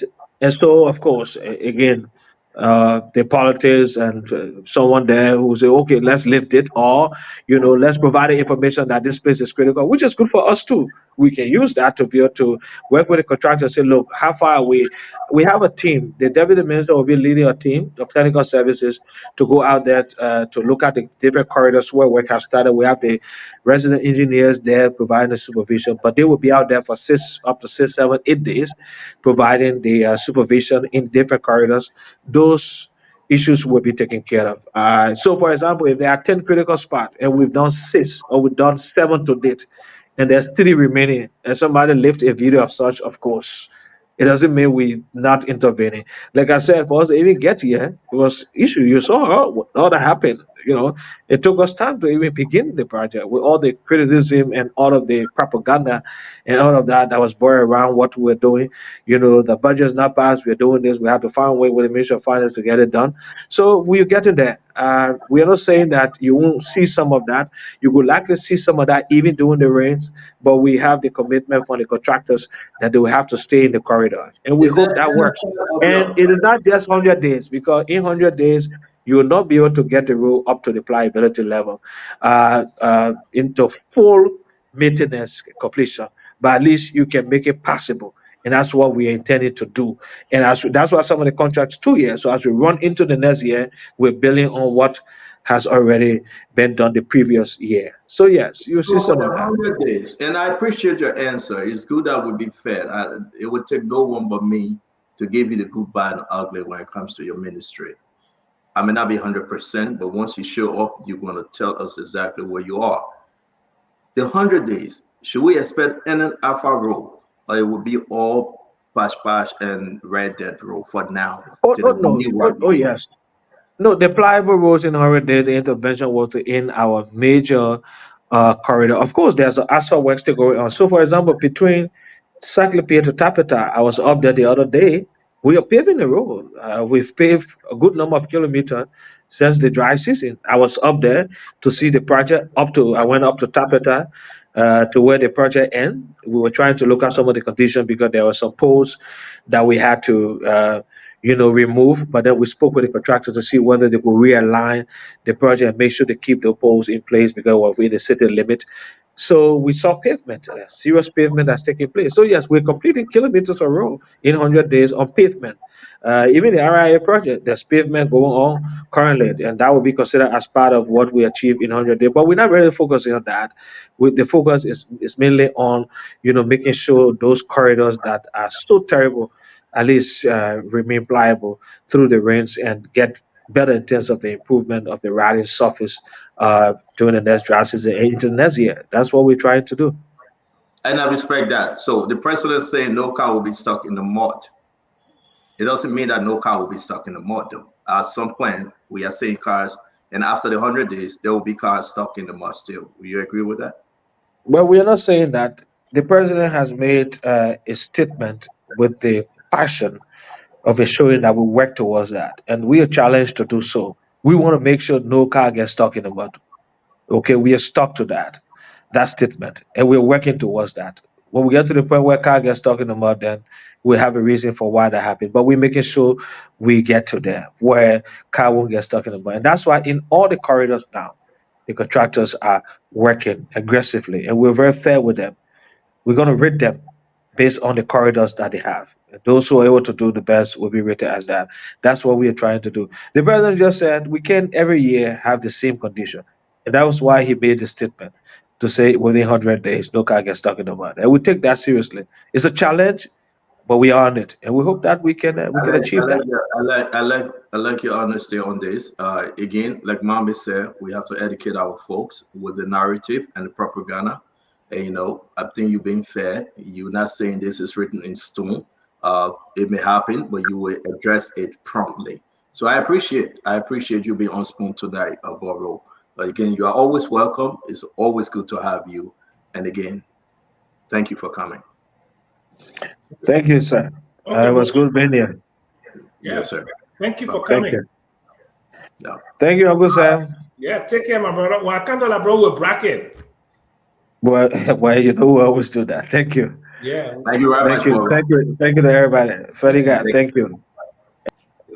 All right, so that's Minister of Public Work, Roland Giddens. We appreciate that he came on the show today. Well, it is indeed a very, very interesting one. Trust me, I like his last answer. It's nothing written in stone that you will not find cars stuck in mud. But when they see the problem, they will address it like he's doing right now. So it was good that I showed that video because a lot of folks insist on you will not show the video. And the video came from CDC, by the way. Let me say this. It is important. We went with FDA. FDA had a project and they called Spoon. So while on the way, there are so many reporters, including Spoon, and they have to go live with that video. But it's a good thing that he addressed it, and we hope within the 6 years we should have a change when we talk about road maintenance. Let's talk a little bit about where we are. I know we have said a lot about Roland Giddens. We'll continue to beat on him for him to produce well and do better. I want to say, Nimba, where are we? We have some talent sheets. We have some. Can I say something quickly on Roland Giddens? Yes, sir. Look, the young man has an overwhelming challenge. I mean, let's just face it, okay? And he alone cannot fix it. You know, it requires coordination by all of the key ministries and agencies in the private sector to do it. Because the guy is like throwing his hands up and say, look, for the next 2 years, all we're going to do is just maintain roads. That's what he said. And that's 2 years. That's what's happened, like 20 to 25% of the Burke administration. All we're going to do is just maintain roads. So it means there will not be an expansion of economic activity, economic and social return. You know, and it is not his fault. Liberia is just a low capacity country, lack of access to private finance capital, and lack of innovation and creativity. There's no way Liberia can access private finance capital to build roads. No way they can do that under the current financial architecture. We have to fix everything from the ground up. There is no way that a private company is going to come out there and say, I will build the toll roads and I will amortize my investment over 25 and 30 years. That's why it takes people like the young people. Let me just yeah. I'm sorry, Augustin, because we got to talk about Nimba. I understand. 30 seconds. Augustin, we'll get back to you. I beg you, Augustin. You got all. Listen, Augustin. Like Roland said, we'll drop his number in our chat room. He really want your support and your advice and your comment. So reach out to him. He's a friendly guy. He know how to reply. But I want to say something very important in Nimba. Nelson, do we have Yekezi? Let's start putting up some of the tally sheets and see what is what.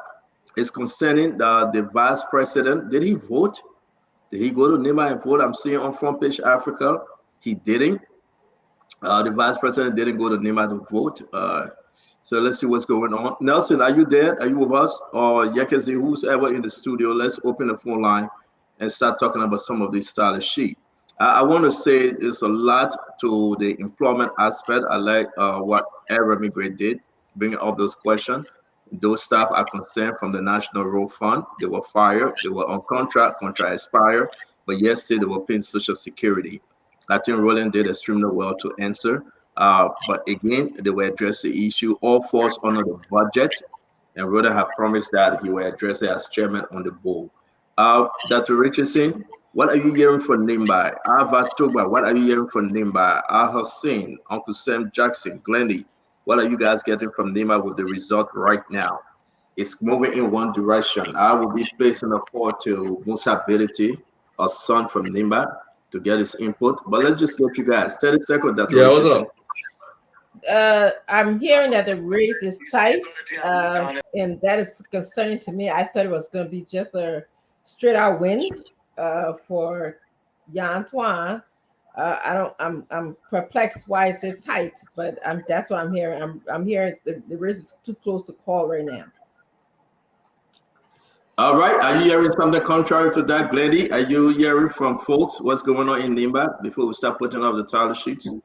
So I'm hearing that it's close, but I'm also hearing that y'all is gonna win. That's what I'm hearing. And just like you, I did see that the vice president didn't go to vote based on Front Page Africa. I hope that Jan does win, so we'll see.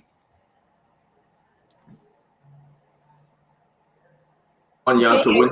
Nelson, can you get Yekezi? Let's start speaking to our reporters on the ground, please. Can you get him? Uncle Sam, Nimba. Yes, the VP didn't at all. He didn't vote. Yeah. We'll come to that. But what are you hearing, Sam? Well, I'm hearing that it's a very tight race. And and one of the surprise that I'm having is that is not something like, like a war room from the two candidates that will give us like an update, but that's Liberia. So, everybody's just basically speculating, but it does appear to be a very close race, and we might not know anything definitive until NEC talk to us. Yeah, these are just preliminary though. Obviously, what are you hearing?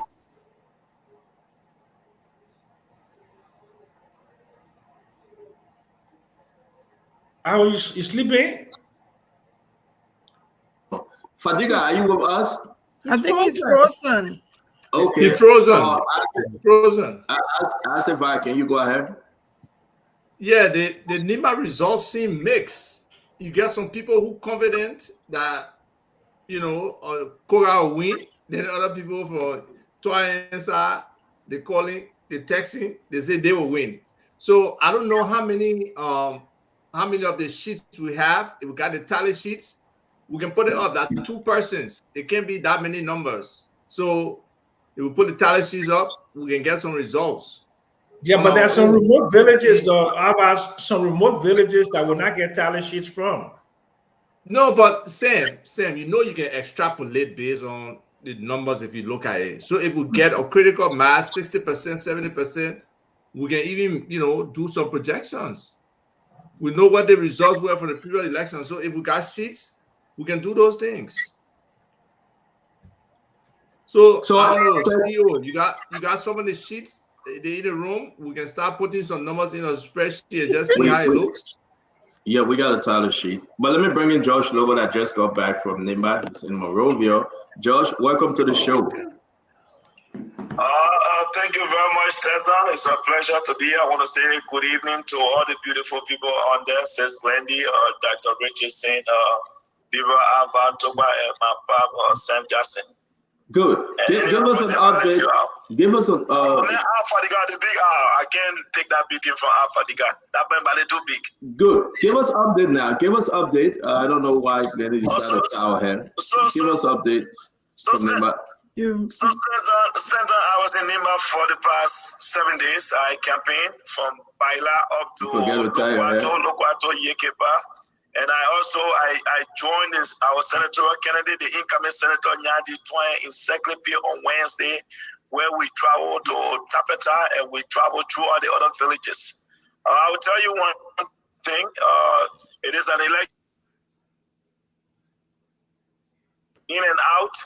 But I will tell you at the end of the day, we'll put this off, and Nyandi Twain will be elected senator of Nimba County. What are the results? How is the result now? We know you support John Twain, but how is the result coming up? What are you hearing? From our end, let me make it clear, Mr. Jackson, we do have a war room. Maybe the only difference is that we've not provided preliminary numbers like it was done with the presidential election. But from our war room, we seem to be in a commendable lead. We are doing very well in the Geo belt, where it was anticipated that we would not get votes as it was with the case of Ide Congo, but Nyandi Twain, being the guy who he is, who did tremendous amount of work in that area, and I travel in Tapeta, is a Geo area, and I went to some other Geo towns. I can assure the Liberian people that Nyandi Twain will put this off because he's doing very well in the Geo belt, and from the minor side, that's just going to be an add-on for him. Okay, so what was the turnout like? I mean, can you give us something? You guys have more groups? In terms of turnout was low as compared to the presidential election, which happens everywhere. Is normal. Special elections, senatorial elections, turnouts are always low. But we work on that today because I recall earlier this morning we're on the phone with our folks in the Ganta area, district number 1 and Passport district number 2. Turnout were low, but I think in the afternoon hour, people rush to the polls because they understand the importance of a Nyandi Twain victory, especially Unity Party partisans were able to be geared up to get out the votes, and so I think we'll put this off. We are excited about a victory, and I just spoke with the president. I just departed his house just now, and I showed him that this is going to be a win now, Kola. Okay, so here we are. We want to say thank you very much, Josh Lobo. We're trying to go back to the to the sheets. Do you have anything to share with us besides you just you have? In terms of sheeting, let me Oh, the guy in charge of our war room is Josephus, so I'm trying to make contact with Josephus. As I said, I was with the president now. Let me get in contact with Josephus. If anything in my way sent on, I will send it to you. All right? Definitely. Thank you very much, Judge Noble. We appreciate it. Thank you. So do we have Yekezi? Yekazi isn't here now, but I have the correspondence. You have the correspondent, great. And Great. then Victor Cooper has some updates from Tapeta. Let's bring in Victor. Okay, so let me get Victor coming back. Oh God, this thing I'm going back again to 2023, Uncle Sam. Man, I don't want to relive those moments, You can Glenny, you forgot to tie your head. I mean, somebody reminded you. But anyway, can you bring in Victor Nelson, please? Yeah, Victor is on the line now. Victor, can you hear me? Oh, sorry. Victor, are you there? Yes, I'm here. Okay. But you forgot to tie your hair. So, Victor, are you there? I'm not paying him, man, doc. I'm not paying him no attention. I even see him say he will try hard, but I will not see him. Victor, are you there? Victor, can you hear the CEO and the rest of the team? I'm getting the CEO, but it's coming in very tinted, not too clear, but I'm getting you clearly. Okay, we'll get better. I think it's the internet. Thank you very much. We just want to know, welcome to the show, Victor. Give us update. Where are you? Which polling station? Which district? And tell us the results. Yeah, so CEO, good evening and welcome. I'm currently in Tapeta City, Lower Nimba County, where citizens of this district number 6, observe the just ended senatorial by-election today in Tapeta. Tapeta is situated in district number 6, and it have 4 precinct center. And out of the 4 precinct center, we were able to visit every one of them tonight, except where tomorrow we'll be going outside Tapeta. And unfortunately, we will not give you the code number because of the heavy downpour of rain. So we were focusing on the talent sheet. Yes, that's fine. So let me just directly link you with the first precinct center that have to do with the civil compound here. Am I there? Yes. At the civil compound, we have 6 polling places in Tapeta. Out of the 6 polling places, I take you to polling place number 1. Tomo S. Gupi have 9 votes with our NC party. Victor, can you give us the best of the 4, please? Yeah, Just say the top 2. The top 2. We have 2. Samuel Gongwen Koga, who 1840, Nyandi Tuayen 1860. I put in place number 1. And then put in place number 2. Samuel Gongwen Koga 37, Nyandi Tuayen 41. Put in place number 3. Samuel Gongwen Koga PUP 1841, Nyandi Tuayen 51. That's 51. Put in place number 4. Samuel Gongwen Koga 35, Nyandi Tuayen 50. Put in place number 5. Samuel Gongwen Koga 26, Nyandi Tuayen 26. That's 26. And put in place number 6. Samuel Gongwen Koga 28, Nyandi Tuayen 32. I joined for the civil compound precinct center. What's the number? What's the center number? Let me just take you quickly to precinct center, the Tape Memorial High School here, linking you with precinct that put in place number 1. Put in place number 1, Samuel Gongwen Koga 40, Nyandi Tuayen 60. Put in place number 2, Samuel Kongwen Koga 15, Nyanti Tuanyen 41. And then put in place number 3, Samuel Kongwen Koga 45, Nyanti Tuanyen 65. 65. Put in place number 4, Samuel Kongwen Koga 31, Yanti Tuayen 62. Put in place number 5, Samuel Kongwen Koga 21, Yanti Tuayen 41. 41. And put in place number 6, Samuel Kongwen Koga 15, that's 15, Yanti Tuayen 41. That does it for the Tape Memorial High School Precinct Center. And I will take you to Liasan Public School. They have 3 polling places. 3 polling places. That's another precinct center here. Polling place number 1 in Liasan, Samuel Kongwen Koga 39, Nyandi Tuayen 44. And polling place number 2, Samuel Kongwen Koga 50, Nyandi Tuayen 58. That's 5-8. And polling place number 3 here. Okay. Put in place number 3 here in let me hold you there a bit. I'm sorry. I'm very sorry. Just hold on for me. Okay, it is very dark. Okay. Put in place number 3. Put in place number 3 here. Samuel Kongwen Koga 39, Nyanti Tuayen 44. I put in place number 3. So that does it for the Liasan Public School, and it closes the other precinct center.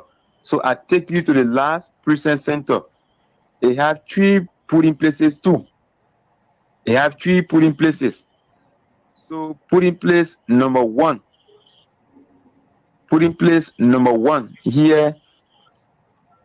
Nyanti Tuayen, Samuel Kongwen Koga 28, Nyanti Tuayen 39. Put in place number 2. Put in place number 2, Samuel Kongwen Koga 34, Nyanti Tuayen 30. And we close. Put in place number 3, Samuel Kongwen Koga 35, Nyanti Tuayen 28.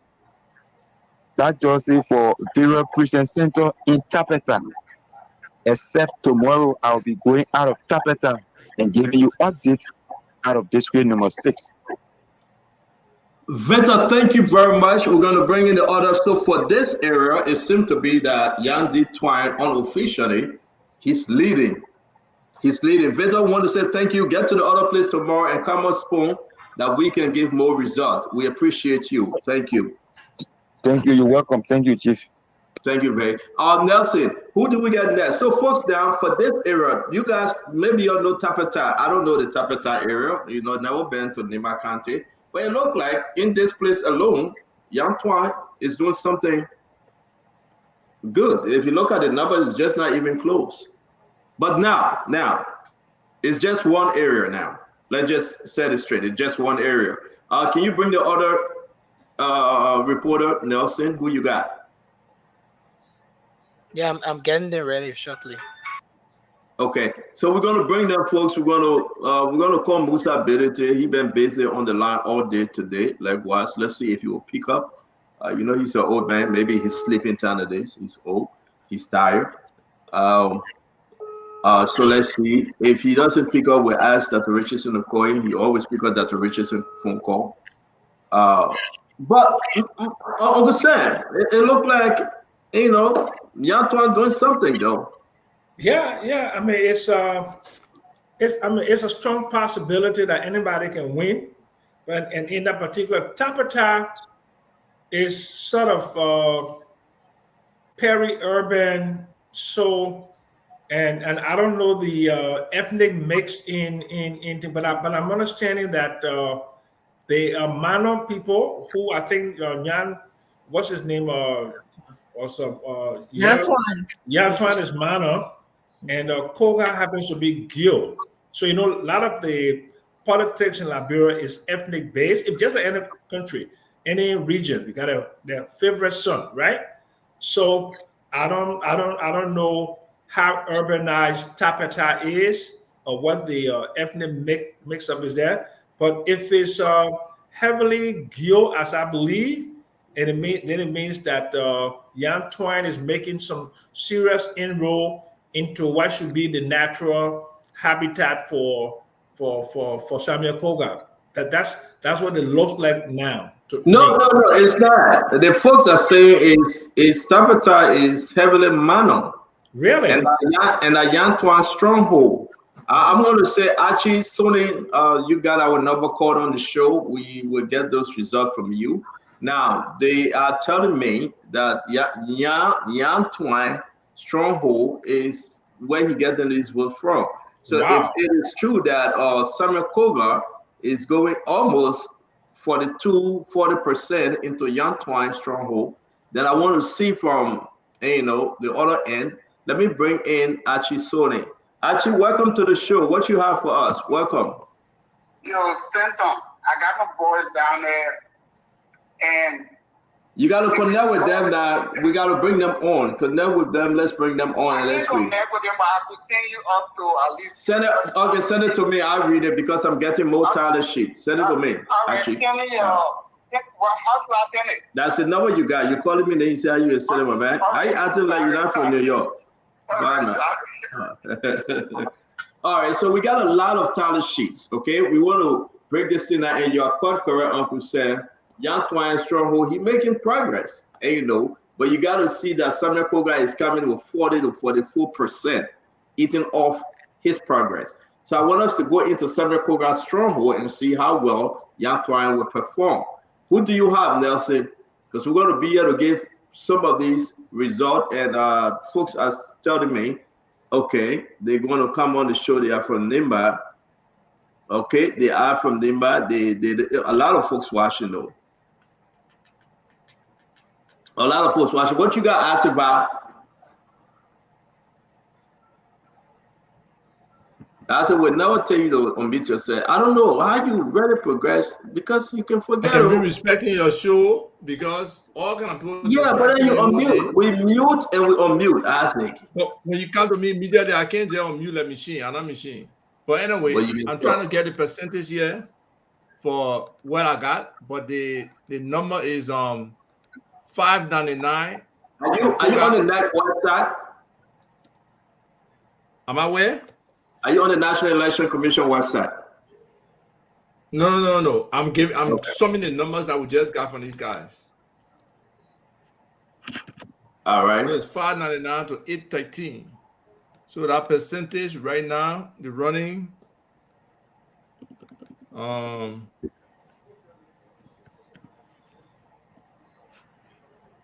don't know. It's not that bad. No, but this is coming along. Now, Nelson, you have our other reporter or the Rangers stopping them. Yeah, so what happened is that let's make a correction here. Yeah. People are saying that Tapeta is Gil. It is not Mana, but because that's what I remember. Because Tapeta is one of the towns moving west, and the further you move west, that's where the Gil people are. So Ganta will be Mana, and then maybe like place like George or McGray, those kind of places there, and Yeah, Sam, you're right. A friend of mine, Dr. Siawe, just text me. He said it's predominantly Gil in that hometown. So yeah. So it means the name. So it's good for Yan. It's good for Yan. So it's very good for Yan. It's also known for the Jackson S2 Hospital, the one that. Yeah, exactly. Yeah. Okay. Where the is. Yeah, but so Stanton, when they call again, can you ask them to give us the center number and then that location name? They're easier. Then we can just find it on our table here and put it in. Yeah, so you're correct. This election, George Lobo is telling me that Yang going to win. You know, he supported Yang for Unity Party. But somebody from the other side of the river saying, I mean, it's too close to call. We will get more results tomorrow. Yeah. But there's a possibility that Yang, from all what I'm looking at, this scholarship clearly, that Yang is leading. I can say tonight. I have scholarship in my possession, unofficial. Now, I don't want NEC saying anything. Everything I'm saying on this scholarship, Yang is in the lead. It doesn't mean that Koga will not come and overtake him. But right now, we can say Yang Twine is leading. Now, I know that, bro, but I don't know Nimba too well, my friend. So don't hold me. So Stanton, I know Nimba. So let me just basically give you the geography, okay? Okay, so you have... No, I didn't ask you for the geography of Liberia. I'm telling you, just so you can know the ethnic mix-up, and so you can know when they're calling the results. So lower Nimba got some Pele people. Okay, coming like when you pass, and then going up that way there to Ganta and mostly Mana, right? And then when you go west, there are other tribes there. For example, like Tapetan is a place called Glanstown. It's mostly the Bee people. And then of course you got place there, Delawale, which is further to the west on the Ivorian border, will be mostly Crown people. Then but Ganta, as you know, is a metropolitan area, right? So it's a lot of not just Manan people, but a mixture of ethnicities in Ganta, because it's a commercial city, the second largest commercial city in Liberia. So if you start seeing results, from the west, and it shows that Nyan is making some progress, then it spells trouble for Mr. Koga, and vice versa. But I'm interested in knowing what Front Page Africa is reporting, that the vice president did not vote. Is that correct? It's pure politics, Dr. Francine. It's pure politics. So what does that mean, though? Even if it's pure politics, we can speculate on it, but we'll not be able to. But I think Front Page is trying to imply that maybe the vice president took like a neutral position. They don't want to inflame passion and alienate his godfather, his political godfather, because he has to play a straight line between, the president who is supporting Yan, and also Prince Johnson, who is supporting Samuel Koga. So if he goes there and he appears to be championing the cause of one of those candidates, it could alienate one of the president or Prince Johnson. So I think that's the incentive. I didn't read the article, but I'm just speculating. I didn't read the article at all, Uncle Sam, but I think for a vice president not to vote, when we're trying to encourage people to exercise the civic rights, is concerning to me. Number one, and number two, the sense that I'm hearing from you. I didn't read the article that he's been indecisive because he doesn't want to please the president. I think that's what the article said. I read a little bit of it. That's the synopsis of why he didn't go to vote, because of the Prince Johnson factor. That says a lot about him. To me. So Murphy is situation threatening, he just to go to state? Well, he's the vice president. What is so threatening about making a decision about who you want to support? That's what I want to know. You never know. But it may not be politically expedient for him to do so. Say that again? It may not be politically expedient to do so. Why you say not? If he already said he's supporting Yang Twine, he declared his support for Yang Twine. So it doesn't matter if you go and vote. He have already said. Well, the thing is, he on all the radio station, and he said 110%. When I asked him yesterday, he said, "Stanton, my brother, I am supporting Yang Twine." I said that on all the radio station. So there is no something to say politically expedient for him to do so and cast a vote. Casting a vote was just a show, but he encouraged folks to vote for Yang Twine. He begged them. So now we know his position. So I still think that, go ahead, Lindy. no, I just wanted to share. I think someone who works at the hospital. Then you look quiet tonight, and you Is look like texting tired. and saying that Comple is Gio, Tapeta is Gio, Ban is the Gio people. The whole Nimba like Gio. Aklepie is Mano, Saniquele is Mano, yes. Danta is Mana. Mama. And that's what they're saying. And they're saying Yan is performing impressed. I'm just reading what they're saying. Yan is performing impressively, performing in the Comple and Tapeta belts, which are Gio. While Yan performs hugely in Saniquele, Ma, Saclepia Ma, and Yawin Mesona, Saturday District. It's almost like what they're saying is that Yan is performing. Yeah, is doing well. Yeah, in both areas. Okay, so listen, folks. This thing finished. I'm not saying y'all have won. I cannot say it, but unofficially. Well, it finished. Any voting? The result that I have in my possession. Yeah, I just want to just say like that and be very careful before folks beat me. What we have in our position, what I'm looking at, those status sheets from the polling station, from those precincts, Yan is in the lead. He needs to win. Now, you know, the other thing I'm looking at is Glennie forgot to tie her head. At the end of the show, she tied her head. I don't care how you try. I will not see you. So, Glennie, why don't you tie your hair at the end of the show? But let's go back to this thing. I know that the Richards don't want to go into it. But I'm kind of surprised that Glennie forgot to tie her hair. I did not forget. I really did not. So why you tie your hair at the end of the show? Because then my head started getting cold. And that's why I decided to tie it. I have my head off today. I did not forget. Why? So that the Richards will talk to me. I really want to know why she forget. She tied her hair. Please don't pay him no mind. Let me already answer. Yeah. But, all my forces then texting me with information. Back to the Nimba story. I know, right?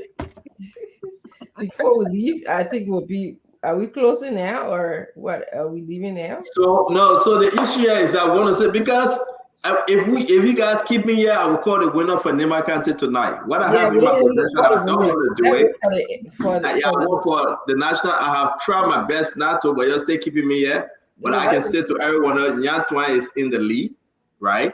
I don't know whether from I don't see the real tally sheet. But I put it in the chat room. I have. Okay, listen, let me go check that. But what I can say here, for all of our reporters, what they have sent to the Spoon Network, it is too close to call, but Nyantwa is in the lead. Okay, we're gonna leave it at that, right, Glendy? That the Richard say. We don't want to get it. Yeah, Tatio, my man text when she said Tatio Kwa. So let me leave it. She said leave it, Tatio Kwa.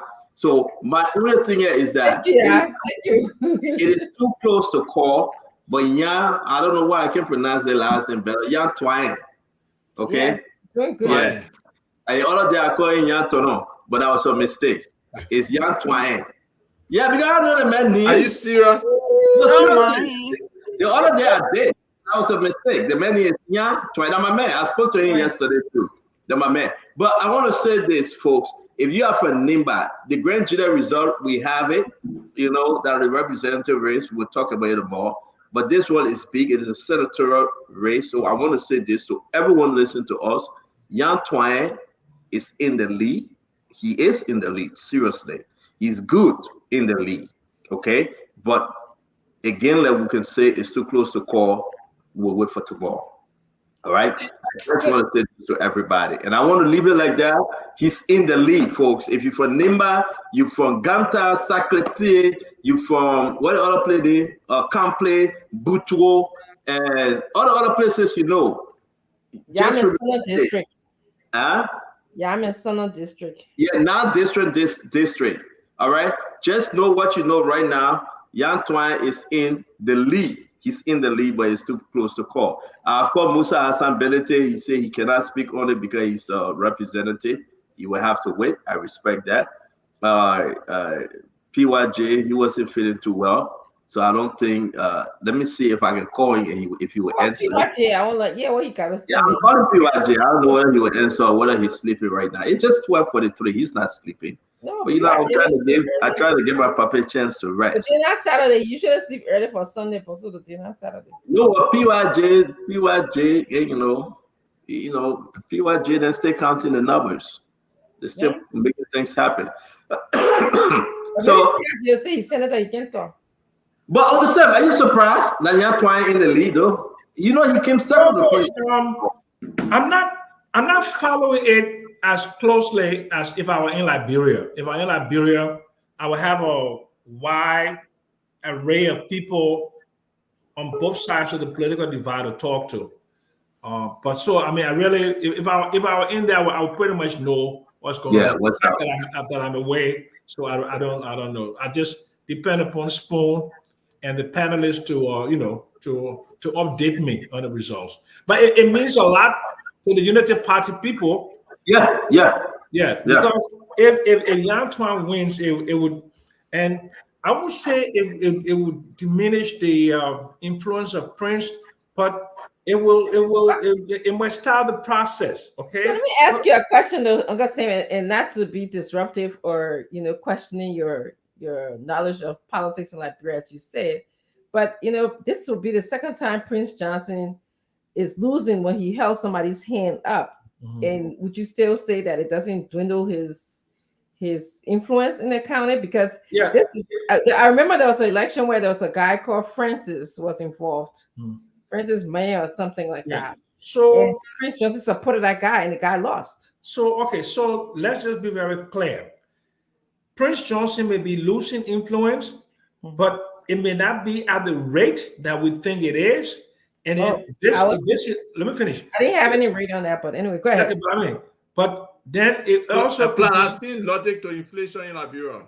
Yeah, but hold on a second now. So then the personal character and positioning of these two candidates, but I think voters will probably be making that decision and not using the Godfather influence. So we can speculate all we want, but I think for anyone to think that Prince Johnson is not a critical political force in Nimba would just be wrong, because just a few months ago he swayed an entire election to the current president. He did. I agree with you. Prince Johnson is still a very, very strong force in Nimba. This election does not determine his weakness or his strength. Yes. To tell you the truth, these things happen, and Prince Johnson. Remember now, 2029. I disagree. Prince Johnson, 2029. Prince Johnson will not be on the ballot, so he's probably going to be running for president. He will not be on the ballot to be running as senator. But man, stop. Who been fooling him before? But you know the important when Prince Johnson is in the race. Wait. When Prince Johnson is in the race running for president, he always comes third. You got a historical fact to that. He always comes third when he's running for president. So it's not about who will fool him. So I just saying this that he's still strong in the county. The decision that they supported Yan Twan before, and now he left Yan Twan to bless Samuel Koga. I spoke to Samuel Koga. I told him where I was on this whole election, and I think he understood. But we would just say today that the fact remains that Yan Twan is in the lead for now. The race is too close to call. Yes, ma'am. I wanna disagree slightly. I think this win, if Prince Johnson's influence does not lead to a win for this election, it's a significant message to him that the new leader for Nimba County will be Jeremiah Kuhn. That's how I see it. I think if he doesn't win this election, that is it. It means that the people of Nimba have freed themselves from him, and they're now putting their focus on Jeremiah Kuhn. That's how I see it. Because it's that important for him to win it, to know that he still has strong hold on the people of Nimba. And if he doesn't win this, that's it. Then I partially agree in terms of, I'm sorry, Abba. I was gonna say I partially agree in terms of the Nimba people wanting to free themselves. and to be able to make their own decisions. But I don't know if they're turning towards Jeremiah Cohen either. I don't think that he has that much of an influence in him. But Jeremiah Cohen don't strike me as a charismatic leader, as an influential in the county. I think I think he's a leader by chance. I'm sorry, I was just saying. Let me say something real quick. Two things at stake here, and I like what you think, Dr. Rich is here, especially Glenny. I like the way you're coming in, but let me just go back to this though. Prince Johnson supported Yan Twine up to the time War Crime Court came. Up to the time people start signing paper. The only reason why Prince Johnson said, I'm not going to support Yan Twine is because he will be supporting the War Crime Court. So if the people of Nimba vote for Yan Twine, are they in support of War Crime Court? Absolutely. Absolutely. Is that a message they are sending to Prince Johnson? I don't know that the two things are totally tied together like that. Let me finish, Isaac. It's very simple. Prince Johnson message that I'm going to support Samuel Koga because this is the man that will not support the War and Economic Crime Court. He said it. If you privilege to speak to Prince Johnson like I do every evening or so, you will understand. On Sunday, I had a 37 minutes phone call with Prince Johnson. He said it. He said it on tape. It's all around. We have listened to them. But if the people turn against Prince Johnson, on Sunday, Prince Johnson called each and every radio station in Nimba. And he told me, he said, my son, my blood pressure went to 209 over 1 something. And I had to rest. I said it on the show because he told me. So if the people turn against Prince Johnson and say, we'll vote for Yan Twine, is that saying a message that they are voting for War and Economic Crime Code? Yes. That's what Richardson. No. Blendy. Wait, let's start. Let's go one around. Let's go one around. Dr. Richardson, what do you think? So, given what you said, that Kroger is being supported by Prince Johnson because he's not quite in favor of War Crime Court, even though he did vote for it, I should say that, okay? And Yan Twine seems to be all right supporting the War Crimes Court. So I think that a vote for Yan Twine would mean support for the War Crime Court. In a way that is different from Prince Johnson's support for it. I think Prince Johnson was one of the last person to sign the petition. It's almost like he was, I don't know whether he was forced to do it, but I remember seeing that he was the last person to sign that petition. Granny? I would say, and I mean, I want to continue. I want to emphasize what I said before. I think this election is significant for Prince Johnson's stronghold. Yes, he will still have a stronghold. If you compare him to President Weah, there are still people who love President Weah, win or lose. There will still be people who will support Prince Johnson. But I think with everything that is happening right now, the UP factor, with the fact that they are not in alignment anymore, Prince Johnson and the UP factor, and Prince Johnson is almost like this is like a branching off for him to stick it to the UP people. So if it comes down to the wire and he does not win this and Kroger doesn't win, that's a significant change for him amongst the people of Nimba. It is that important. And like you said, it will mean that people of Nimba are saying, yes, we want a War Economic Crimes Court. That's just it. So he has to win this. Yeah, there's no way you can put it. Because the people who listen to Prince Johnson clearly, they will say, you know what, we don't want it. But it's just basic that the people say, you know what, we're going for Yan Twine. He's going to support the War Economic Crime Court. We agree. And we want him as our senator. So, but as of that, you said no. Why you say so, Isaac? What do you think is contrary to because Prince Johnson making an election about him and War Crimes Court may not be the important thing to the voters. So if that's his agenda, maybe Yan Twine talking more about development, talking more about healthcare, talking more about education, talking more about attracting investors. But Isaac, you want contrary to what we got on the floor here. What we are saying, Prince Johnson, you said it right. This is about what economic crime when it comes to me. I don't want you to vote for Yan Twine. I want you to vote for Samuel Koga. Yeah, but they're not prioritizing what he wants. That's his agenda. But you're making our plan. Then where you going over there? No, so the people say no to him. You're downplaying the intelligent people on Nimba because I'm going to say I small Nimba blood as if to say they're just binary. if war They crimes were go binary to Prince Johnson. They were binary. It was just binary to Prince Johnson all this time. When Prince Johnson said vote for Yantoine, they agreed. When Prince Johnson said we would support Yantoine, Jeremiah Kuhn agreed. They all agreed. But here we are right now. He said leave Yantoine just because he will be voting on white economic crime. And the people said no. Prince Johnson had a certain standing. He had a certain standing. And it was not necessarily the issue of war crimes court all the time when he was supporting different people and putting their hands up. This is probably a different mindset that the people have now. Probably, we are talking about what Prince Johnson said, and you talk about probably get an opportunity to talk to Prince Johnson. No, we but Prince Johnson will say what he said. said. All the nonsense Prince Johnson can say, all the nonsense Prince Johnson said are what? They're not credible But stuff. there was an argument. You circumventing on something that you're not talking to Prince Johnson. You're trying to focus on something that may not be relevant to the voters. You're trying to focus on something that may not be relevant. Prince Johnson said, yes, my concern. You from Nimba, don't vote for Yantoine. You will be voting for World Economic Crime Court.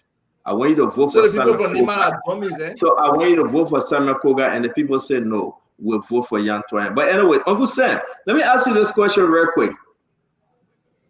People are saying, well, the new Godfather now for Nimba County is Jeremiah Kuhn.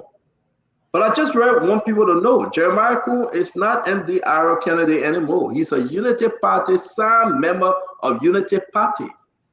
Jeremiah Kuhn is a Unity Party member. He's a Unity Party vice president. So therefore, he's not from that MDR block because he's now member of Unity Party, Uncle Sam. Yeah, so did he officially join? But leave me alone, man. Well, they plenty question back. Oh, but you make a statement that may not be correct. No, they'll go find out. Leave me alone. Uncle Sam, let's talk. Let them be in shadow. So Jeremiah Kuhn has to be a national candidate. He needs to appeal to the broad number of Liberians, okay, from all counties and all geographical regions, right? Prince Johnson is still playing that parochial Nimba interest to be able to live in Nimba County. And if Jeremiah Kuhn has presidential ambition, as I believe he does, then it will make sense for him to appear like he's independent of Prince Johnson to a certain extent, right? So right now, there is not much sway that Prince Johnson can have over Jeremiah Kuhn, because Jeremiah Kuhn is vice president and will be in power for 6 years. So Prince Johnson cannot push him to take a position that it will be against Jeremiah Kuhn's national interest and national ambition. So I think Prince Johnson is facing a conundrum right now. And that conundrum is he cannot keep Jeremiah Kuhn in that golden cage. Jeremiah Kuhn has gotten his wings and he's flown. So Prince Johnson now has to look at other political options, and he has to find something more in his toolkit than to use Nimba as a staging ground. Because there'll be no elections, national election, until 2029. In 2029, Prince Johnson will be 77 years old, and I don't know what kind of health he's in. I don't know what kind of influence he can bear. But Jeremiah Kuhn is the face of the future of Liberia, and as the godfather of Nimba County, and Prince Johnson will gradually fade into the background. I agree with you, but as a your question, yes, indeed, he joined Unity Party. Jeremiah Kuhn joined Unity Party. He signed membership form. He's a Unity partisan. So he caught his navel string. He caught his navel string. He caught his association. That was the only obligation before he can come on to be on the ticket with Joseph Yimambwaka. He joined Unity Party. But he's standing on his own, but I disagree with Sam that he's the face of the future. Jeremiah Kuhn is not the face of the future, Sam. Try. No, for what now? You gotta listen. For Nimba, he's not. Yeah, but he is. Why you would say? Why you said no? Because That's Johnson said, I'm not gonna say no. No. Yeah, you're right. You're right, understand. You always say no. You're I right. think he is, though. I think he is. I'm not gonna say no. I agree with you. I agree with you on a lot of things. I'm just saying you are duplicitous. That's all. Because now you're flipping the other side. No, but I agree with you on a lot of things you say. He is the face when you talk about Nimba County. Yes. He's the vice president, and he's from Nimba.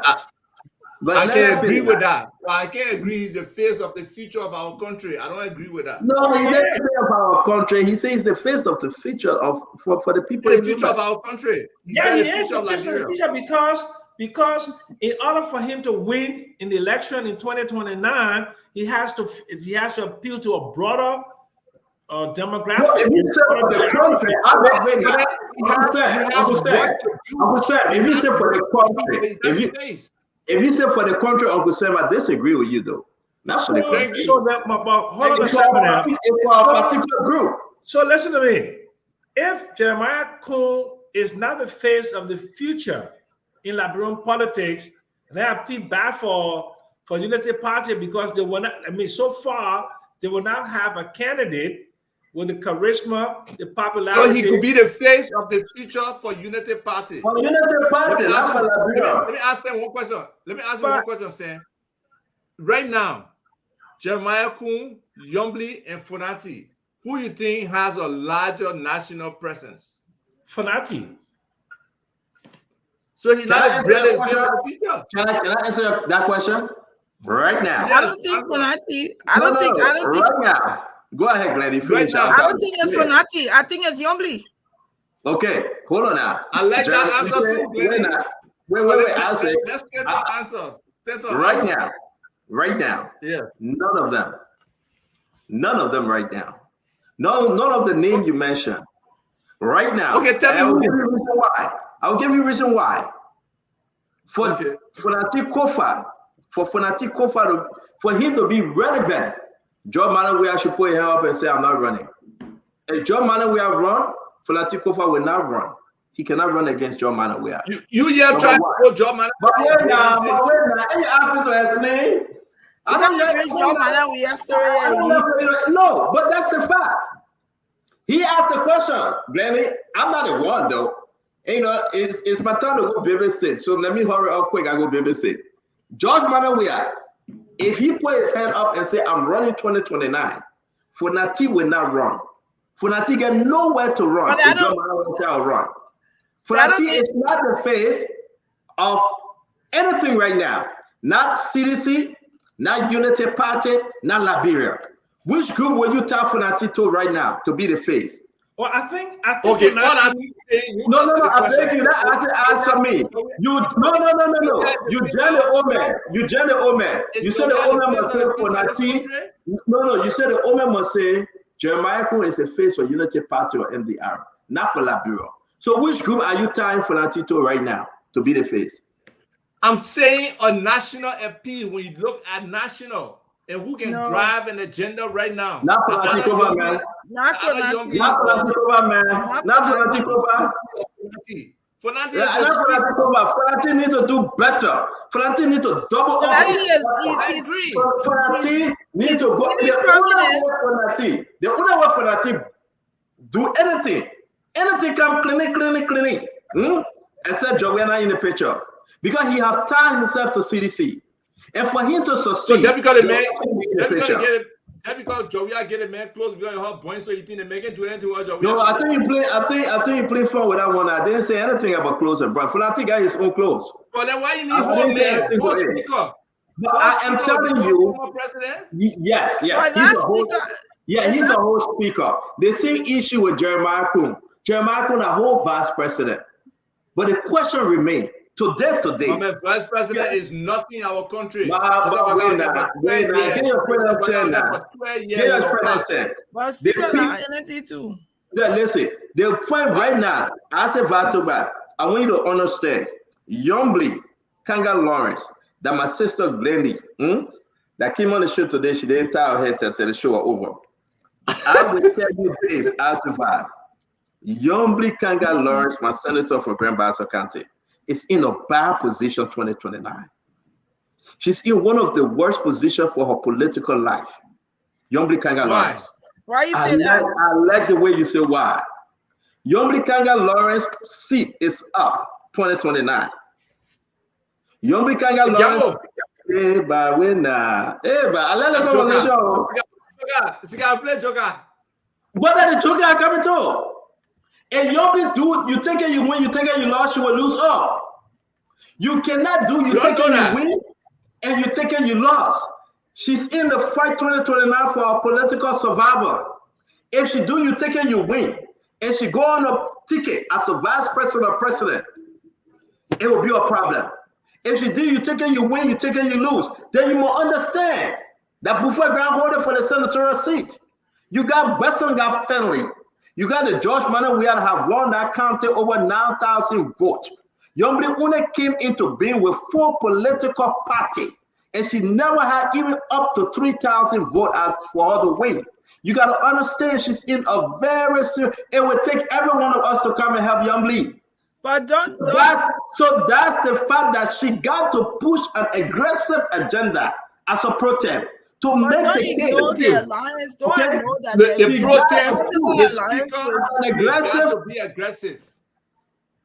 But you can't ignore the alliance. There's an alliance that's brewing Alliance with where? Yombli and Alliance where? Westenga. So you can't Alliance where? ignore that. Yombli and Westenga. Have you ever heard it saying that Kia eat baby?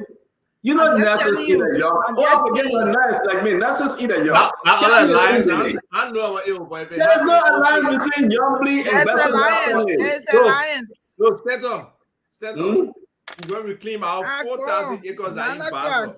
So we lay owner, we be farmers, and we had the decision. We have factor in the decision of Basel. What would be a problem for Yombli is the Liberty Party thing will come back to haunt Yombli. Because you still get Charlene. You have better things. And you still get Charlene Bronski in Grand Basel. Who knows if Charlene would say, Glennie, I run into a big senator for Grand Basel, then Glennie will be all confused. Should I support Yombli? Should I support Charlene? Charlene, my sister. That would be a problem. Who knows? Western guy that's two-way, Charlene Bronski. If Charlene say I'm running, Western guy will support Charlene. If Charlene Paul is running as a senator against Yombli, Western guy will support Charlene. I think Western guy will support Charlene. I agree with you. I think it would be a fundamental. No, people think there's a joke. It's not. The fact remains that people got to understand 2029. My senator, Yombli Kanga Lawrence, she should right now do a progressive, aggressive fight if she want to retain her seat. Which political party would take Yombli to be vice standard bearer? That party got to be strong. Because here comes CDC. I still feel. Jeremiah can take her. If Joseph Barker don't run, let me say my piece. Let me say my piece. I still feel that Yombli Kanga Lawrence has a face. It's a national face right now.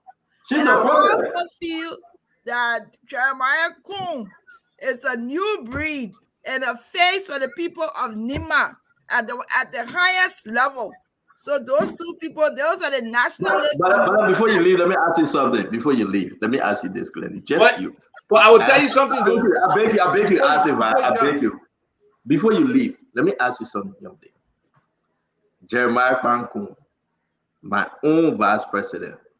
Yombli Kanga Lawrence, my own senator. Look at Labrador today. Can they win outside of the county? I think they can, depending on what they'll do between now and 2029.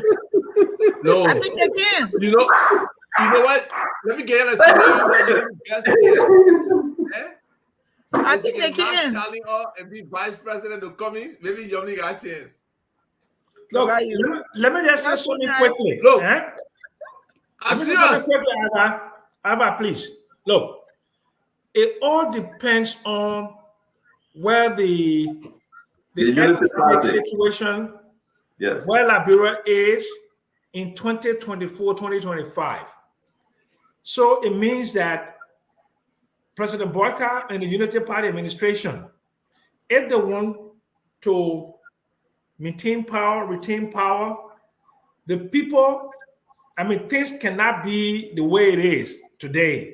They have to have a clear focus, they have to have a clear direction, and Liberian people have to see some major projects, some major Put road a projects. probability to that. Yeah? What? Put a probability to that happening. Put a Well, it probability to depends. that It happening. depends.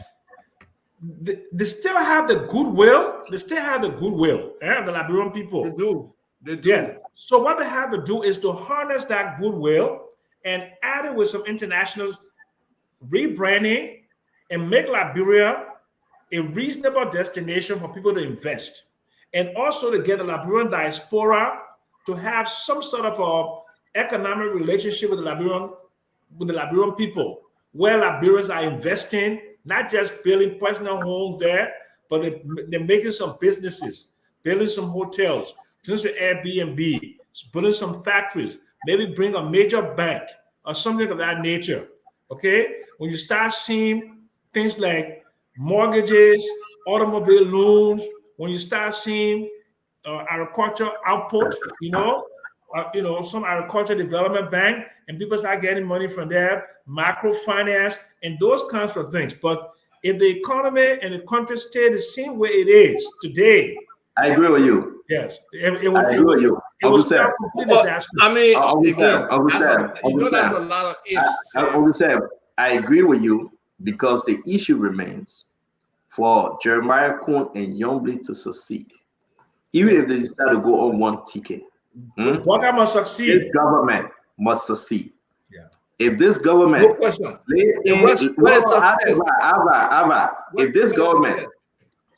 if this government live on what they are doing right now, Joe Weah didn't do it. Joe Weah didn't do it. Joe Weah damaged the country. Joe Weah do this one. Guess what happened? You are paving the way, and you are bringing problem to the next folks that will be running. Whether it's Youngblade, whether it's Jeremiah Cohn, Amara Conan, whether you're talking about Funati Kofa, whether you're talking about Youngblade Kanga Lawrence, you are giving them a problem tomorrow. It should be fixed. It should be done. The bread and butter issue, the people should accept it. Rice prices should come down. Few prices should come down. The phone call, cards, and thing, and all the roads, the school, the healthcare, everything should be given back to the people. The people should feel and enjoy. They should be in a position to enjoy the benefit of this government. Yeah. Anything short of that, the people will pay this government 2029. Yeah. This is what they did, George Manawea. You cannot impose hardship on the people. When rest price will go up, let me end on this. Rest price go up. You said that Joe Weah, he didn't face it, so we drag with it, he didn't face it. I mean, Muda should find a solution. Yeah, we are talking about MedTech. I mean, Muda signing on MedTech. Double Jala signing on MedTech. MedTech destroying the importers. People are selling the goods, destroying them. CTN. And people are fighting, Uncle Sam, aggressively to keep this company. Oh, yeah. This company that we beat on, George Madden, we are time. This company that take money out of the pocket of Liberians. Yeah. The rescue train folks are fighting. They are fighting to keep MedTech. People paying $1,000, $4,000, $5,000. Where the money going? But the people are fighting to keep MedTech. We want to see the will of the senators, those that will be running for office 2029. What are they doing? The rest prices going up. What are they doing? The food prices going up. What are they doing? The children's school fee, wire school fee, whether you want to keep it or not, harmonization is still on the book. What are they doing? If we will continue on this trend and say, Joe Weah, it's that you open your door, you say, Joe Weah can't in. The senators step up. I'm seeing Amara Conan. I'm seeing Darius DeLong. I'm seeing Youngblade. They are trying, but they should fight even harder, because you know what? It's about them and about their tomorrow. Yeah. And then Amara is an independent. So don't put Amara in that rescue train. Suddenly he helped the train. He put some fire code in the engine, but you can put in there. He's an independent, right? So no, I disagree with you. Going on. I disagree with you. I disagree with you. You think Amara on the rescue train? Yes, he was. What are you talking about? Yes. Where are you coming from? Eh? Where you coming from? Yes. No. Yeah. I don't think I'm on the rescue train. I really don't think Amara was on the rescue team, but he's a Amara disaffected. will be having a second thought. Amara will be saying that I want to leave. He's trying to make correction, but he said that. But listen to me, Ava. Amara is about Bella Liberia. He's not on the rescue train. Ava, let me tell you something. Let me tell you something. Amara is a disaffected member of the rescue train. Like the gentleman in our chat room whose name I will not call, right? They're disaffected. Well, were you scared for any man coming tomorrow? No. But I'm not. I don't call people names like that. You always want me to call people. I can't do that. Okay, call me duplicitous, call me a coward, call me anything you want to call me, right? I have maintained my political relevance for 50 years because I keep secrets. Okay, and I'm loyal. I don't know if you have political relevance. But listen. How would I have political relevance? And every 2 seconds you're asking me questions. Why would you ask an entertaining question? Guys, don't drift off. We're on the platform. Don't drift off. Look, let me go back to my man. Yeah, go back to the point. Don't forget about me. Don't forget about me. What I'm saying to you is that there are many disaffected members of the rescue train, but they cannot come up publicly because they don't want to undermine. But it's too early. Yeah, I agree. As time goes on, and those concerns that they have, say like next year by this time, if there's no real direction and the inertia that we see set in, and then that center with Sylvester Grisby and other people in that concentric circle there, if they don't widen the tent to bring in real, serious people to push Joe Biden's agenda, just forget about it, because by 2026, it's all over. It's all over. Okay. So let me say that I gotta go. I gotta go. I gotta go. Let me say this. Abba, give me 2 minutes. Abba, I'm not going to give me 2 seconds. Abba, give me 2 seconds. Abba, no. Sam, I understand what you're saying and all the conditionalities you're laying out for this thing. I keep asking you, what is the probability of success for all the if you're giving? Look, the possibility of success here, I don't care what kind of success criteria you come up with for this government, is highly limited. Because for them to pivot right now, it has to be drastic. I don't know that President Boyka can make some drastic decisions that can really shift the paradigm. I don't see it. If he does it, I'll be very proud of him. And I agree with you on that. I agree. I disagree with you, and I disagree with Uncle Sam. Yeah. I think President Boyka, if you ever sat with him, you will understand his mindset. Okay? I think he means well for the country. The president. I didn't say he didn't mean well. Thank you. Let me finish, but I get limited time. My grandson's sleeping ready. I get limited time. Maybe I have to change my position. I think he means well for the country. Every Liberian should understand. President Boyka should put country over friendship. For Liberia to succeed, President Boyka should take away friendship and feel sorry for anyone Liberians that try to bring down his government.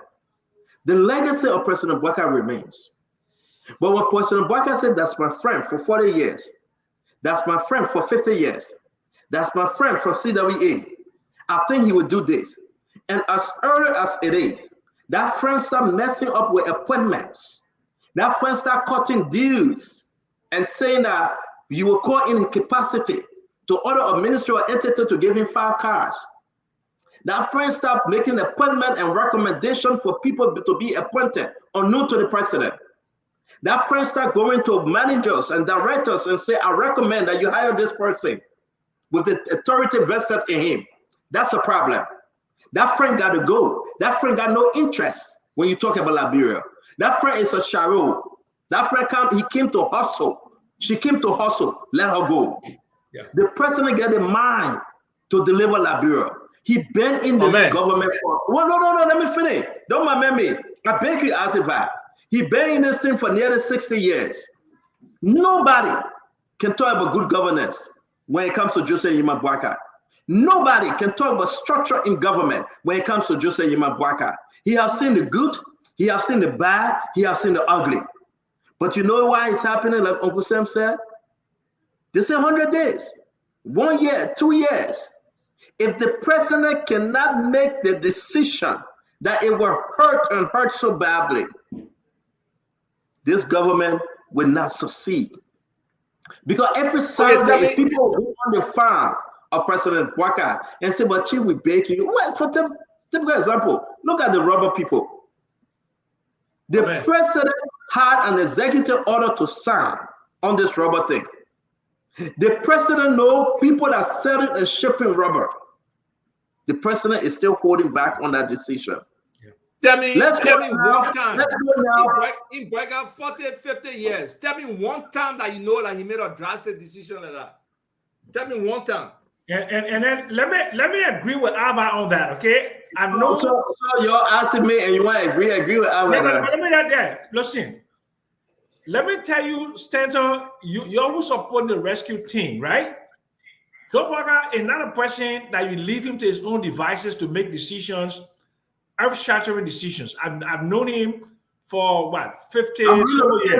Because I got a babysit. I'm not leaving. Give me 1 minute. No, I'm here. I just relocated. Joe Bwaka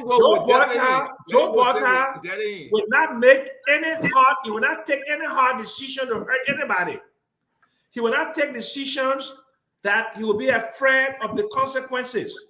Joe Bwaka is not the kind of person. So as far as I'm concerned, Joe Bwaka's only role was to stabilize the country, the transition from what you call the open government, right? Which you say you're made to look so bad, and the transition to a new government in 2029. That's all Joe Bwaka can do. But Joe Bwaka does not have the ability to fundamentally alter the political, economic, and social landscape in Liberia. He's not capable of doing that. And Sam, that the point I make to you, when you keep harassing President Bwaka, he didn't promise fundamental change. He didn't promise a drastic shift in direction of this country. No. The people are even saying it. Even the people who want Mr. Cummings to go second year, let the paper there holy and let their transition from because the paper can get the votes to then we can decide in 2029. So we're in a holding pattern. Except President Bwaka changes his personality and he really goes after legacy, nothing happening. Nothing happening. Listen, I would say this to you, Uncle Sam. May 1st is coming, that will be the 100 days. We ask for another 90 days. The 90 days will come. I love to keep it real, though. You know what is frustrating? I hate when we have agreed that we beat. No, listen. Let's be real. We beat on Medtech. 100 days school. The other day I was fussing with me. We beat on Medtech, right? And to see, more than double Jala there that were fighting this campaign against CDC, saying that keep Medtech. It's surprising. It's like, where you guys coming from? You have entered La La Land. Medtech is a criminal organization. Medtech still owing the country money. The government sued Medtech. Medtech cannot give an account of all the money they have made, millions of dollars. And you sitting there and say, keep Medtech. We spoke about Medtech. You are the commerce minister, for God's sake. Yeah. Why getting your head to say you will write the president letter, recommendation, signed by you and Double Jala to keep Medtech? Yes. What's wrong with you? Where's that letter? Mama, we share the letter in the chat room. I said, I don't know where your mouth be going back. It's in the chat room. What's wrong with you? That letter is trash. That letter is trash. No, this is only one thing, Uncle Sam. Let me say this. And so when it hurt, because you know what? Be fair with the Liberian people. This Medtech, when you send your cargo, when you send all your stuff, guess what happened? People paying $4,000, $5,000. Medtech is sucking them. CTN is no. Listen, where are we as a country? Who advising President Bwaka? Who the economic advisor sitting there? When you say they are cutting deals, they say we are not cutting deals. What get in your brain, your mind, that the Liberian people must take the money and put it in your pocket because Medtech owner Ramsey are your friend. Yeah. And you want people to believe that you are doing the rescue job. You are not rescuing. Yeah. But let me just say something quick, Stanton. I beg you before you go. I hold your phone. No, I'm here. I'm not going. Okay, listen to me. I'm here. You notice that when the ministers come, the senators come, I don't give them a hard time because they're young people and I want them to succeed. But my very good person who I like, Roland Giddings, when he comes out here and try to defend the manner in which he gave contracts, okay, like over 60% of the disbursement of the $21 million to SSF and to West Africa, and he knows that those companies there were the ones that got authorization to proceed under Ellen government, over $114 million, and they are Liberian Contractor Association. He didn't call them. Give up Roland Giddings because What I'm saying is, I don't want to give him a hard time because I like the fellow, right? But when you come here and tell me you have an excuse, okay, to give the bulk of the road construction contract to foreigners, and you don't call the Liberian Contractor Association, you don't ask them how you can capacitate them, you don't talk to. But I agree. At some point, I agree with Roland Giddings because performance will determine whether you should be given another contract. But SSF has not performed. What kind of performance? SSF has not performed. No. I'm not saying SSF, guys. I'm not saying SSF. We are trying to break this thing down. That's another thing I brought about East International question. We beat on East International. People said Nathaniel Magay own East International. I asked Roland Giddings, who's the owner of East? He said he doesn't know. He called Kevin. He was seen out again. Yeah. Yes. But you see, let me say this. Yes. I think President Bouaka got a lot of work to do. I think President Bouaka, the governing council that was around President Bouaka, when he came, that 7 o'clock meeting people, that used to come and advise the president on the different policy issue. And things were on course. But you know who wasn't in that council? Sylvester Graceway wasn't part of it. Of course. So every plans and every agenda, Sylvester Graceway crushed it down. Today, Sylvester Graceway probably will be coming in the country tomorrow because he should be returning by the 24th, which is tomorrow. Look at EPS. Say what you want to say. I said, well, let me say something. Sam Gate is trying. But the structure to put down EPS officer on a political line is troubling. Say anything you want to say. I don't let people to tell me that, oh, the person that's sedition, we can't trust them. But guys, let's go back to the drawing board. When we beat on these things, when we beat on the government of CDC, and said, Mr. President, Vice President will come in, he will be president, he will do the right thing. Guess what happened? We were aiming high. Ask Liberians today, what is the price of back arrest? Nelson, go out there and ask the price of back arrest. Ask Liberians today when they go to the pump, are they benefiting from the 20% or the 25% discount that was given to stabilize? Ask Liberians about the bread and butter issue within 100 days. Look at the roads. Guinness is trying. I should give it to him. No money in the country. Let's look at these things. I'm not going to come in. I'm not going to say it is not $83 million. It's under $32 million that was borrowed.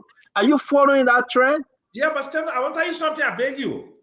Do you know that I found out today that the banks got liquidity problem in Liberia again? It always had liquidity problem. It got worse. I don't know why. But the liquidity problem, you don't expect the bank to produce or to perform when the country is on a little stage of stagnation. Yeah, but the last 2 years, I can use my debit card. I can go to the ATM or even go get a large check, cash. But today, somebody went to go cash a check someplace, and it took them 8 hours to get the money out. But you got to remember, Uncle Sam, you see what happened at the central bank. But let me come down with the ArcelorMittal issue, right? Mm-hmm. You know what is so discouraging? ArcelorMittal Group came to meet the president. Have you seen that tape? Yeah, I saw it. See what our people live in. What is built for Liberians? I tell you, We containers. beat on ArcelorMittal. We beat on them under George Manawia. We squeezed them.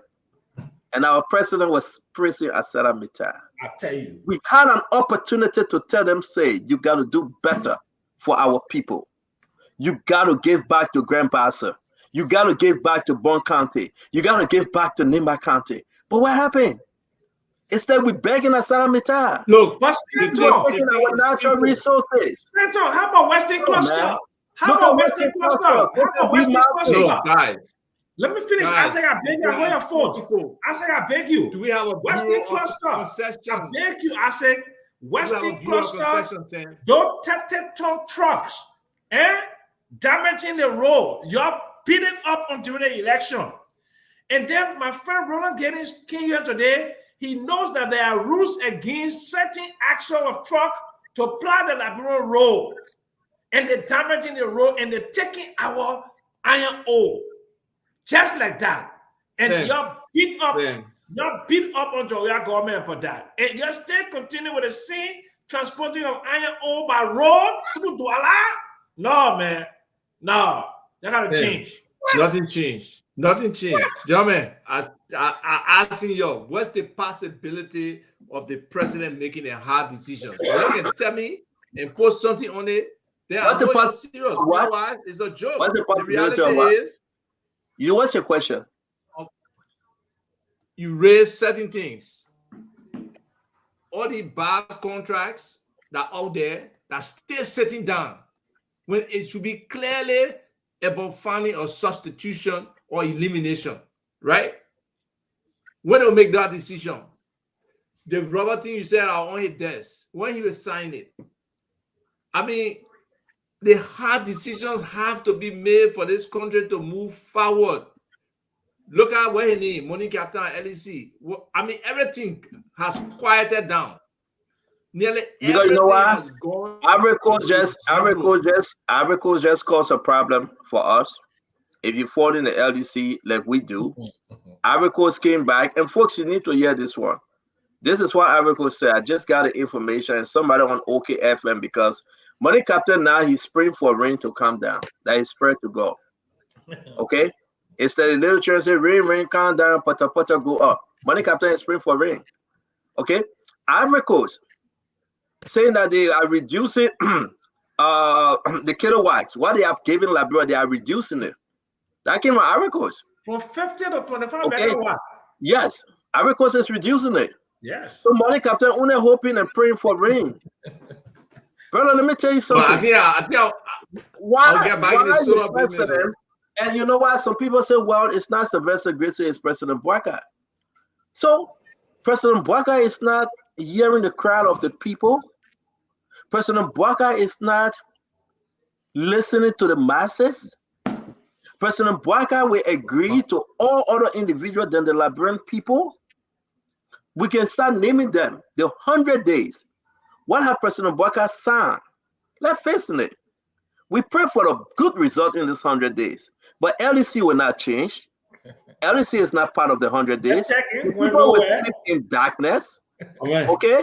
As if I don't interrupt me, let me end on this one. The people will sleep in dark heat. It's not only, you know what makes the darkness to be so bad? Because of the heat that comes with it. Okay? The people will, listen, as if when there is no electricity here in snow time, people stay fighting to look for cover because they play cold. The people sleep in dark heat. And that's the problem. And Money Captain is playing tabata because you know why? He wants to see the strength of the president. The president's CFO went in. Money Captain rejected him. And today, nobody's saying anything. Nobody get the guts to stay in from Money Captain. That's a problem. What's the leadership? Okay. Medtech issue. No, you're giving a chance. Because these are what we are cataloging. Medtech issue. I mean, Moda and Double Jara say, we agree with you, Mr. President, sign this. Give them the contract again.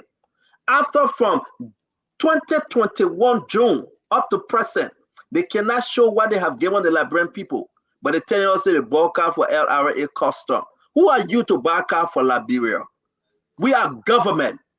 You from another country. You disrupting, all right, our economy. You taking all that money, but Amin Boda, as Commerce Minister, said it was okay to keep them. Double Jada, LRA boss, the man that say he want to raise and generate $1 billion. He said it's okay to keep those guys there that eating. Let's look at CTN. What contribution CTN making? They are not in the budget, but the forces within, the personal interests, okay, we go to Mr. President and say, keep it. They don't care about the Liberian people. They don't care about somebody that hustling, that cleaning poo-poo here and sending their old cars and the virus to the country for the people to survive. Metec and CTM, they're robbing the people. Because you know why? You have your minister that say, keep them. That's the advice they gave Mr. President. And to tell you the truth, okay, the rubber industry, the people are crying. You have them saying, keep them. We just named UNEFO, ArcelorMittal, keeping our people in cages, right? Everything they put in the agreement, they broke it. They're ready to flaunt around $2 million. Then government people happy. Hey, they gave Grandmaster $2 million. Hey, they gave $3 million to Nimba County. What's the rescue message? Yes. What's the rescue message? What's the message? What's the rescue message? This thing, it need to stop. They go sit down to Mr. President. If he go bombing, they fire him. If he go to rehab, they behind him. At the executive mansion, they go in there. Talking tabata, no progress. But waiting for 100 days. So you can't come on the show and say you blame Jowia. The people listen to us. They remove Jowia. Let's perform. Let's perform for the sake of the Liberian people. We have entrusted the country into your care. Let's perform. There you gave Jowia budget. Jowia budget. Jowia economic data. Harmonization stay in it, but you still more wait for the next project. You still get harmonization in it. You still wait for the next project. Budget minister. Okay. You still have harmonization. Senators and lawmakers still receiving their cars.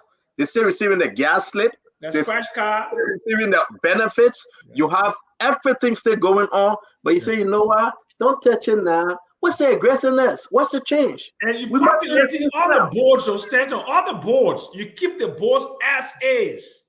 All the boards. But you know what, Joe? All the boards. No. And I would do this. The man made a lot of appointments to the boards. But yeah, he made too many appointments to the boards. The essence of those boards, the number of people on those boards. Look, there got to be changes. We got to make some hard decisions in this country for us to move forward. Look, and what's happening? I gotta go. Baby, say, no. I love you guys, man. Exercise before you go. Before you go, we gotta do this exercise. It's a high-level strategic exercise based on the 100-day plan. I will ask you 4 questions on the 4 strategic objectives. I gotta go. Baby, say bye. They begin looking at me. No, hurry up. Wait for it. Say you're not. No, hurry up. Go ahead, Isaac. Go ahead. The first one. Okay, the first one. Enhance transparency and accountability in governance by implementing robust anti-corruption measures, enforcing the rule of law, strengthening financial oversight. I mean, about a minute to show, man. You probably the only thing Tell me what you want to tell me. Ask me a question. Make it brief. No, man. Okay. So tell me about good governance under this government. Tell me about good governance. What have they done? Well, man, only thing I just want to tell about good governance. But that one I want to hear for your mother. I said that your Rutgers University team you want to talk about. They're not both business we're talking about now. Okay. My man Sam, give me your percentage. I want your noise. My man. I don't think it's fair. This is what we do. We'll wait for the 100 days. Yes. Everybody beg for us to wait for the 100 days. We'll wait for the 100 days. Give it 6 months. I'll wait for 180 days. Can I give you any percentage? You're scaring people. I get an average of 40%. The people are crying the other day, but that is. No, I don't. Let's wait for the 100 days. It's right there. They got a format. We'll go through it. But I will start expressing this thing. I will start to express this thing for Liberian to hear it, because you know why? We demand change. We came to rescue, not to be rescued. Okay? We came, Uncle Sam, to rescue, not to be rescued. This government must rescue. The folks shouldn't rescue this government. No, answer that. Let me finish now. The folks shouldn't rescue this government. We must rescue. Sometimes things can be anticlimactic, Stanton. It can be anticlimactic. So maybe you're feed the rescue or winning the elections, right? So you're not rescue already. Is that what it is? So the rescue is done, right? That rescue. If you tell somebody the house burning, and the way they told Fonati out of that house while they were burning, the rescue him. But afterward, who gave him clothes? Who gave him food? The rescue Sir Joseph. At least they put Sir Joseph out of the window. Fonatipa, he walk up. My man. No, that's why I keep telling people. Fonati, my man. And the thing everybody should understand is that that's my dude. That's my dude. Yeah, but Fonati, everybody, what I'm saying is that the mistake here, we should go back and revisit. When people make decisions, they must take Liberia to heart. They must consider our poor people. They should consider our country. They should make the country and say Liberia first. That's why the president said, think Liberia, love Liberia, build Liberia. What we are saying, by keeping medtech, you are not thinking Liberia. You are thinking for yourself. You're not. Okay? You're not. By keeping CTN, you are not thinking Liberia. It cannot build Liberia. Look at Asalamita. All these years, what has Asalamita done to improve the life of the people that live in Nimba, Bon County, and Grand Bassa? What have they? Ask yourself. Ask yourself. Western Cluster, what change have they brought to that part of the country? Western, look at the B Martin. Look at the Putu.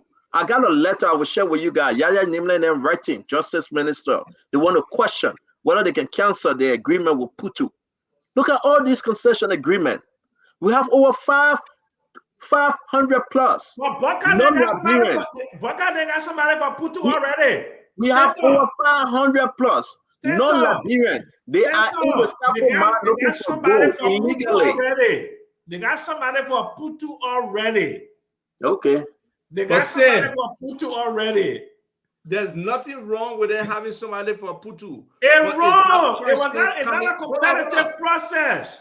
It's not an open process. They're doing it on the ground. So that's wrong. That's wrong. What doing.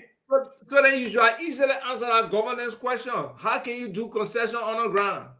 I mean, as a vibe, we got to go. We'll be announcing. I think the president will be taking his first trip next month to the United States. So if all goes well. I said, let me get the announcement now. You cannot interrupt me again. Then you're not understanding. Then you ask the same question again. I think President Boyka should be, if all goes well, should be taking his first trip to the United States since he took office. His first trip was in Ivory Coast. This will be his first trip to the United States since he took office. Next month, if all goes well, we'll keep our eyes open and we'll inform our audience. The best thing we can do is to tell you the truth. All right? Join us tomorrow. We have James Burdell as our guest, and we'll be discussing national issue. Thursday, we have the Liberia National Police. And again, we'll give you update on MedTech, on CTN, and on all the other troubles that are hanging over Liberia. We got 8 more days to go, folks. 8 more days to the 100 days.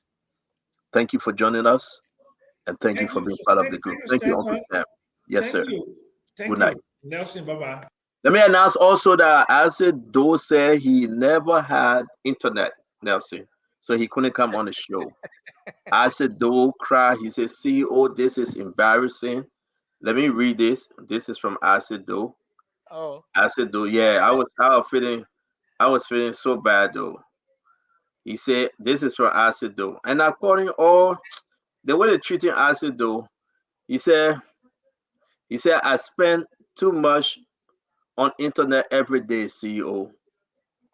And don't have internet to come on today.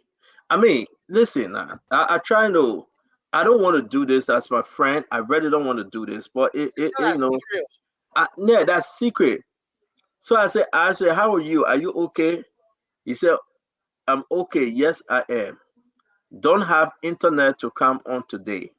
Can you imagine? CDC, the big political party, asked though that can come on the show and speak and fight for everybody. I'm serious. This is Asido message I decided to read. Hmm? He said, I don't have internet to come on today. Then I said, wow. He said, yep. I spend too much money on that every day. I do. It wanted tears from my eye. Seriously, Asiva. Now Asido. I don't feel any pity because he's not defending on substance. No, but he I know on substance at least. No, but for his party, he is. For his party, he is. Anyway, you're right. You're right. For his Yeah. party, he probably is. Yeah. But there's gonna pay for his internet because he does do a great job of trying to defend the indefensible, and that's not easy to do. And, you know, and for people not to recognize it and say, well, Asi will give you internet, and Asi crying, as former, just recently he was former deputy minister, man.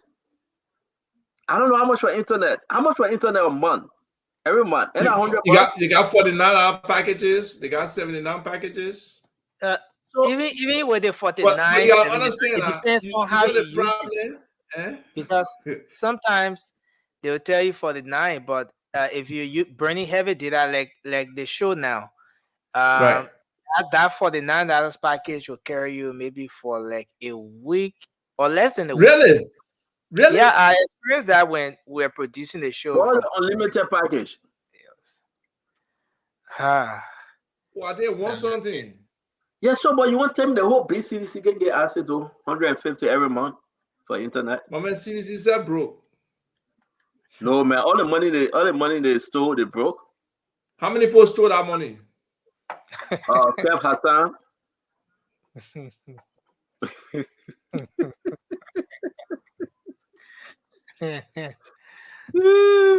mean, that money signed between less than 10 people. Less than 10 people and some of the other ministers in there. Look at Meta money. How many people are stealing Meta money? CTM money. Meta money. No, I want you to stick with Meta. I want Liberian people to hear this. Abba, read that document. Read it, Abba. It's very, very discouraging. I don't think one Liberian should ever ask President Baka say we keep Meta. Meta came as a 419 company. I share the contract. I share the agreement. I have everything. It's bad for people that should know the subject matter when you talk about Meta. They give a blind eye and they're telling President Baka keep Meta. And that's the sad part, right? It's not for our country. Any reasonable leader coming off it, they will take the pen and cancel Meta like this. According to the law. If they have said, we just holding Medtech for the next 6 months until we find a substitute, I would say yes. I would say no, don't hold Medtech for even 1 second. No. You can't cut your nose to spite your face. Let me say something. Have you questioned why Medtech went to court and up to now they stay in court? I said, please be reading the document. When I put it in the chat room, I said, you're wasting my time. All that document in the chat room, read it. It was violation of the contract. So if you, in your right mind, that these people still taking money, the hard-earned money from the Liberian people, the money was going to Samuel Twe, the account in Dubai was Thomas Dona, John Manuel, maybe Nathaniel Miguel, the rest of them. Who are the new Samuel Twe now under this government? Who will be the new Thomas Dona? Who will be the new president? Who signed the letter? Money? Who signed the letter to the president? Who signed the letter to the president? You know, then people say, oh, you attacking me, you hear me. I'm not going to hear you out. I expect you to be reasonable and be a compassionate person when it comes to Liberia. You can't be doing this. You throwing stone and you acting like you can't eat shit. You know what I mean? It's bad. It's not correct. Our country is bleeding. Our country is bleeding. The people robbing our country. The people taking everything away. Natural resources, everything. They're taking it away. And you tell him, Even Mr. the less President, salary for Liberian people, they bring in foreigner to take that salary. you bring a foreigner to take it. But you tell him, Mr. President, say, keep it. Open the phone out right now and hear what people will say. It's a disgrace. Oh, man, That's not why we came to rescue. I'm ready to criticize the government yet. I'm ready to criticize. No, we are not criticizing the government. We are just saying the truth. But when we start firing, we'll be on all cylinders. Say this thing. If we can't say this thing, they say they will give Medtech 80% and Labros will take 20%. My man, Medtech eating the 80% and Medtech eating Labros 20%. So they're eating the whole 100%. If you made that very look at CTN. Look at CTN. Ask CTN, let the woman come and tell people how CTN operates in the country. Ask them, let a woman come and tell people how CTN operating. What benefit is CTN to Liberia? Why they left Sierra Leone? Why they spend all those time in Liberia? How much? Who were eating the money? The problem is they brought the company in the country and they put their own fees. Now these guys have all the power. Who eating the money under the rescue government now? But let's see the budget line. Let's see the revenue line. It's not there. American came on the show and said it's not there. You can't find it. Liberians, we have to open our eyes. Who eating this money? In whose pocket this money going? And how many months we go in the government? January 22nd to February 22nd. February, March, April. March 22nd. What a day today? 3 months now. 3 months. 3 months. 3 months. Who be eating the Who money? been eating the money 3 months? And that's the question. That's why Liberians need to ask. Who been eating the CTM money? Who been eating the Medtech money? Why they are not in the budget? Where is our lawmaker? Then you want to tell me? Then you want to tell me say it's okay for the senator, then they will be okay. The senator then will go ahead and be president 2029. They are doing the right thing. The people will vote for them. The people will not vote for them because God will give us long life. These people that came, they don't shortcut. But we were talking, folks. They may not like it. We were talking. They're eating the money from Medtech. They're eating the money from CTN. Western Cluster coming in the picture. The Putu Mountain. The B Mountain. Look at Kenjo. The Asara Mita. We beat on Jowia. Who doing these things to Liberia? My man, I seen some other result from Nimba. They're flocking our man. No, man, but we say we cannot give the announcement. We tell you where we were before, but leave that one. Let's talk on this issue. It's bad for our country, and I want all Liberians to know at the end of the day, it's about the love we have for the country. It's about what we should expect. The people then, they're going back to status school and tea. They're going back to status school and tea, Ava. They're going back to eat the money, Ava. The replacement. If you ever have you watched The Replacement Killer, Ava? No. Hey man, go watch that movie. We got so many replacement killer in the government, Ava. So many replacement killer. Yeah, that's the problem with government. That's the problem with government. Then they come in with clean hand. Oh, I can't do the one. Oh, they want to be this. But guess what? No, you are. You're messing up. You're messing up. Man, you who can talk to the papi. There's so many ways change can happen, but he needs to step up and make some of those big decisions. He needs to be able to fire some people right now. There's some people who have not performed over these 3 months. Have not. He needs to fire them or But we're telling Liberian people. I mean, we got to keep exposing the stuff. Yeah, we'll hold people for me. Listen, man. So let me go get some food. I got some work to do, folks. It's a wonderful time. Go ahead, man. Don't give the result. Keep it for tomorrow. We're following the election. I'll put it in a spreadsheet. Yeah, the people I'm gonna see you by Ava go. I will show you alone. It's cool having you. I mean, Nelson, thank you for accommodating us. I will appreciate you. Nelson Bale here, you won't do his show. Nelson, what's up? Yes, sir. I'm doing good. All right. We want to say at the end of the day, it is what it is, and we'll see you tomorrow by God's grace. Yes, sir. Are you doing a show tonight or tomorrow? We'll do it tomorrow because You'll do it tomorrow? Yeah. I know you're doing a show tomorrow. I know you called off. You know, I can think ahead of you, man. I know you'll do your show tomorrow. Tomorrow you'll be at the Supreme Court, right? The result Oh yeah, coming for the Senate position, yeah. and we start getting Okay. more result from Grand Jide and Nimba. What happened today at the Capitol building? What was the topic today? No electricity at the Capitol building today. Electricity went off twice at the Capitol building today, That's a shame. and And those people get power to call money captain though. And they say yeah. now that money captain switching the electricity off for them. Interestingly, just on Thursday, there was a whole debate about the LEC thing, and um, some of the senators were divided. But again, the reality of the LEC situation hit them very hard today.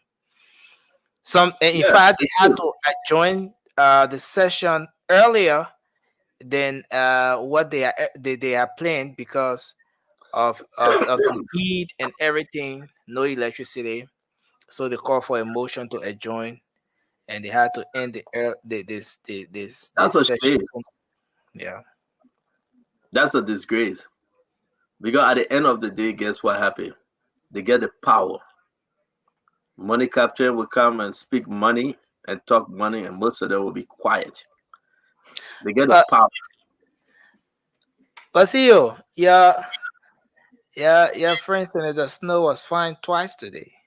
Why? $2 for disturbing session. Wow, you were mad because of what? No, he wasn't mad. They there was some debate. There was this debate going on with respect to the report from the committee that visited the SETI factory, and so Senator Snow, was having some interaction in class. They say when you're making noise, they can put your nail noise maker list. So the lawmaker was fined twice. That what they did to him? Yeah, so How much you fine him? $100 each. So he had to pay the money twice. That one But I'm putting on by sir. This will find even more. Why did they go to in class? Yeah. They go Senator find Boyd, him more. yeah, Now who find him? they put him. So what should we do with the $100? No, they asked him to go and pay and bring a flare receipt. Or you might go to LRA. Where you think? So he wanted to pay the money right away. He took out the first bug. He said, I get the money, I'm ready to pay. So the person said, You no, know he go. loves to play too much. Seriously. Yeah, he was just joking, but He loves to play too much. But you know, he will pay. He got to pay. But let me say this. This is serious. We will not back down, Jay Nelson. I thought you had your show. But say you don't have your show, open the phone line. Let's see who up tonight. Let's hear the people. Let's hear the people as to where are they. Let's listen to the people within MedTech, the CTN, and the decision that Ami Moda and Double Jara put in front of the president that he should keep. The fighting, and, what's going on at the executive mansion. Why have people put a number up? Can you please let's take phone call because so you're not having your show, we just do a little bit at 10 o'clock. And let's just make people understand where we are as a country. Because it's embarrassing, We have to rescue. We shouldn't be rescued. We never settled to be rescued. We have to rescue. We have to rescue our country. Rescue our country from MedTech. Rescue our country from Asala Mita. Rescue our country from CTN. Rescue our country from East International. Rescue our country from all these people that are trying to just think about themselves and feel that they can just make decisions. So you put my number up and put the station number up. And let's hear from the Liberian people, home and abroad. We'll get their own opinion. Let it go ahead and call. You ready? Yeah, I'm almost there. Not to be forget my number. If you forget my number, then you're in trouble. So All all the right. numbers. Yeah. No, take the 990 off. I don't use that number anymore, please. Hello? Hello? Yeah, good afternoon to you. Good afternoon, my friend. Your name, sir? You gotta lower your volume now and talk into the phone, please. Oh, okay. Yeah, my name is Sam. My name is Sam Brown. Leslie, can you take the 990 off, please? Yeah. Oh, it's good. It's good. Thank you. You did well. Good. Okay, Go ahead. Go ahead. Talk to us. My man, you gotta listen to the phone. Lower your volume of the radio, please, on your receiver. Yes, Chief. I listened to you closely. One of the things you said that made me so happy is that the president is coming next month. Rhode Island been the seat. When he comes here, we take care of him. And those things that you just mentioned, these are issues that you were talking about. He mentioned those things for us about Meta, and we were so happy we have been here. I mean, our little 2 cents we put it together to make sure that he be president. Today, we are discharged in a particular state. I don't know about other people, but a lot of people here, they are really not happy with the way things going. Thank you. Let's take some more calls. It's a good point you're making. Economic advisor, you don't even talk to us no more. Say he left. Now, who's that? Oh, Sir Johnny. Sir Johnny is the economic advisor. He one of them. All right. Thank you. Thank you for. Yeah. Listen. He is. He's an economic advisor. I know that. Thank you very much for calling. Yeah. And he's from he's my buddy. We all used to be every day. Hello, your name and where you joining us from? My name is Lawrence. Lawrence, talk to us. I'm calling from the Boston area. I just returned from Liberia. You'll follow the conversation. What's your take, man? We got MedTech, we got CTN, we got East International, we got all these things that we fought against, and folks are advising the president to keep them. Where are you? Yeah, this is what I do. I used to ship to Liberia. Things were kind of good during the LNP rock, even the child still a time. But then when the CTN and whatever step in, things became very brutal to the industry. So some of our just withdrew and things that begins very difficult in Liberia. So I think that they should get rid of the METEC and CTN that port, because it's supposed to be free port in as much as we pay taxes and whatnot. It should be free port. Thank you. I like that. Thank you very much, my friend. It should be free port. I want to raise some issue with it. Real quick now, we gotta go. The line is busy. Please, I was in Liberia and now live around the Tinker Village area where the public works minister lives, and he got his in front of his. And then when he was deputy minister, then he appeared again. Thank you. From the main road right to his place there. And he shouldn't be doing that. He didn't do it for the community, just in front of his house. It's unfair to us, and I think they need to look into that. I wish we would have called. So I wish you would have given that information. I appreciate you. Thank you, my friend. Yep. Yeah. All right. All right. So who you got? So I got this person here. Hello. Okay. Hello. Hello. Okay, you're live. Go ahead. Your name and where you call from. Thank you very much. My name is Stanley Carter, and what I want to say is that President Bouakai need not to be advised. The only thing he need to do, let him go back and listen and watch all of the campaign messages. Those videos are available. That message is so enough for him. And the next thing I wanted to comment on, but I'll try to get in, but it was difficult when the minister was in studio. The issue that have to do with Social Security card. Social Security contribution is paid by whether a contractor or a permanent employee, because you got a EIS, the Employee Integrate Scheme. So if you are a contractor, if you are injured, okay, NASCO have to take care of you. Thank you. Thank you, sir. That one, yeah, Nelson. Let me take this one. Your name and where you joining us from? My name is Josephus Thomas. Yes, sir. Yeah, I think it becomes a matter. I mean, the Ami Muda, the Chala Double, the all of men. What the Labrador people should do, or what we all should do, we should keep the guard hostage until they give the president whoever, because we are getting shamed. We don't even know how to work in the street again. The president, all he thought was Liberia. When talking, he brought people on board who not even thinking Liberia, who don't even think about the poor people, and the people are suffering. So what we need to do to be getting the guys to hostage. And they shouldn't move on there to do what they're supposed to do for the Liberian people. It doesn't matter.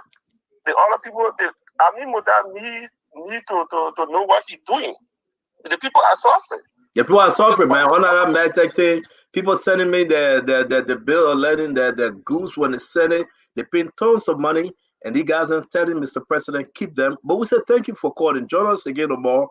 We will be talking to the Liberian people on this continuously. Thank you very much. Let me take this one. Your name and where you joining us from? Yeah, good evening, Theo. Yes, sir. This is Nicholas Camara calling from King's Factory. Talk to me, my brother.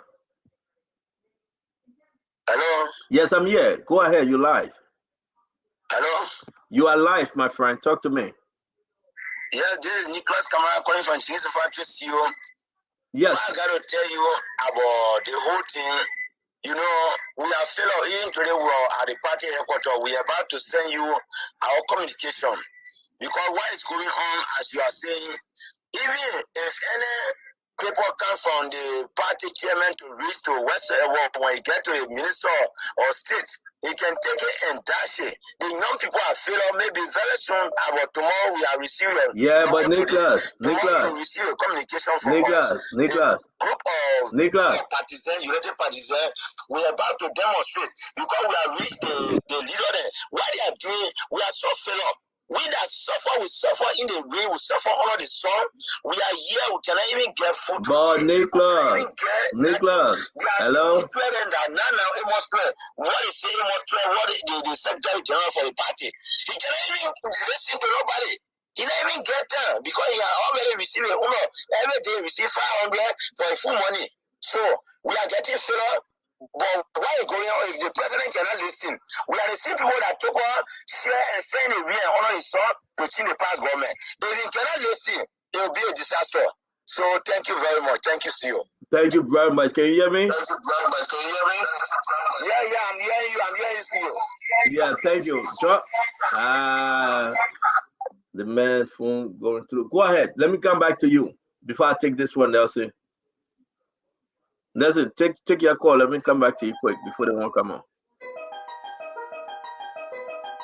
We're not hearing you, Nelson. We're not hearing you. Okay, hello. Hello, this is Rudolph Bala from the Midnight Show. Okay, go ahead. You're live. Yes, CEO, you are right. I mean, these two companies should not even be working right now. But CEO, I think what you can do is to invite Dr. Jala and Mr. Grisby on this show so we can listen to them make their case.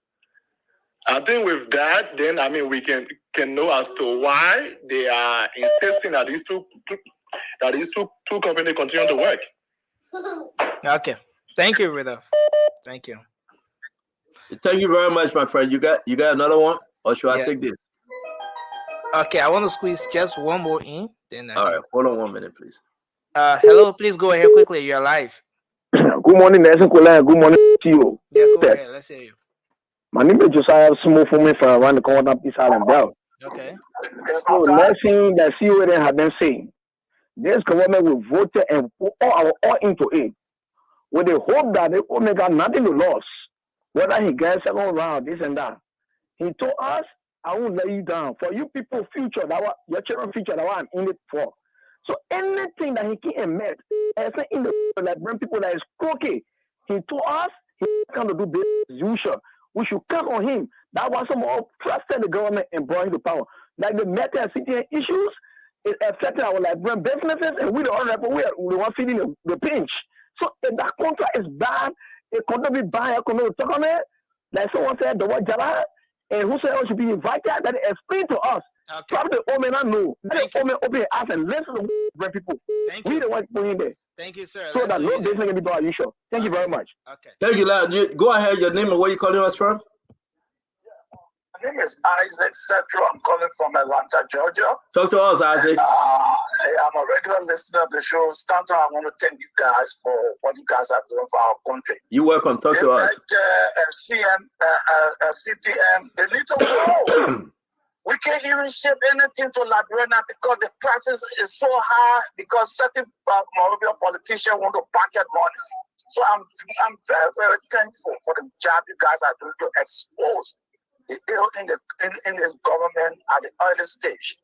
The Liberian people are happy that you guys are doing this so that we can stop corruption. But Isaac, though, Isaac, Yeah. let me have some real quick conversation here. Yeah. Why these people took Liberian people money and Amin Muda, Double Jala from LRA, Amin Muda from Commerce? They refuse to ask these people question, where are the Liberian people money? Yeah. But the telling President Boaka say keep them. Yeah. Who in the right mind? And I want all Liberians to hear this. I'm not going to let this go. Yeah. Who in the right mind would do that thing to the brother and sister, the fellow Liberians?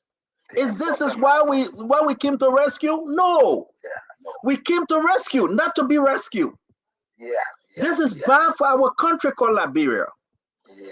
People feel that they can talk to Ramsey, the owner of Medtech. They can talk to Aminata, the owner of CTN. Yeah. They're okay to tell Mr. President, say, these people are doing good business, say, keep them. Yeah. You know who's suffering? Look at the price of rice. Yeah. Look at everything going up high. Yeah. Standard people are taking money in the night.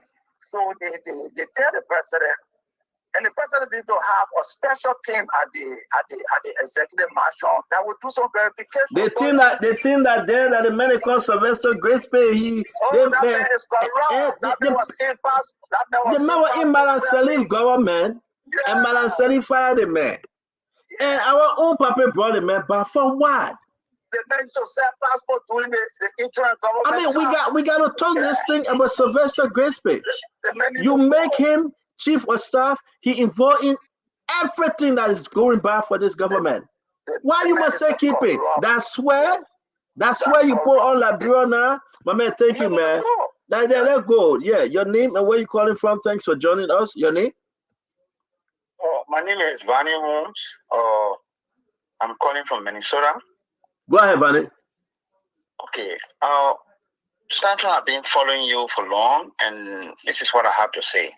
You see, I monitored you for this station the last time we beat on the public web minister. Today you came with me some clarification. We accept some of them we reject them. But another caller said you should call or invite Amin Muda and Double Jala. I think given that they don't. No, but we called them though. Let me hold you there. They were just in the spring meeting. They said that you see how you call him, Roland. Roland said Stanton will be in DC with the spring meeting. When we go by, we come on. All the guys that say when they go by, they will come on. Give them this week. Let's see. They will come. I say this to say there's a group of us, even though we live in the US, but we want to be reactionary this time. We put everything in to make sure this government we're not going to bury our face in shame. We will fight them until they do the right thing. Look, if Waka had never taken a decision before, I say this to you, he will take a decision because we put the fire there. We will criticize our own government and do what we're supposed to do until they do. This is the last government that will pay us. Thank you. Let's go back to Liberia. Go ahead, Nelson. We take this person. Hello. Yeah, good morning. How are you? Yeah, please go ahead. Your name and where you call from. Edward to see him. This old man, our father, he on the point and road. He told us if you do not change the government, you will cry for your children. Now, right now, I should cry. I monitor spoon every day. It is not easy in the country. Why they can listen to the Liberian people? It is very hurting my feeling. And I don't know what to do. Please, our president, please. Those people, when they are not doing well, drop them. They are called Sambara to bias. They can spoil the country. Okay. Thank you very much for picking the call. Thank you. Hello. You're live. Your name and where you call from? Okay. Thank you very much. I'm Mr. Isha calling you from Bonasmo. Yeah, please go ahead, sir. Yes, I want to make 2 points here. Firstly, I want to tell you thank you, and I would like for you people to always give we the listeners chance, at least 5 minutes up, so that we can take part on this program. Okay. The next one is, I really want to speak my dialect to this old man. Well, the Old old man man can understand your Boakai. dialect. Old man Boakai.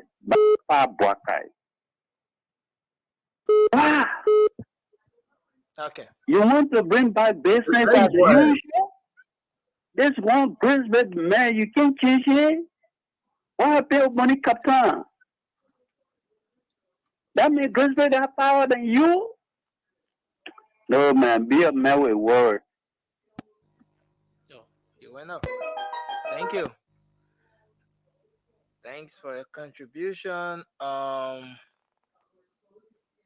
Okay, so I should take this one. yes, sir. Okay, let me take this one. Just call the number because I like to hear from the people from Liberia. Your name and where you calling from? My name is Manipaka calling from Maryland. Manipaka, talk to us, my man. Yeah. See you some really supported to support that, right? But for the first 3 months, she asked somehow we are really disappointed on the decision Jesus Burger is taking. It just seems like one in new bad. Why will you keep on keeping people who people complain about? You don't talk, you don't speak, you don't say nothing. Why should you keep a company that don't benefit the people? What is the benefit? People say the company is doing well, right? Why your second find out if the company is doing well? Is it too busy? The time you have the gamble in your hand to make the decision, that's the time you don't want to make decision. Jesus Burger is frustrating some supporter really, right? I don't lie to you. Burger comment is when your Christmas be cool, prove Burger to succeed, but when the procedure, the process he using and those that he following and those that he listening to, I feel that it would be very difficult for Burger. It's just that he will make it hard for the next person, his vice president, if the vice president want to run. Because he might not do the thing that people want him to do, so he's making it hard for his vice president. Because business as usual, he's more in his government. We are not seeing what he's doing. He's not speaking, he's not saying nothing. People complain on someone, he get nothing to say. He's not investigating nothing. They talk this one, they go their way, they go to court case, they go to all the lot of negative stuff for the past 3 months. I don't understand the whole GMP government, man. Seriously. Thank you very much, my brother. Thanks. All right, you got one more from your end? Oh, I'm gonna take this one. I lost Hello? this one. Your name and where you calling from? My name is Edwin Freeman, calling from North Carolina. Edwin, talk to us. You're welcome. Yeah, Stanton, let me be frank with you. You never trust any politician. You never trust any politician. You will cry. Those that supported JMB, you will get tired. Those that pay JMB underhand during the campaign time, money captain, and other people, you will keep them in power. He's a politician. That's why our country needs a nationalist leader. Like we need a dictator to transform that country. Joseph Wakai will not, because he will keep all the people in power that gave him money, people that money captain, Brisbane and other people. He's not going to change it. He's not going to listen. So we can advocate, Thank you. Thank you. Thank you. Hello, your name and where you calling from? New York. Yo, what's your name? Thomas Beer. Go ahead, talk to us, sir. Huh? You are live. You are on Spoon Talk. Talk to us. All right. Hello, your name and where you calling from? I'm calling from Staten Island. My name is Eve. Go ahead, man. Talk to us. Yeah. The thing is that I believe Stanton, I love Women Buck. I work with him, LPRC and War Refinery. But Mr. Buckeye is very quiet, but he needs to move Magdalene Cooper and Sylvester. That those two people. When they move them, he will be good. They're working for companies, I think, or some Ellen Johnson, one of them. But he's not working for the new Liberia. Thank you. Okay, thank you. Thank you. Good. You got somebody there? Yes, there's someone here. We're in the party. We are not loyal to No, you just because coming on, sir. You just hello from this line. You just coming on. You just coming on. Please say your name and where you calling from. This is Yes Camara. Okay. Yes, I'm from Civil Factory. Okay, go ahead. Let's hear you. Yes, as I'm saying, CEO, thank you. As I call on CEO number boy, I will not get him. So what the action that Grace May is taking? If the president cannot take action, you know, this is why they say the CDC and blame the CEO. That's why they say the CEO now continue supporting CDC until the end. Because if you refuse to listen, you refuse to listen to the Nigerian people, you refuse to listen to how the president will continue to support you. Okay. So see, please tell Joseph Nimba he is our president. We let him for the young people, for the sake of the safe young support that the must faith to us. Thank you. Thank you very much. We take another person. Hello. Yeah. Yeah, Good morning. please go ahead. Let's hear you. Okay, my name is Boris Kamara, calling from Duporo. Kamara, go ahead. All right. I just want to say the topic that you guys have on tonight is very important, and we have to just get our intro. I say this to say, some of all who are supporters of this the president and the United Party. I mean, for me, my disappointment in this whole government when the president started to say business as usual, and then at the end of the day, we saw this far ahead. Because the people started to buy jobs. I mean, that is very disappointing because if the president needs to look around him, they're buying jobs in this government, and not from far off, from right around the president. The president needs to open his eyes, his ear to see so he can see what exactly is going on. Those who are responsible that, having problems, making the president, appointments and things, having problems, and, buying jobs. Thank you. It's a first thing. Thank you. Let's leave there. If the president don't address these things, definitely it will bring problems to the government. Thank you, sir. Thanks for your Thank you. Let me take this one. Your name and where you calling us from, sir? Hello, sir. My name is Terry Bono. I call from Minneapolis, Minnesota. Talk to her, Terry. Yes, sir, Stella. Thank you for the opportunity. So thank you, Stella. Stella, again, first of all, I want to say you are a different human being because for you to support the government and criticize them, I think this is the kind of Liberia we want to see.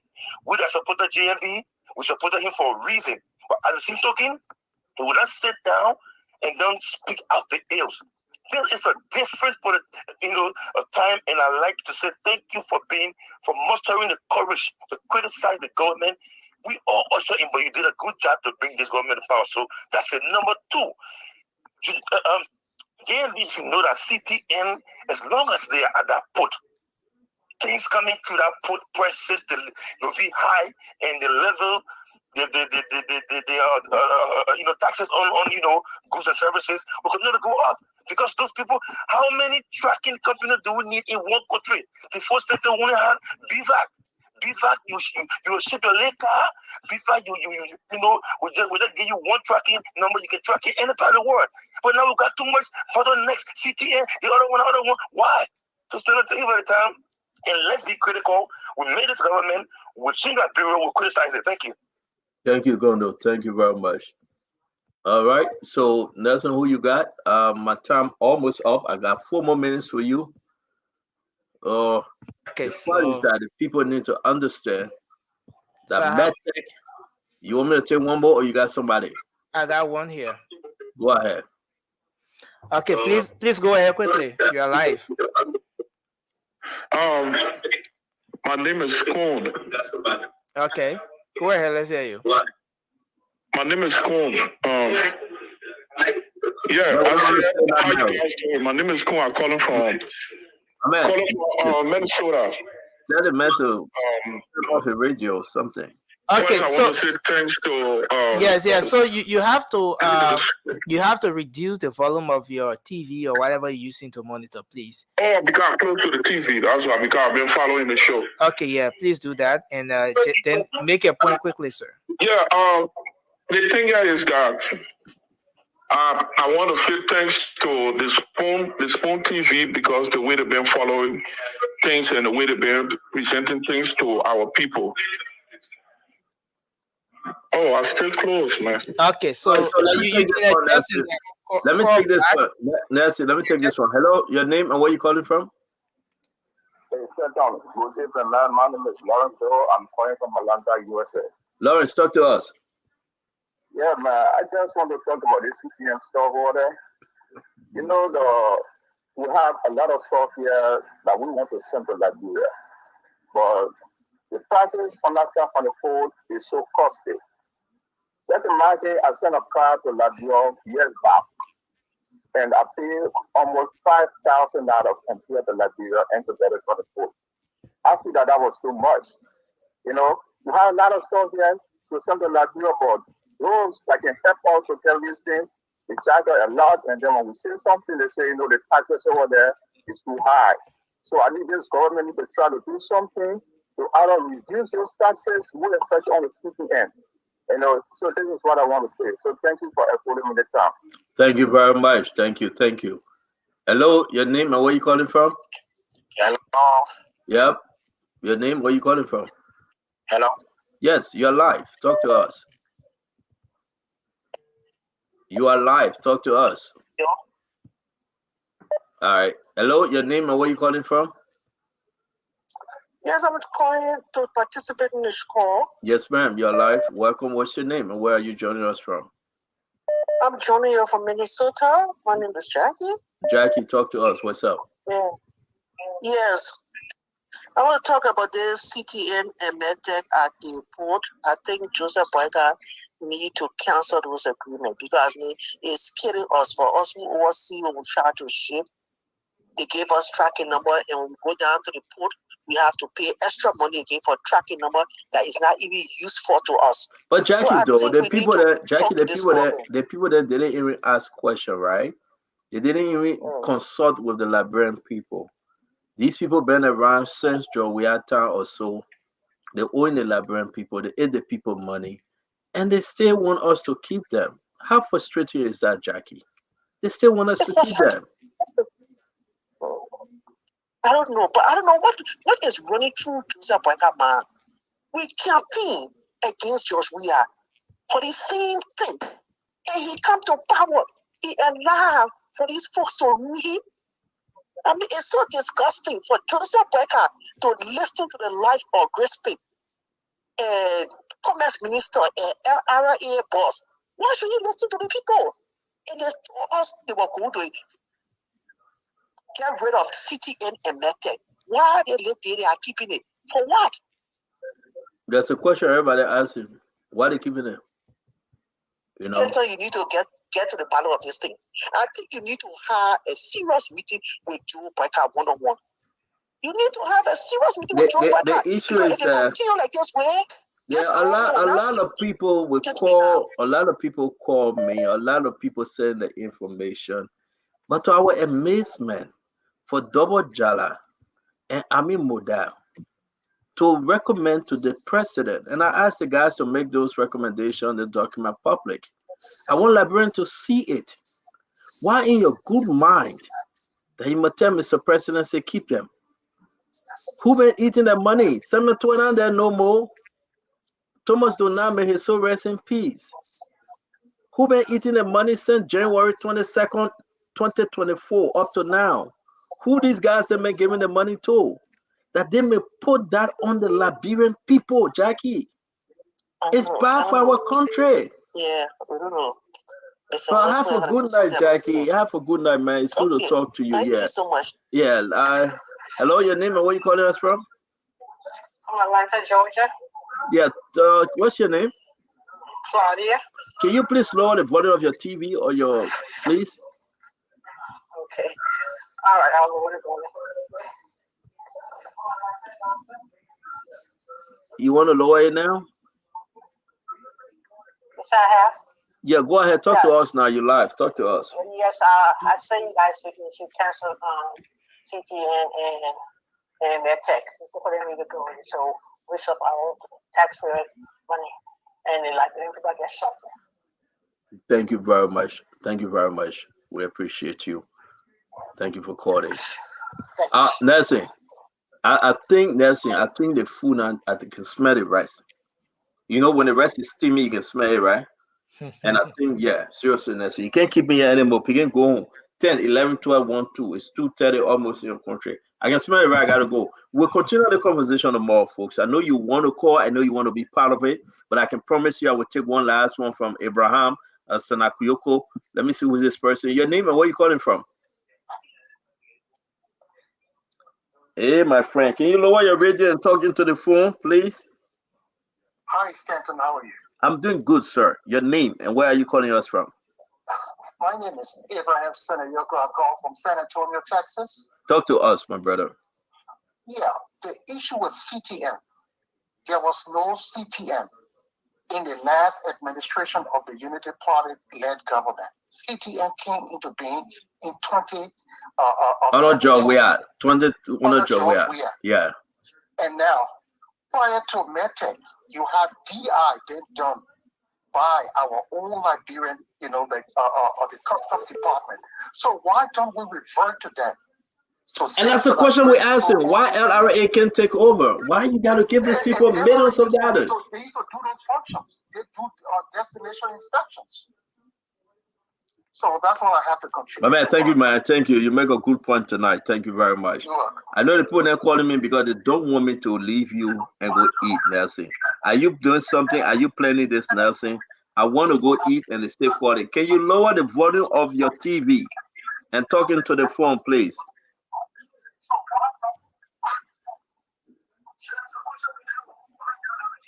Your person stay listen to the TV. Yeah, definitely. I have to go. So this is what we're gonna do because seriously, 10 o'clock, 10:30, I still gotta eat rice. I will eat small rice and I'll put a lot of lettuce on the side, to accommodate the rice. And put some shrimp and chicken on the lettuce, a little salad and a rice. Don't measure it, just one handful. I will eat that again. I'm not gonna make you hungry tonight. Philip, I say you should go drink tea and leave the rest. Leave it drink tea time. Have you seen him? No. If you see Philip, he never drank tea in life. That's also a lie. He can be lying. He don't even know what he is. Have you seen his wife know how to cook? She can cook. You see that man bowl. Then you can say drink tea. Drink tea where? When I drink tea, I go and pick mommy up tomorrow. And mommy and myself going to go drink tea. I pick mommy up tomorrow morning. Okay. Yeah. And he myself going to chill. But Nelson, thank you very much to all of our fellow Liberians. Let's hold the government accountable. Let's hold the feet to the fire. We should never shy away. We should remain strong and hold the feet to the fire because we know this too will bring change. We are yet to rescue, not to be rescued. If anybody say this government must be rescued, then we are in problem. Let's rescue the Freeport. Let's rescue Liberian from MedTech and CTN. Let's rescue Liberian from bad governance. Let's rescue Liberian from the old ways to a new Liberia. This too will be better for our country. Then we'll meet again tomorrow. May God bless you. May God keep you. May God bless our republic. Thank you, Nelson. Have a good night. Yes. Yeah. Yes. JR. Yeah. What's up? So, well, folks, that's how we'd like to draw down the curtains on the show tonight. Thanks to all of you for following. Thanks to you out there for playing the listening role. We appreciate our folks in Radio Land. Of course, the guys who have been following on radio on Spoon FM 107.5, Fabric 101.1, Super 95.5. Many thanks to the team in Kakatama, Gibi County, Gibi FM 90.9 for always relaying the show. We say many thanks to Trust FM 88.7 in Bowman County for always relaying the program. Thanks to Trend Radio 104.7 in Grand Creek County as well. Premier FM in Bone County and a host of other radio stations across Liberia for always relaying the show. Yes, and that's how we like to say goodbye tonight.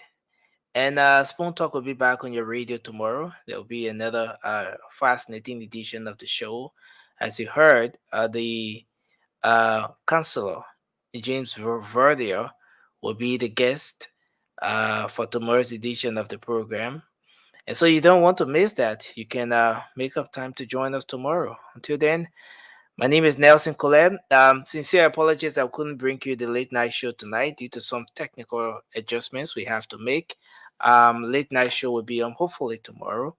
Until then, have a good night. Liberia is all we have, so let's remember to keep the peace. Bye-bye for now.